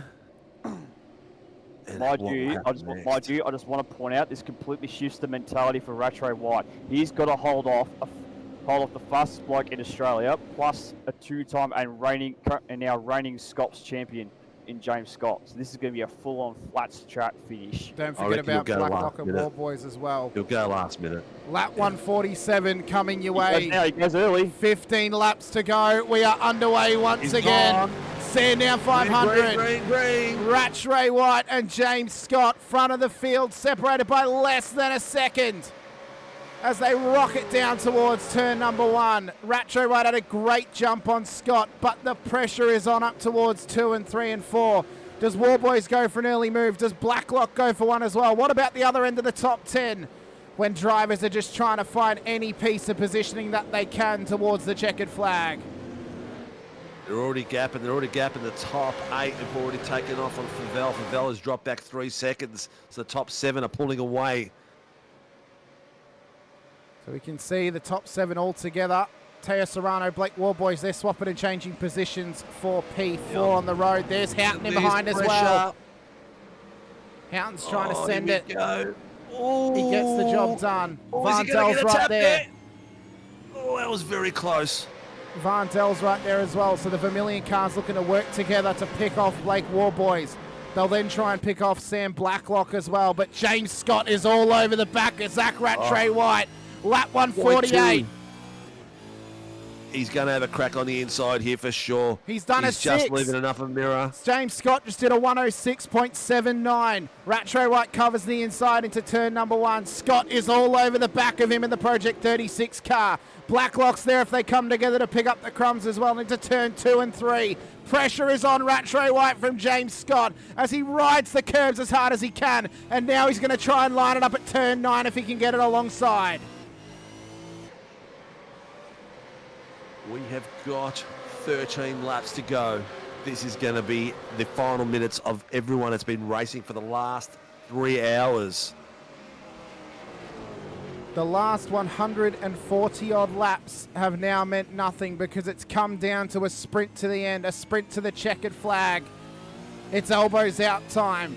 It's not the endurance mentality of keep your car clean. It's send it or bend it to the end. Scott up the inside at turn 11. They're side by side into 12. Trying to go for the side by side. Cannot quite get it done. Scott needs to wait for another opportunity if he can.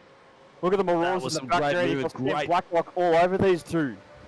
This could that was become some great space given between both guys as well. That was very, very clean. Oh, phenomenal space left. This could turn into a triple threat if they're not careful because Blacklock is hanging in.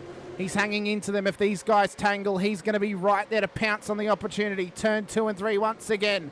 James Scott is on the tail of Rattray White by less than 0.3 of a second. Could he line it up at turn 6 through to turn 9, but running on the curb on exit of 4. Starts to take the pressure off as he's now ruined his run down to the next corner.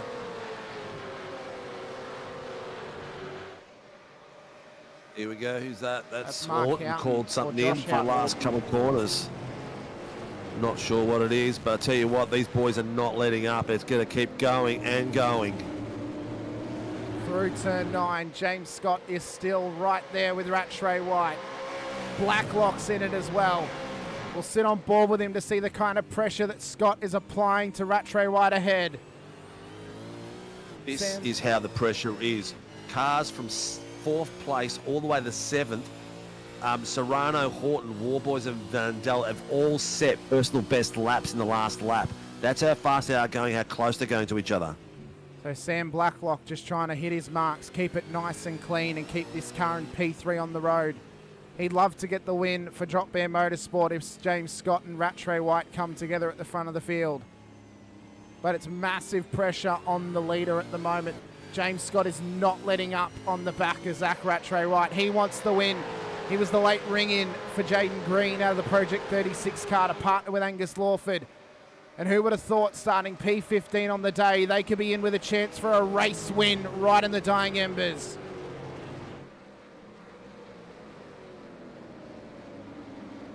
Glad you caught your breath there, mate, because it is not going to get any easier. These boys you have to catch your breath. Still going. Blake Delaney's just about to make a pass. Scott on up the Jake inside. Edwards. Turn 11 and 12. Off the road for Rattray White. There's Blacklock. It's a 3-1 moment. James Scott into the lead. Blacklock's in P2. It's all on. It's all on down towards turn number 1. James Scott takes the lead. Blacklock there. Serrano getting past his teammate due to a slowdown. So now it's James Scott, Sam Blacklock and Teo Serrano is in top 3. Rattray White's out of the lead and he's pushing hard to catch back up. This is not over, people. This is just going to get hotter and hotter. Rattray White called that in. Rattray White called in that bump and run. Well, we'll see what happens. We'll see what happened, but we'll have a look from actually. So James Scott now leads the way. Sam Blacklock hot on his heels, former E-Series driver. Teo Serrano, multiple times Scott's driver as well. He's in the top 3. Rattray White's there. Houghton's in the 5. Warboy's there too with Vandell in behind. These guys are separated by less than a whisper at the moment, but you can hear the cars screaming into position. I was going to try to give you this replay, but I can't. It's okay. I can get the replay sync if you stay on this shot for live. Yeah, hang on. Let me just swap the cameras back because the this thing is not loving me at all. I'm going back to James Scott, back to Scenic. It's doing all sorts of crazy crap. It's okay. So James Scott leads the way. He's having to push to try and build the gap back to Sam Blacklock. We've got 10 laps to go. Teo Serrano could be on for it as well. As I bring up the double view for you, this battle will continue on. Let's have a quick look at the moment that happened down at turn 11 and 12 when Scott got the lead from Zach Rattray White. If we can find it for me, please. Tell you what, there was a gap. We had Warboys was about a second and a half off the back of these boys, but he's caught him. So he's alongside before turn in. Oh, he caught the curb a little bit. He ran him out of road. I don't know. It looks like he gave him space. Yeah, he gave him space. I think it was just the curb. There was plenty of space there. But look at the cut, the nose cutting I there. know. That was, between the gap, that was scary. That was Well, absolutely James Scott's, insane. James Scott got 7/10. We'll leave it up to the boys downstairs in the dungeon and see how they go with that decision. It has been called in. Warboys isn't happy either. It appears that Varndell's gotten past him through all of that. And I think 044's called in a bump and run. Yeah, 044. it's this moment here. So this was the moment for Blake Warboys. If it's going to actually show it for me, here it is. So Teo Serrano let Zach Rattray White through you, boys. Oh yeah, that is a bit of a bump. They're trying to work together. There was no room there. No. That looked netcode to me like he was fully under his bumper. Yeah, but it's the problem that the 5-7 of Houghton has held him up, and then Varndell's kind of forced his way through it. It appears that Warboys has now made his way back past again. So Blacklock cannot do very much to catch back up to James Scott at the moment, but he's got Rattray White back on his heels. So Serrano's let him go to battle on for the win. Varndell, Houghton, they're battling as well further back. A bit of an inter-team battle happening. They've got Warboys just ahead of them. But Rattray White is on the comeback. We're going to have 7 laps to go when we cross the line. And James Scott leads the way. Yeah, he's done an exceptional job. He's 106.792 as the fastest lap. That is spectacular. It's 5/10 of the next closest lap. And he is just out there. No more problems, no more headaches. Fresh tyres, going for it, hell for leather. Here we go, all teams. 152 to redress behind. Wow. 1217. So that gives Sam Blacklock the lead of the race. So James Scott has to slot back into P3, and what they got to be careful of. That's a second. What they have to be careful of is Teo. Yeah, they have to be careful of Teo Serrano sneaking through past James when he redresses the position. There'll be team games here from Vermilion Esports here. You can clearly see it. He's right under Rattray White. Yeah, he's gonna. If he wants that readdress. How's he gonna readdress to Rattray White? If Rattray White's 2 positions back. I don't even know if he's heard the call. He's pulling over. He's going to let him have it on the straight, I think. He's slowing down. So now we have to watch this because he doesn't want to let Teo Serrano past him. So he's giving them the toe. Trying to catch him Here at the comes moment. Blacklock. Here comes Rattray White. He's going to do it into turn 1. Let's them go. The contact. Rattray White into the lead. Blacklock run wide. He might call that in. Back up into the lead at turn 2. But that was a tough one for Scott. That's for contact sure. with Teo Serrano. Oh, he still got it. Oh, I'll tell you what, that's a bit of aggression through there. That's just gone from the beginning of it, from the leader to the 4th place. He's got a lot of work to do now. What a cracking finale to Gen 2. So Blacklock leads the way for Drop Bear Motorsport. Rattray White 6 laps P2. left. 6 laps to go. Rattray White going to try and send it up the inside at turn 9. Has to be careful of netcode because if he hits him, it may cost him the win. Have a look how close these boys are, and they're all throwing the noses in under each other's mirrors, making sure everyone knows where they are. Oh, that pace is ridiculous here. This is what we talk about racing. This is V8 Supercars at its best. This is the Gen 2 saying goodbye for 2024. I reckon it's about to turn into a 6-car fight, boys, or 7 cars maybe. Because look at the Marauders in the background. Warboys is leading the trio. Yeah, Warboys is catching him as well. He's a second off the pace at the moment, but he's slowly bringing it back. James Scott these gets guys back at the pass. front. This top 4, this is where the action is. This is where the money's going. So Scott is back past Teo Serrano into P3 and now looks to chase down Rattray White and Sam Blacklock. They've got Martin Lipsky up the road. I know I don't normally say blue flag should just pull over, but just pull over, Martin. This is way too important to care about the actual ruling. You don't want to be a deciding factor in a championship fight at the end of a race like this. You definitely do want to not get involved in that. But tell you what, we've got 5 more laps to go. Here comes Rattray White, turn 11. Jesus, that was close. He's having a big shot. He's having a big crack. He knows James Scott's coming. He wants to get this move done. 100%. Yeah. He has to get it done He because has Scott will to. be all over him. I think Scott's waiting for him to happen.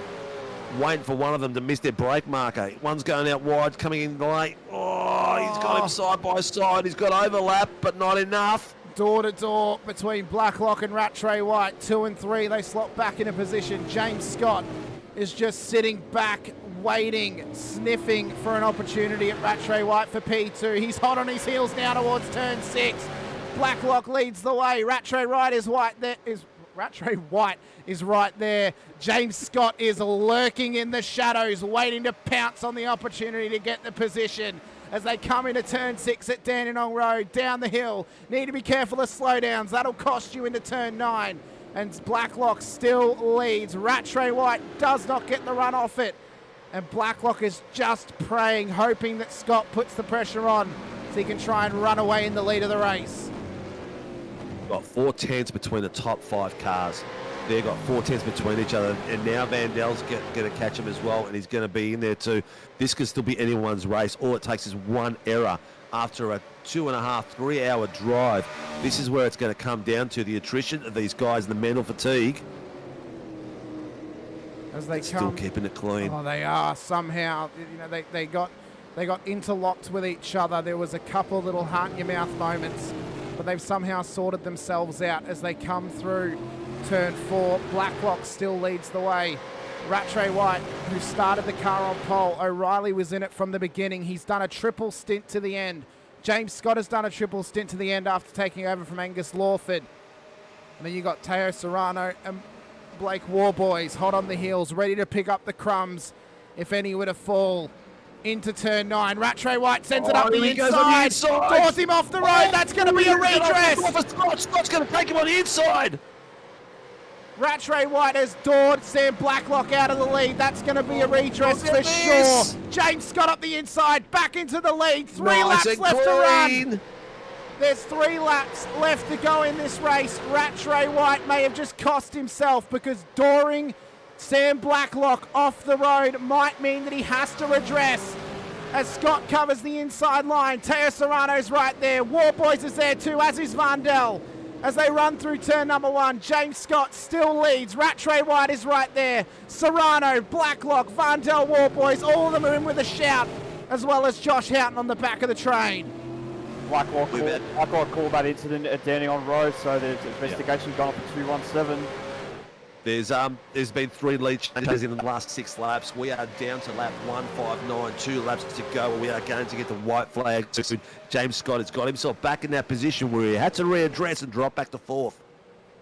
So it's incredible how much the storyline can change, how much the narrative can be written. Imagine how Lawford would feel right now. Imagine how much his heart is in his mouth. He's probably sitting in that chair right now. Instead of leaning back anymore, he'd be on his tippy toes. I'll tell you what, I don't think Lawford will be breathing 1 second throughout these last 2 laps. This is going to be insanity between these two. Look at the stress on his face. There he is. He cannot cope. He's got his hands on his head. He can't cope. He can't. He's got 2 laps until he's a Sandown 500 winner, but it is not over just yet. So they've called an net incident code. we saw earlier on. Yes, it was called net code. So Rattray White does not need to redress. Miles in the pit. I'll tell you, come on. So much expression is going on on Lawford's camera at the moment. He's not coping with a lap and a half to go. He's almost swimming in that seat.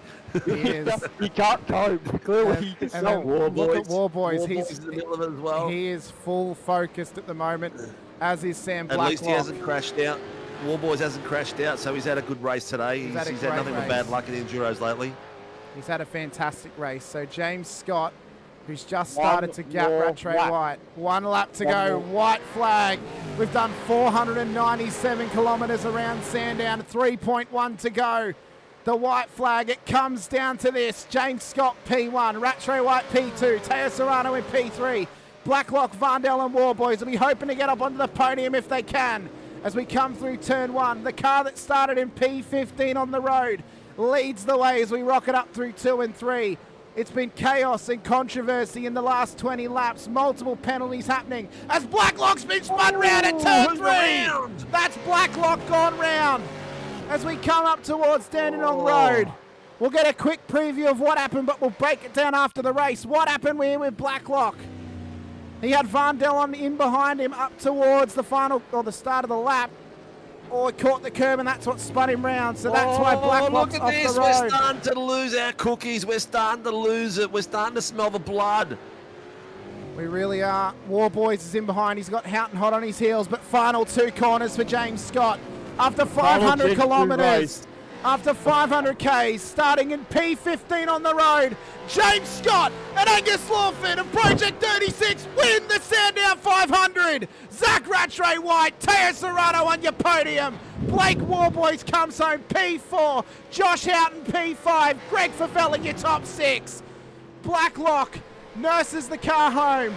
He looks to get it home in P7. Varndell's right there. P8 for him. Edwards inside your top 10. And I think we can agree the partnership of the day, Blake and Ty Delaney up 19 spots and finishes inside your top 10. What a wild end to the Sandown 500. Whew. Wow, what a race. That was a cracking finish. Oh, how many times we changed positions in that last 10 laps was ridiculous. The driving was off its nut. That was crazy. To finish off a race after 3 hours like that. I can confirm that Blake Delaney and Ty Delaney will more than likely get driver of the day, up 19 spots from P29 on the grid. Top effort, lads. Great job. That's an awesome effort from those two. Well, what a race and what a spectacle here today. 500 Ks, 161 laps. I did not want to cut away from that, thank you. And 1 car to rule them all. The 152 of Project 36, who had the lead taken out of their hands after having to redress with only 5 laps to go. They got just the biggest lifeline, took the lead back and won an absolutely incredible race. That's endurance racing at its finest. A safety car can change everything, and it completely changed the narrative for us in the end of that one. Our provisional race results as follows for the Sandown 500. That's not what we want. We want this one right here. Project 36, car 152, takes the win in the end by 1 second over Vermilion Esports 217 with Teo Serrano and Ben Faulkner P3 on the road. WKMP Sim Sports will finish out of P4 here this evening with Vermilion Esports in P5. Accelerate Endurance will finish P6 with Orbit Drop Bear Motorsport in P7. Vermilion Esports P8. Blackout OPR in P9 and Fishy Motorsports makes up the top 10. It's then a couple of the Accelerate Sim Racing cars in P11 and P12. Then Pacific Esports Racing of Blake Fitzpatrick and Stephen Banks in P13. Team SRW Motorsports 92, Brandon Levitt and Jamie Davis finished P14. They went a lap down very early after an unfortunate dropout for Jamie Davis cost them early on in this race. Revolution E-Racing finished out of P15 ahead of Vermilion Motorsports 926 with Mueller and Costa out of P17. And then Pacific Esports Racing 788 P18 with Performance Sim Racing 053 and P19. But that car will get disqualified for finishing the race without the second driver doing the minimum number of laps. We then had Accelerate Endurance in behind Nova Sim Sports Black, WKMP Sim Sports 2 of Uren and James in P22. It was then Scotty Weston and Brett Taylor in P23, Will Munro Robert Crow P24, and then Performance Sim Racing of Troy Dooley and Andrew Cowan in P25. CX2 of Scott Rank and Peter Baxter, your top 26, Shadow Racing in P27. And we had OMFG Motorsport in P28 with Team SRW Motorsports number 10 out of P29. We then moved back to Velocity Racing Team out of P30, Nova Sim Sports Blue in P31, Jack Andrews, Billy Mole, Team SRW Motorsports 91 out of P32. The all-female effort of Slick Chicks Racing of Stephanie Piccoli, Di Feldman, unfortunately 10 laps down in P33. Martin Lipsky and Alan Mazzaroli in P34. And unfortunately, our only non-finishers, the 501 car, the car that caused the safety car, Infinity Motorsport RER of Kurt Nommensen and Shane Randall, P35. And then SCR of Jim Caperonis and Andrew Hoffman, P36, 111 laps down. But what a race. 161 laps to the end. An incredible effort from an incredible amount of drivers out there, and James Scott was the one to claim the win in the end. Big I deep can breath. confirm, boys, from Race Control's Greg Barber himself. The vote goes to the 217 of Rattray White and his co-driver Jacob O'Reilly. Okay, for so driver of the day. Okay, so they finished top 3. We said that we wouldn't give it to Yeah, a he podium needs to be finisher. someone out of the top 3. Yeah, that was unbelievable. That was some great racing out there. That was few boys are still in the waiting room to speak to Race Control. But you know what? There's no other ways of explaining it on public TV. That was nuts. I recommend before we drag the top 3 in as well that the Delaney combo jump into the green room with it as well, because I'm very, very keen to chat with those two, because those two boys drove a brilliant job today as well. They did. They really, really did. But we'll start by having a chat to our P3 on the road, Teo Serrano and Ben Faulkner. So let's just quickly do this. Drag them down, yep. I'll drag them down in a second.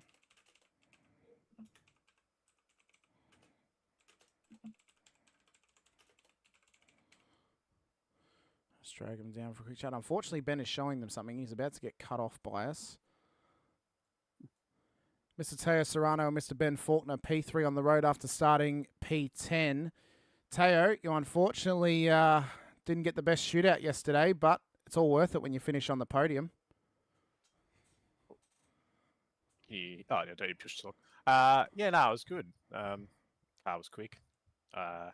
It could have been, I think, maybe if there wasn't so much stuff at the front, maybe we could have gotten second. But at the end of the day, the 2 fastest drivers were at the front. So your car showed brilliant pace throughout the entire day, and credit to even your co-driver Ben Faulkner as well, who, from my understanding, Harley drives his car too. So yeah, full credit to both of you throughout the day. Your car had reasonable speed, like because at times you were matching Jacob O'Reilly when he was leading Wallboys through the field. But apart from that, you guys were just consistent all the way through. yeah, we had a good car. Like that setup's done a few 500s, so it's pretty in the window now. I'll be honest, I can't stay with Zach and James, but 2-3 I'll take that. Well, Ben, just quickly as well, Ben, you did the first stint today or the second stint? I'm pretty sure. Yeah, I started the race. Yeah, started the race. Yep. What was the race start like? Because we were actually quite surprised at how kind of settled the field sort of was after about 20 laps. We thought there might have been a little bit more chaos, especially early in the race, but it seemed that everyone was willing just to take their time and be patient with everything. Surely you guys were obviously taking that mentality as well. But what was it like just trying to battle through the 10 and just stay within the fight to the first safety car, obviously happening on lap 140? Yeah, I mean, I had a good start. I think I went from like P10 to P6 before turn 1. I got off the line really well. And into Dandenong, had a little mishap with, I think, Coleman, I think it was, which put us back to, I think, P10 or P11. Then slowly got myself back up there again. Car felt good. Was just readjusting myself. Like you said, I don't really drive the car much, so I'm just trying to learn it and sort of have fun. Me and Teo felt pretty good the whole day. Pretty consistent. Didn't really get into any big troubles other than that first one. And yeah, we're just chugging away, talking about fuel stops and times and everything, and looking at how everyone else was doing. And yeah, we had good fun, and it was really interesting at the end there. Well, you think you're a bit late to try and learn the car at the moment with Gen 3 on the horizon next week. But yeah, apart from that, like how much? Obviously, you guys would have done a lot of running in the build up to it. How many hours have you really actually spent in the car? Because you drove that thing today like you've been driving this thing forever. I mean, I did obviously Logi Sandown 500. So I did quite a lot of prep for that one. So I did maybe 10 hours before this one, just to get my head back into it. The main reason I didn't really learn the car properly before this, or earlier on, is because of the new Gen 3 coming out. So I thought I'd just wait until that and then I'll start learning it properly. Yeah, it's a good car. It's definitely hard to learn. You need to put a lot of hours into it. First time driving the Mustang, I usually drive the Commodore, so that was good. It drives nice and it sounds bloody good and it looks good. So yeah, it was good to drive and I enjoyed it. Well, boys, congratulations on your P3. Fantastic effort from both of you today to last the 161 laps and survive the absolute carnage that was the end of the race. Let us know. Helps get you and Vermilion Esports out on track. Anyone else you wish to give a shout out to as well, for myself, Sinker, Dodsy, and the rest of the league. Congrats on P3 and the Sandown 500. Hopefully you guys can maybe go one better or two better in next year's event when we run it again. Yeah, thanks, boys. Just obviously all the boys at Vermilion Motorsports, Race Hub Overlays, Burb Designs, Nathan Designs as well for our paints next year, Supernova Motorsports, Moser Racing, Hymo Setups, and Vermilion X Coaching. Obviously professional coaching and affordable price. And I'm sure Zach will say some sponsors too. Very good. Well, we look forward. Ben, I'll be in contact with you, mate, because there's one thing we're forgetting. There's some cash prizes here. So the Vermilion Motorsport team have won third and second. So I'll be in contact with you, mate. We'll work out a way to transaction that for you. So it's could be a bit of extra dosh there. Any plans on what you guys are going to do with it? They're going to split it amongst the team, or you're going to put it together for some apparel or something like that? What's the go? I think it towards your Christmas party for Vermilion Esports. Yeah, we'll have that planned. I think Jake and Zach will split it between them, and then I think me and Tao will donate the rest to all the other boys who raced today to get the new Gen 3 for when it comes out. So get that going as soon as possible and get practicing for the next season of PIS and Scops and SLW as well. Excellent, mate. Excellent. Thank you so much for being a part of the event. It was an absolute spectacle. Great job on making the shootout yesterday and for lasting the whole race today. Best of luck next time you're on track with us here in SRW. We so look forward to seeing what you guys can do in the future, not only in this league, but other leagues as well when we go racing in Gen 3 next year. Awesome. Thanks, boys. Have a great night. Thank you so much. Yeah, thanks, boys. Cheers. Well done, lads. Next up, we have our P2 on the road. Jacob O'Reilly and Zach Rattray White of Vermilion Esports as well. We'll chat to them and then we'll drag in our drivers of the day, Blake Delaney and Ty Delaney as well. But we'll chat to these boys from Vermilion Esports first. Mr. O'Reilly, Mr. Rattray White, you started the car on pole. Chaos, controversy to end the race, but P2 in the end. You guys had our hearts in our mouths for the end of that race. That was absolutely intense, but I'm sure it was even worse inside the car. How do you feel after that? Bit sweaty. It's a long old stint. I think it was like 120 odd laps. So, wow, they're keen to get out. Zach, I don't know how you guys do it. Seriously, I don't. You've done all these massive laps, and then all of a sudden you've got all this lead and everything like that. And then what's it do to you mentally when you've got all of a sudden, right, safety car, then you've got all these fast guys, you know, absolute weapons breathing down your neck, and you know you've got to get a good start off for the safety car, and those last 10 laps after that safety car were absolutely hectic. How does your brain cope with all that, and how do you calm yourself? Is the heart like beating out of your chest? I think I raced this car long enough to know who's quick and what they're gonna do and stuff like that. But yeah, we've been thinking about the strategy all race. We knew we had a big old gap to James, and figured that if the safety car did come out, we could have a massive gap big enough to pit, get freshies on, but didn't expect that everyone would pit with it. That kind of stuffed us. Yeah, the thought was there that it could happen, and I don't know. Yeah. So it was just a sprint to the end, and you like fatigue didn't set in. You just switched into autopilot, and off you went. Yeah, tried to get a jab on it, didn't really work. I think draft is around 1.8 in these cars, so it's impossible to get a gap like that, and a couple of laps on him especially, so had to just deal with it, and we knew we were going to have to race him, so we ended up racing him. At some point, it happened to be the last 15 laps. Mate, excellent effort. You guys put on a great show today and were on song from the beginning of the weekend as well, so congratulations. You've won some cashola. Apparently, you guys are going to be sharing it around and having a bit of a party. Spend it wisely. Spend it wisely. The boys are laughing when I say spend it wisely. But Hamish, anything else for the boys before we put them on their way? I just think, incredible job. Should obviously hold your heads high. You were probably one of the best cars in the whole field. Just so happened that the safety car fell at probably the wrong time for you. So, but you did well. You kept the car in contention. You brought it MP2, so hold your head high. You know, maybe next time it might go your way instead of going James and Angus's. But you guys did an incredible effort, so you should feel proud of achieving that. And yeah, hopefully we can see you guys on track next when we run another 500 event. Sinker doesn't want to, but me and Dodsey do. We want to have a Phillip Island 500, but we'll see. We'll see what happens. But yeah, Not great. while I'm paying the bills, mate. great job. We'll put it to a vote to all the people of SRW, see what they really want. But Not while I'm paying the bills, mate. but yeah, just let us know. Help us get you guys out on track from Vermilion Esports. Anyone else you want to give a shout out to as well? For myself, Cinco, Dodsey, and the rest of the league, congratulations on P2 here today for Vermilion Esports. Yeah. Cheers, boys, I guess. Better give a shout out to all the boys at VM, to Race Labs, Burb Design, Supernova Motorsports, Moser Racing, Homer Setups, and Vermilion X. Yeah, thanks for having us, guys. No worries. Thank you so much for being a part. Well done. Great to have you, lads. Well done today. Cheers, guys. Next up, we have our pairing of the day, the dynamic Delaney duo of Ty Delaney and Blake Delaney as well. Let's just update the info on this so then we can drag them in just a moment. At least the paint's showing on your screen properly. It's because I said it, that's why. And we'll drag them in for a quick chat.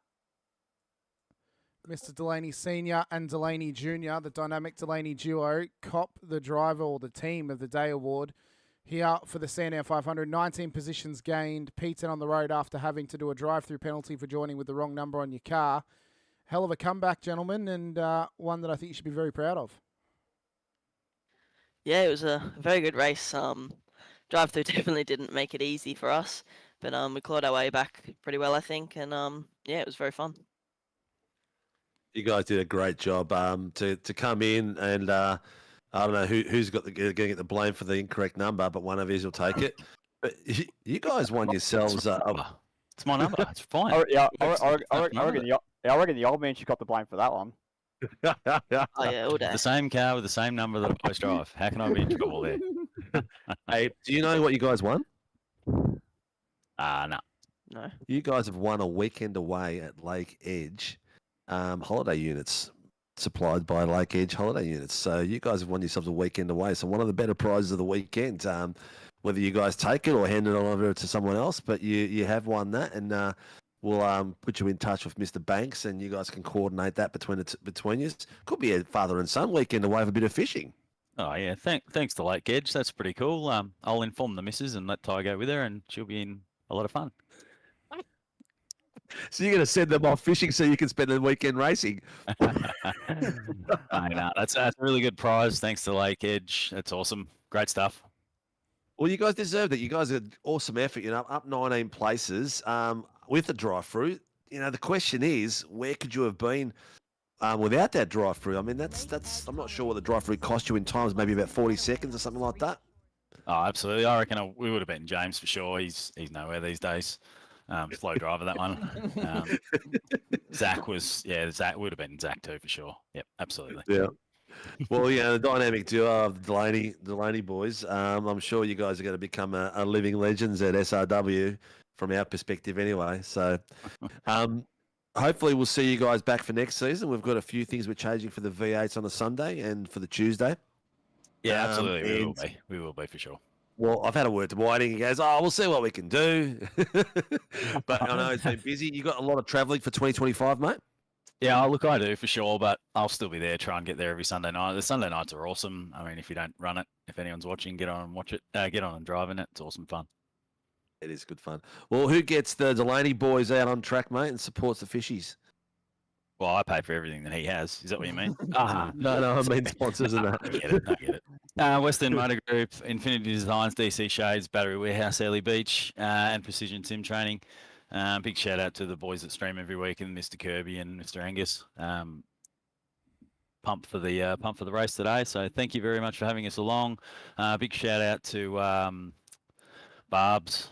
Sorry for messing you around, mate, the other day. We did muck a few things up, including the livery and everything else. So apologies to the broadcast for not having the right livery on and so on and so forth. So It's all good, mate. It's all part of the fun out here, and that's what we're doing. We're having a bit of fun, and great to have you boys doing something really cool out with SRW. Just a quick one before you both go. Like I know, who was who really voted who threw one of the deep end to start the race? Because I know, figuring it being deep in the field, Blake, you would have more than likely started the race because like to get tired further up before the drive through. Would that have been the plan, or was it more so just fuel saving, just go as hard as you want? Well, I think I'll answer this one. I wanted to do the whole race because I knew my dad was quite slow, but apparently you can't do that and you have minimum driver laps. So we decided just to go me first, then my dad, and then hopefully we could get a safety car and maybe bring us back in because of the drive-through. But unfortunately that didn't happen until later on, but did work out into our favour. But I think we just had a pretty go with it strategy. Just waited to see what would happen, and yeah. Well, nonetheless, Blake, have you got a rebuttal for that? I didn't do any practice, mate. Look at the lap times. I think I did the fastest lap. I love it. I love having a chat with you boys. It's always a pleasure. You guys are absolute legends. Thank you for joining us, and have an amazing Christmas and festive season. Stay out of trouble, and see you guys at the other end of the year. Yeah, you too, mate. Hey, Merry Christmas to everyone out there. Hope you all have a great break and a safe break. Stay safe, and don't eat too much. Yeah, don't do what I do. Looking forward to more battles. Looking forward to more battles, mate. Yeah, you too. Take care, boys. See ya. All right, we have got time to bring in our winners. Yep. Let's let them sweat Yes, we for a do. second. Just for a second, just while we write their name on the thing, and then we can drag them in. Their boys are sitting there. Angus is just looking so relaxed. I'm surprised he's looking so relaxed. I thought he'd be up and running about with a beer in his hand. I thought he would have been. Oh, he's got a sore foot, mate. He's probably got it elevated so he's relaxing. I thought he might have puked towards the end there, but we'll drag them in. Mr. Angus Lawford and Mr. James Scott, you are the Sandown 500 winners here, thanks to Warren Brown Tools and SRW as well. Arguably the best ringing you could have called, Angus, and you brought in a former Scops champion and someone who chased down the leader across 3 stints and ended up battling his way to the lead. Boys, how does it feel to get that one done? Because that was absolutely intense from our seats, and, well, it was easily the best 20 laps of the race. It was definitely good to watch. I was going to say, James should probably take this one first, since this will just inflate Angus's ego.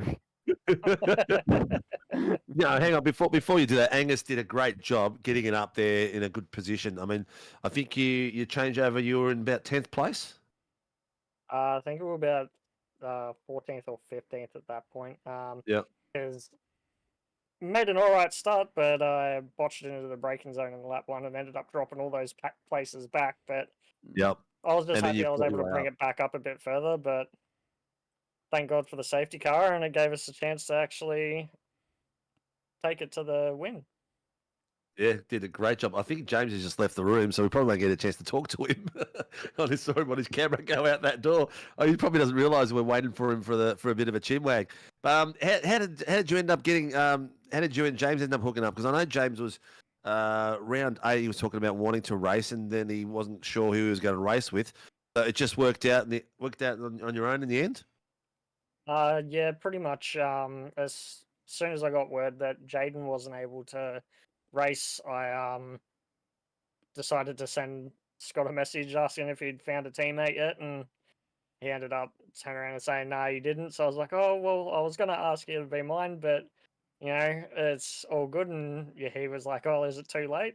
And so that's when I started jumping across to see if it was all good to switch over and all that. And yep.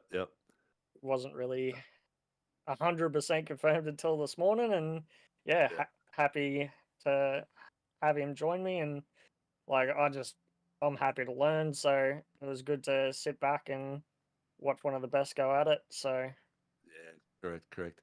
I think we've lost him unless he's turned his camera off in Ninja. We got him. He didn't have his camera on in Ninja, Sinker. That was Sam Blacklock who had his camera on. Oh, was that Sam Blacklock? Yeah, Was it? yeah. Okay, I thought we lost you then. No. James, how was that? I mean, you were in a great position. Everything was going okay. That safety car, what was going through your brain after that? You would have been definitely going on autopilot. You've been in this place before. Yeah, no. As soon as I saw that car down at Dandenong Road, it's in half its front end, I knew there was probably going to be a safety car, and the race was cruising along. There was a massive gap to behind and a huge gap to in front, so it was probably going to be maybe a pretty boring finish if there was no safety car. But I'm sure there's a million guys probably think differently. Yeah, no. When I got some fresh tires on, because we were a little bit a few laps pitted a bit earlier and a bit behind on the tires, but able to pit, not lose any spots. And yeah, it was a good battle to the end. It's really hard to pass around here though. What was going through your head when you had to do that readdress and he was 2 car spots behind you? It was like, how am I going to get this covered and not allow 3 cars through? Yeah, no, that's exactly right. I thought I did a pretty good job, but I redressed and then he had a massive send on, I think it was Sam. Yeah, and then ended up sort of running into each other, and then so I had nowhere to go and lost that 3rd spot that I thought I did a good enough job to try and keep, but it just made that job a little bit harder. But yeah, no, the car was, it was all right. Probably wasn't quite matched to the road as well as much as I would have liked, but it was pretty decent.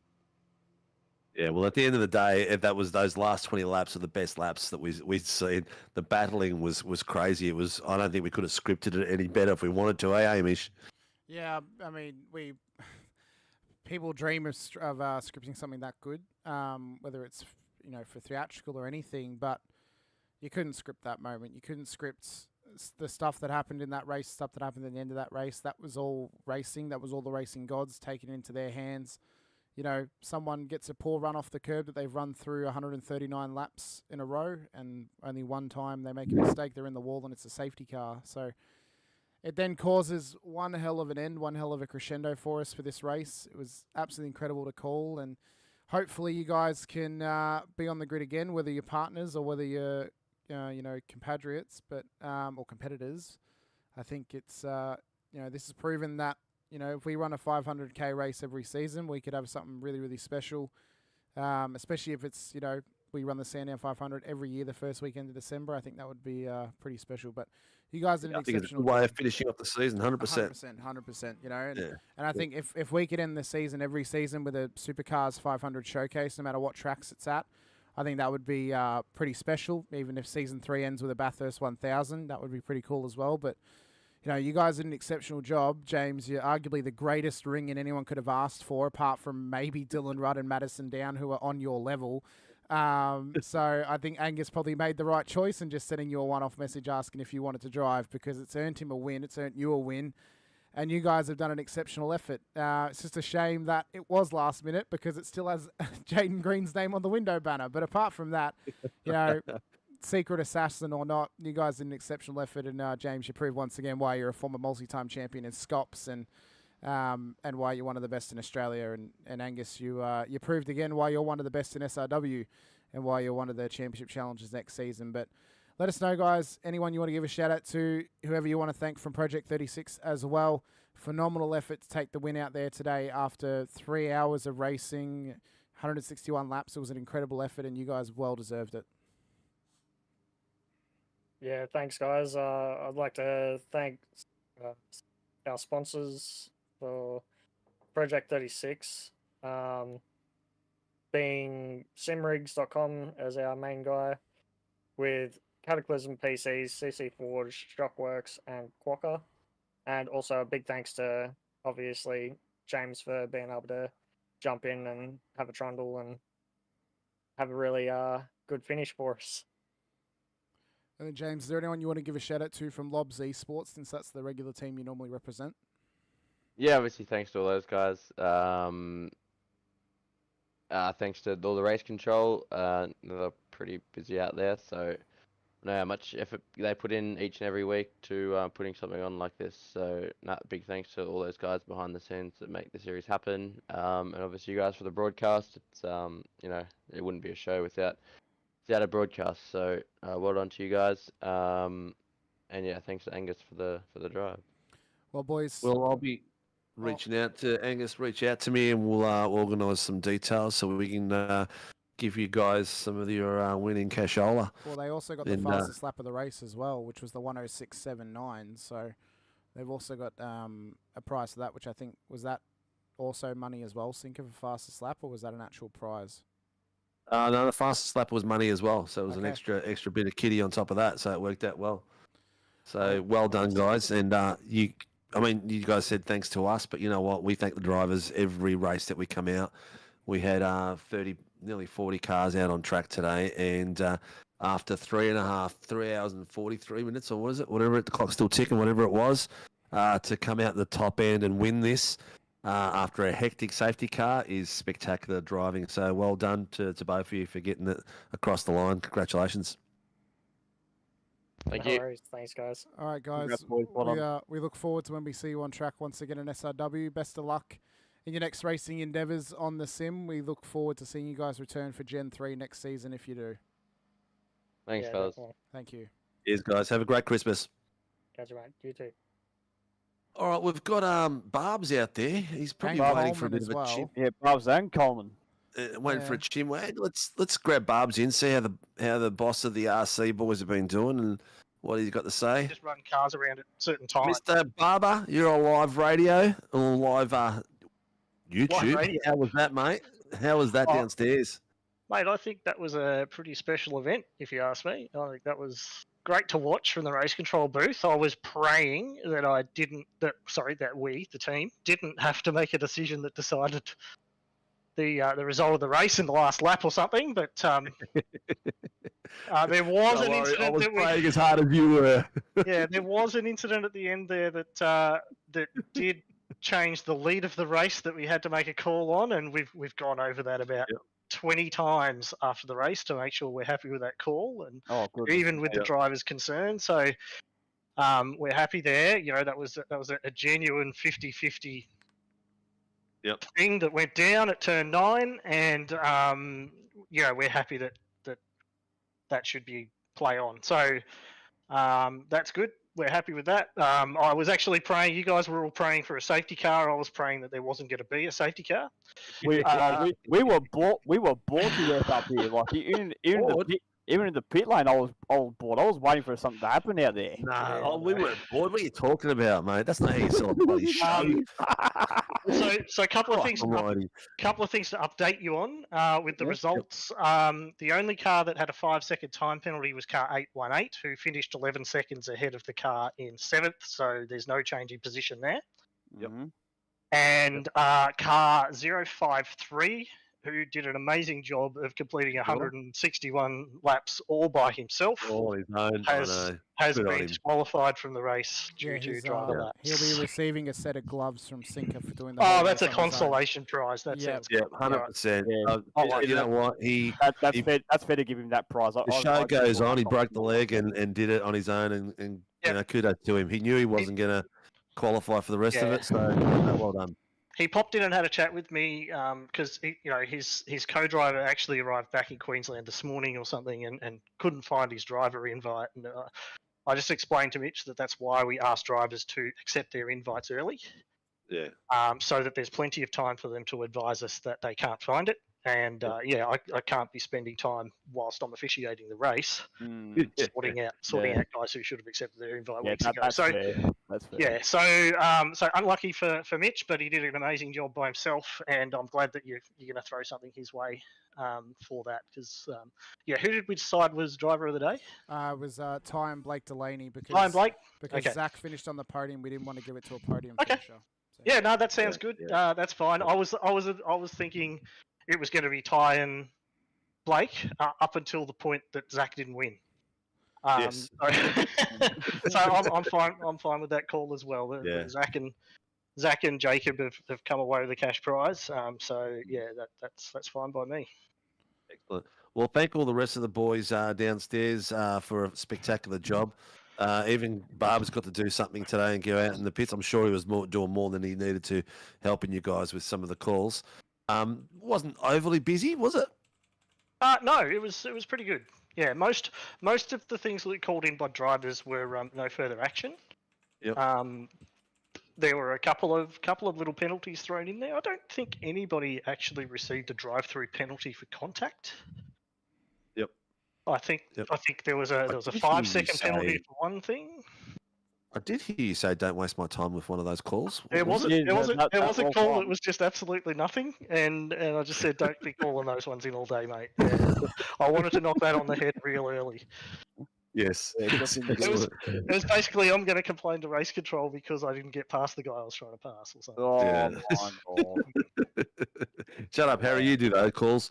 Yeah. I do not make those calls. What are you talking about?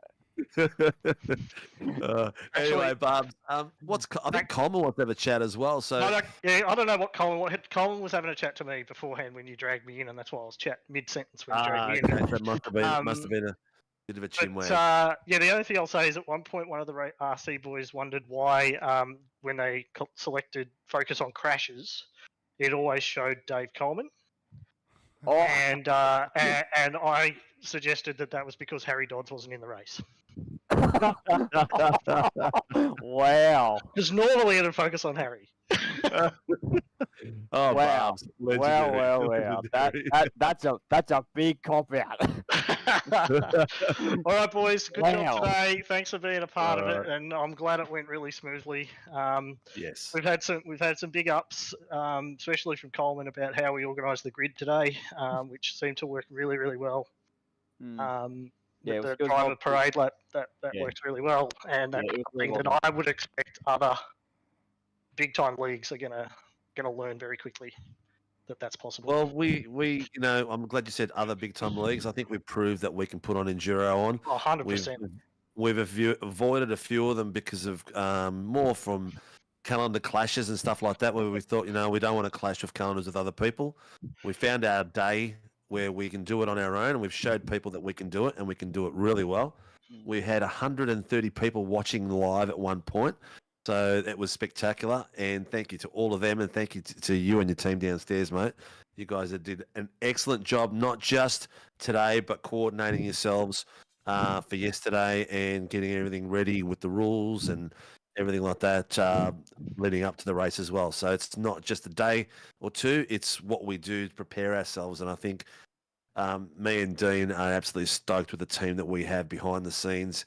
And in front of in the vocals, we're very fortunate and very lucky that you guys put the effort in and are a professional mob at the end of the day, and we can prove that we can do anything out there we want to. We just got to have the right time and the right place for it.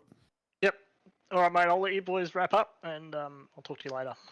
All right, take care, mate. Thank you once again. Hey, Bubs, Yes, I want to see you in the Gen 3 next season. let me choke on my beer.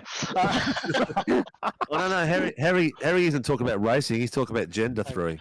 Oh, is that right? Oh well, I don't know what the hell that means, so I'm going to leave now. Maybe Harry, maybe. Yeah. See you, boys. See you, Babs. Oh god. You know what?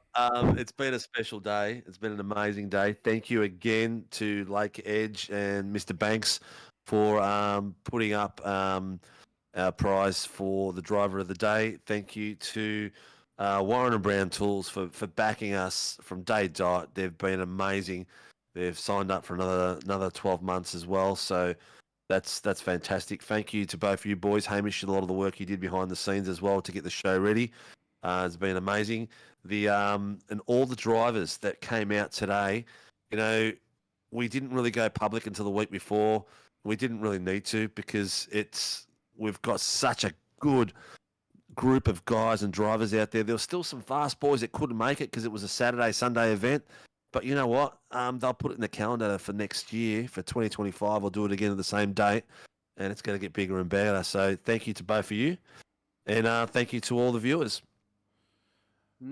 Yeah, all I can say is that thanks for letting me join you boys for the day. It's been a pleasure to do the pit reporting duties, even though I did or did not do my best impression of Larko, but I reckon I got pretty close to it. But thanks, boys. We need a simulated brake rotor next time, Doddsy, to make it even better. How do you sign up to the league? How do you sign up to the league? Keep an eye on our Facebook page, SRW Sim Racing World. We will announce when registrations are live. You'll then go to www.simracingworld.com.au. That is where regos and subscriptions will be happening. They are not open at the moment, though, but they will be opening next week when we have everything fixed in the back end. So keep an eye on our socials for that. We'll probably announce it on Wednesday during the AOWN if they're open by that point. So then people can go to the website and sign up. But apart from that, yeah, sign-ups aren't open for this stage. So, but it should be within the next week or so. But it's been an incredible effort and an incredible event once again from all involved, from RC to organisers to Steve and Doddsy here in the booth with me as well to all the drivers. Without them, we couldn't put on such a great event and such a great show as well. So massive thank you to them. Massive thank you to everyone who watched along with us during the day as well. It was an incredible event across both days, across qualifying day yesterday and race day today. Absolutely spectacular stuff. But you know, I hope that we can run this event every single year now on this day, and we can introduce next year 3 more events at the end of the other 3 seasons as well, including a Bathurst 1000 into season 3. That would be absolutely spectacular. But for myself, Hamish Munro, Steve Sinkovic alongside Harry Dodds as well, big shout out to all of our series sponsors, including our title sponsors for this event, and as well for the Tuesday night Supercars, the Sunday night Supercars, Warren Brown Tools. Thank you so much to them for coming on board, as well as Cooler Master for supporting the Super Formula Championship this season, and to Shannon's Insurance for their support this season on the GR86s, as well to Lake Edge Holiday Units for putting up their Driver of the Day award for this race as well. A massive, massive shout out to them and to Stephen Banks. That's gone to Ty and Blake Delaney, so I'm sure however they work that out, someone's going to be having a great weekend away up at Ulladulla. Big shout out to all of our other series sponsors, NeuroPower, DSL Rail Services, Shunt Scenery, and Grim Industries, home of the V8 Coffee Table, which can be found on Prime Video's Top Gear Australia during the news, interviews, and other studio segments. For myself, Hamish Munro, Steve Sinkovic, Harry Dodds, this has been the Warren Brown Tools Sandown 500. We so appreciate your time. We'll see you guys on Wednesday night for the Australian Open Wheel Nationals when SRW goes head-to-head with the GSRC. But until then, stay safe, drive hard. We hope you all have a fantastic holiday period and a happy new year if we don't see you until 2025. But until then, bye for now.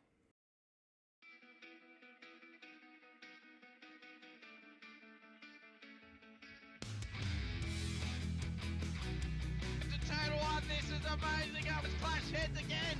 This is like Chaz Mostert and Cam Waters. Almost the same situation. Better contact going down the hill. Sam Noble wants to snip on Dave Coleman now. Sam Noble bottle right now because, tell you what, Bruce Tanak and Jamie Dyke just absolutely drove away from us.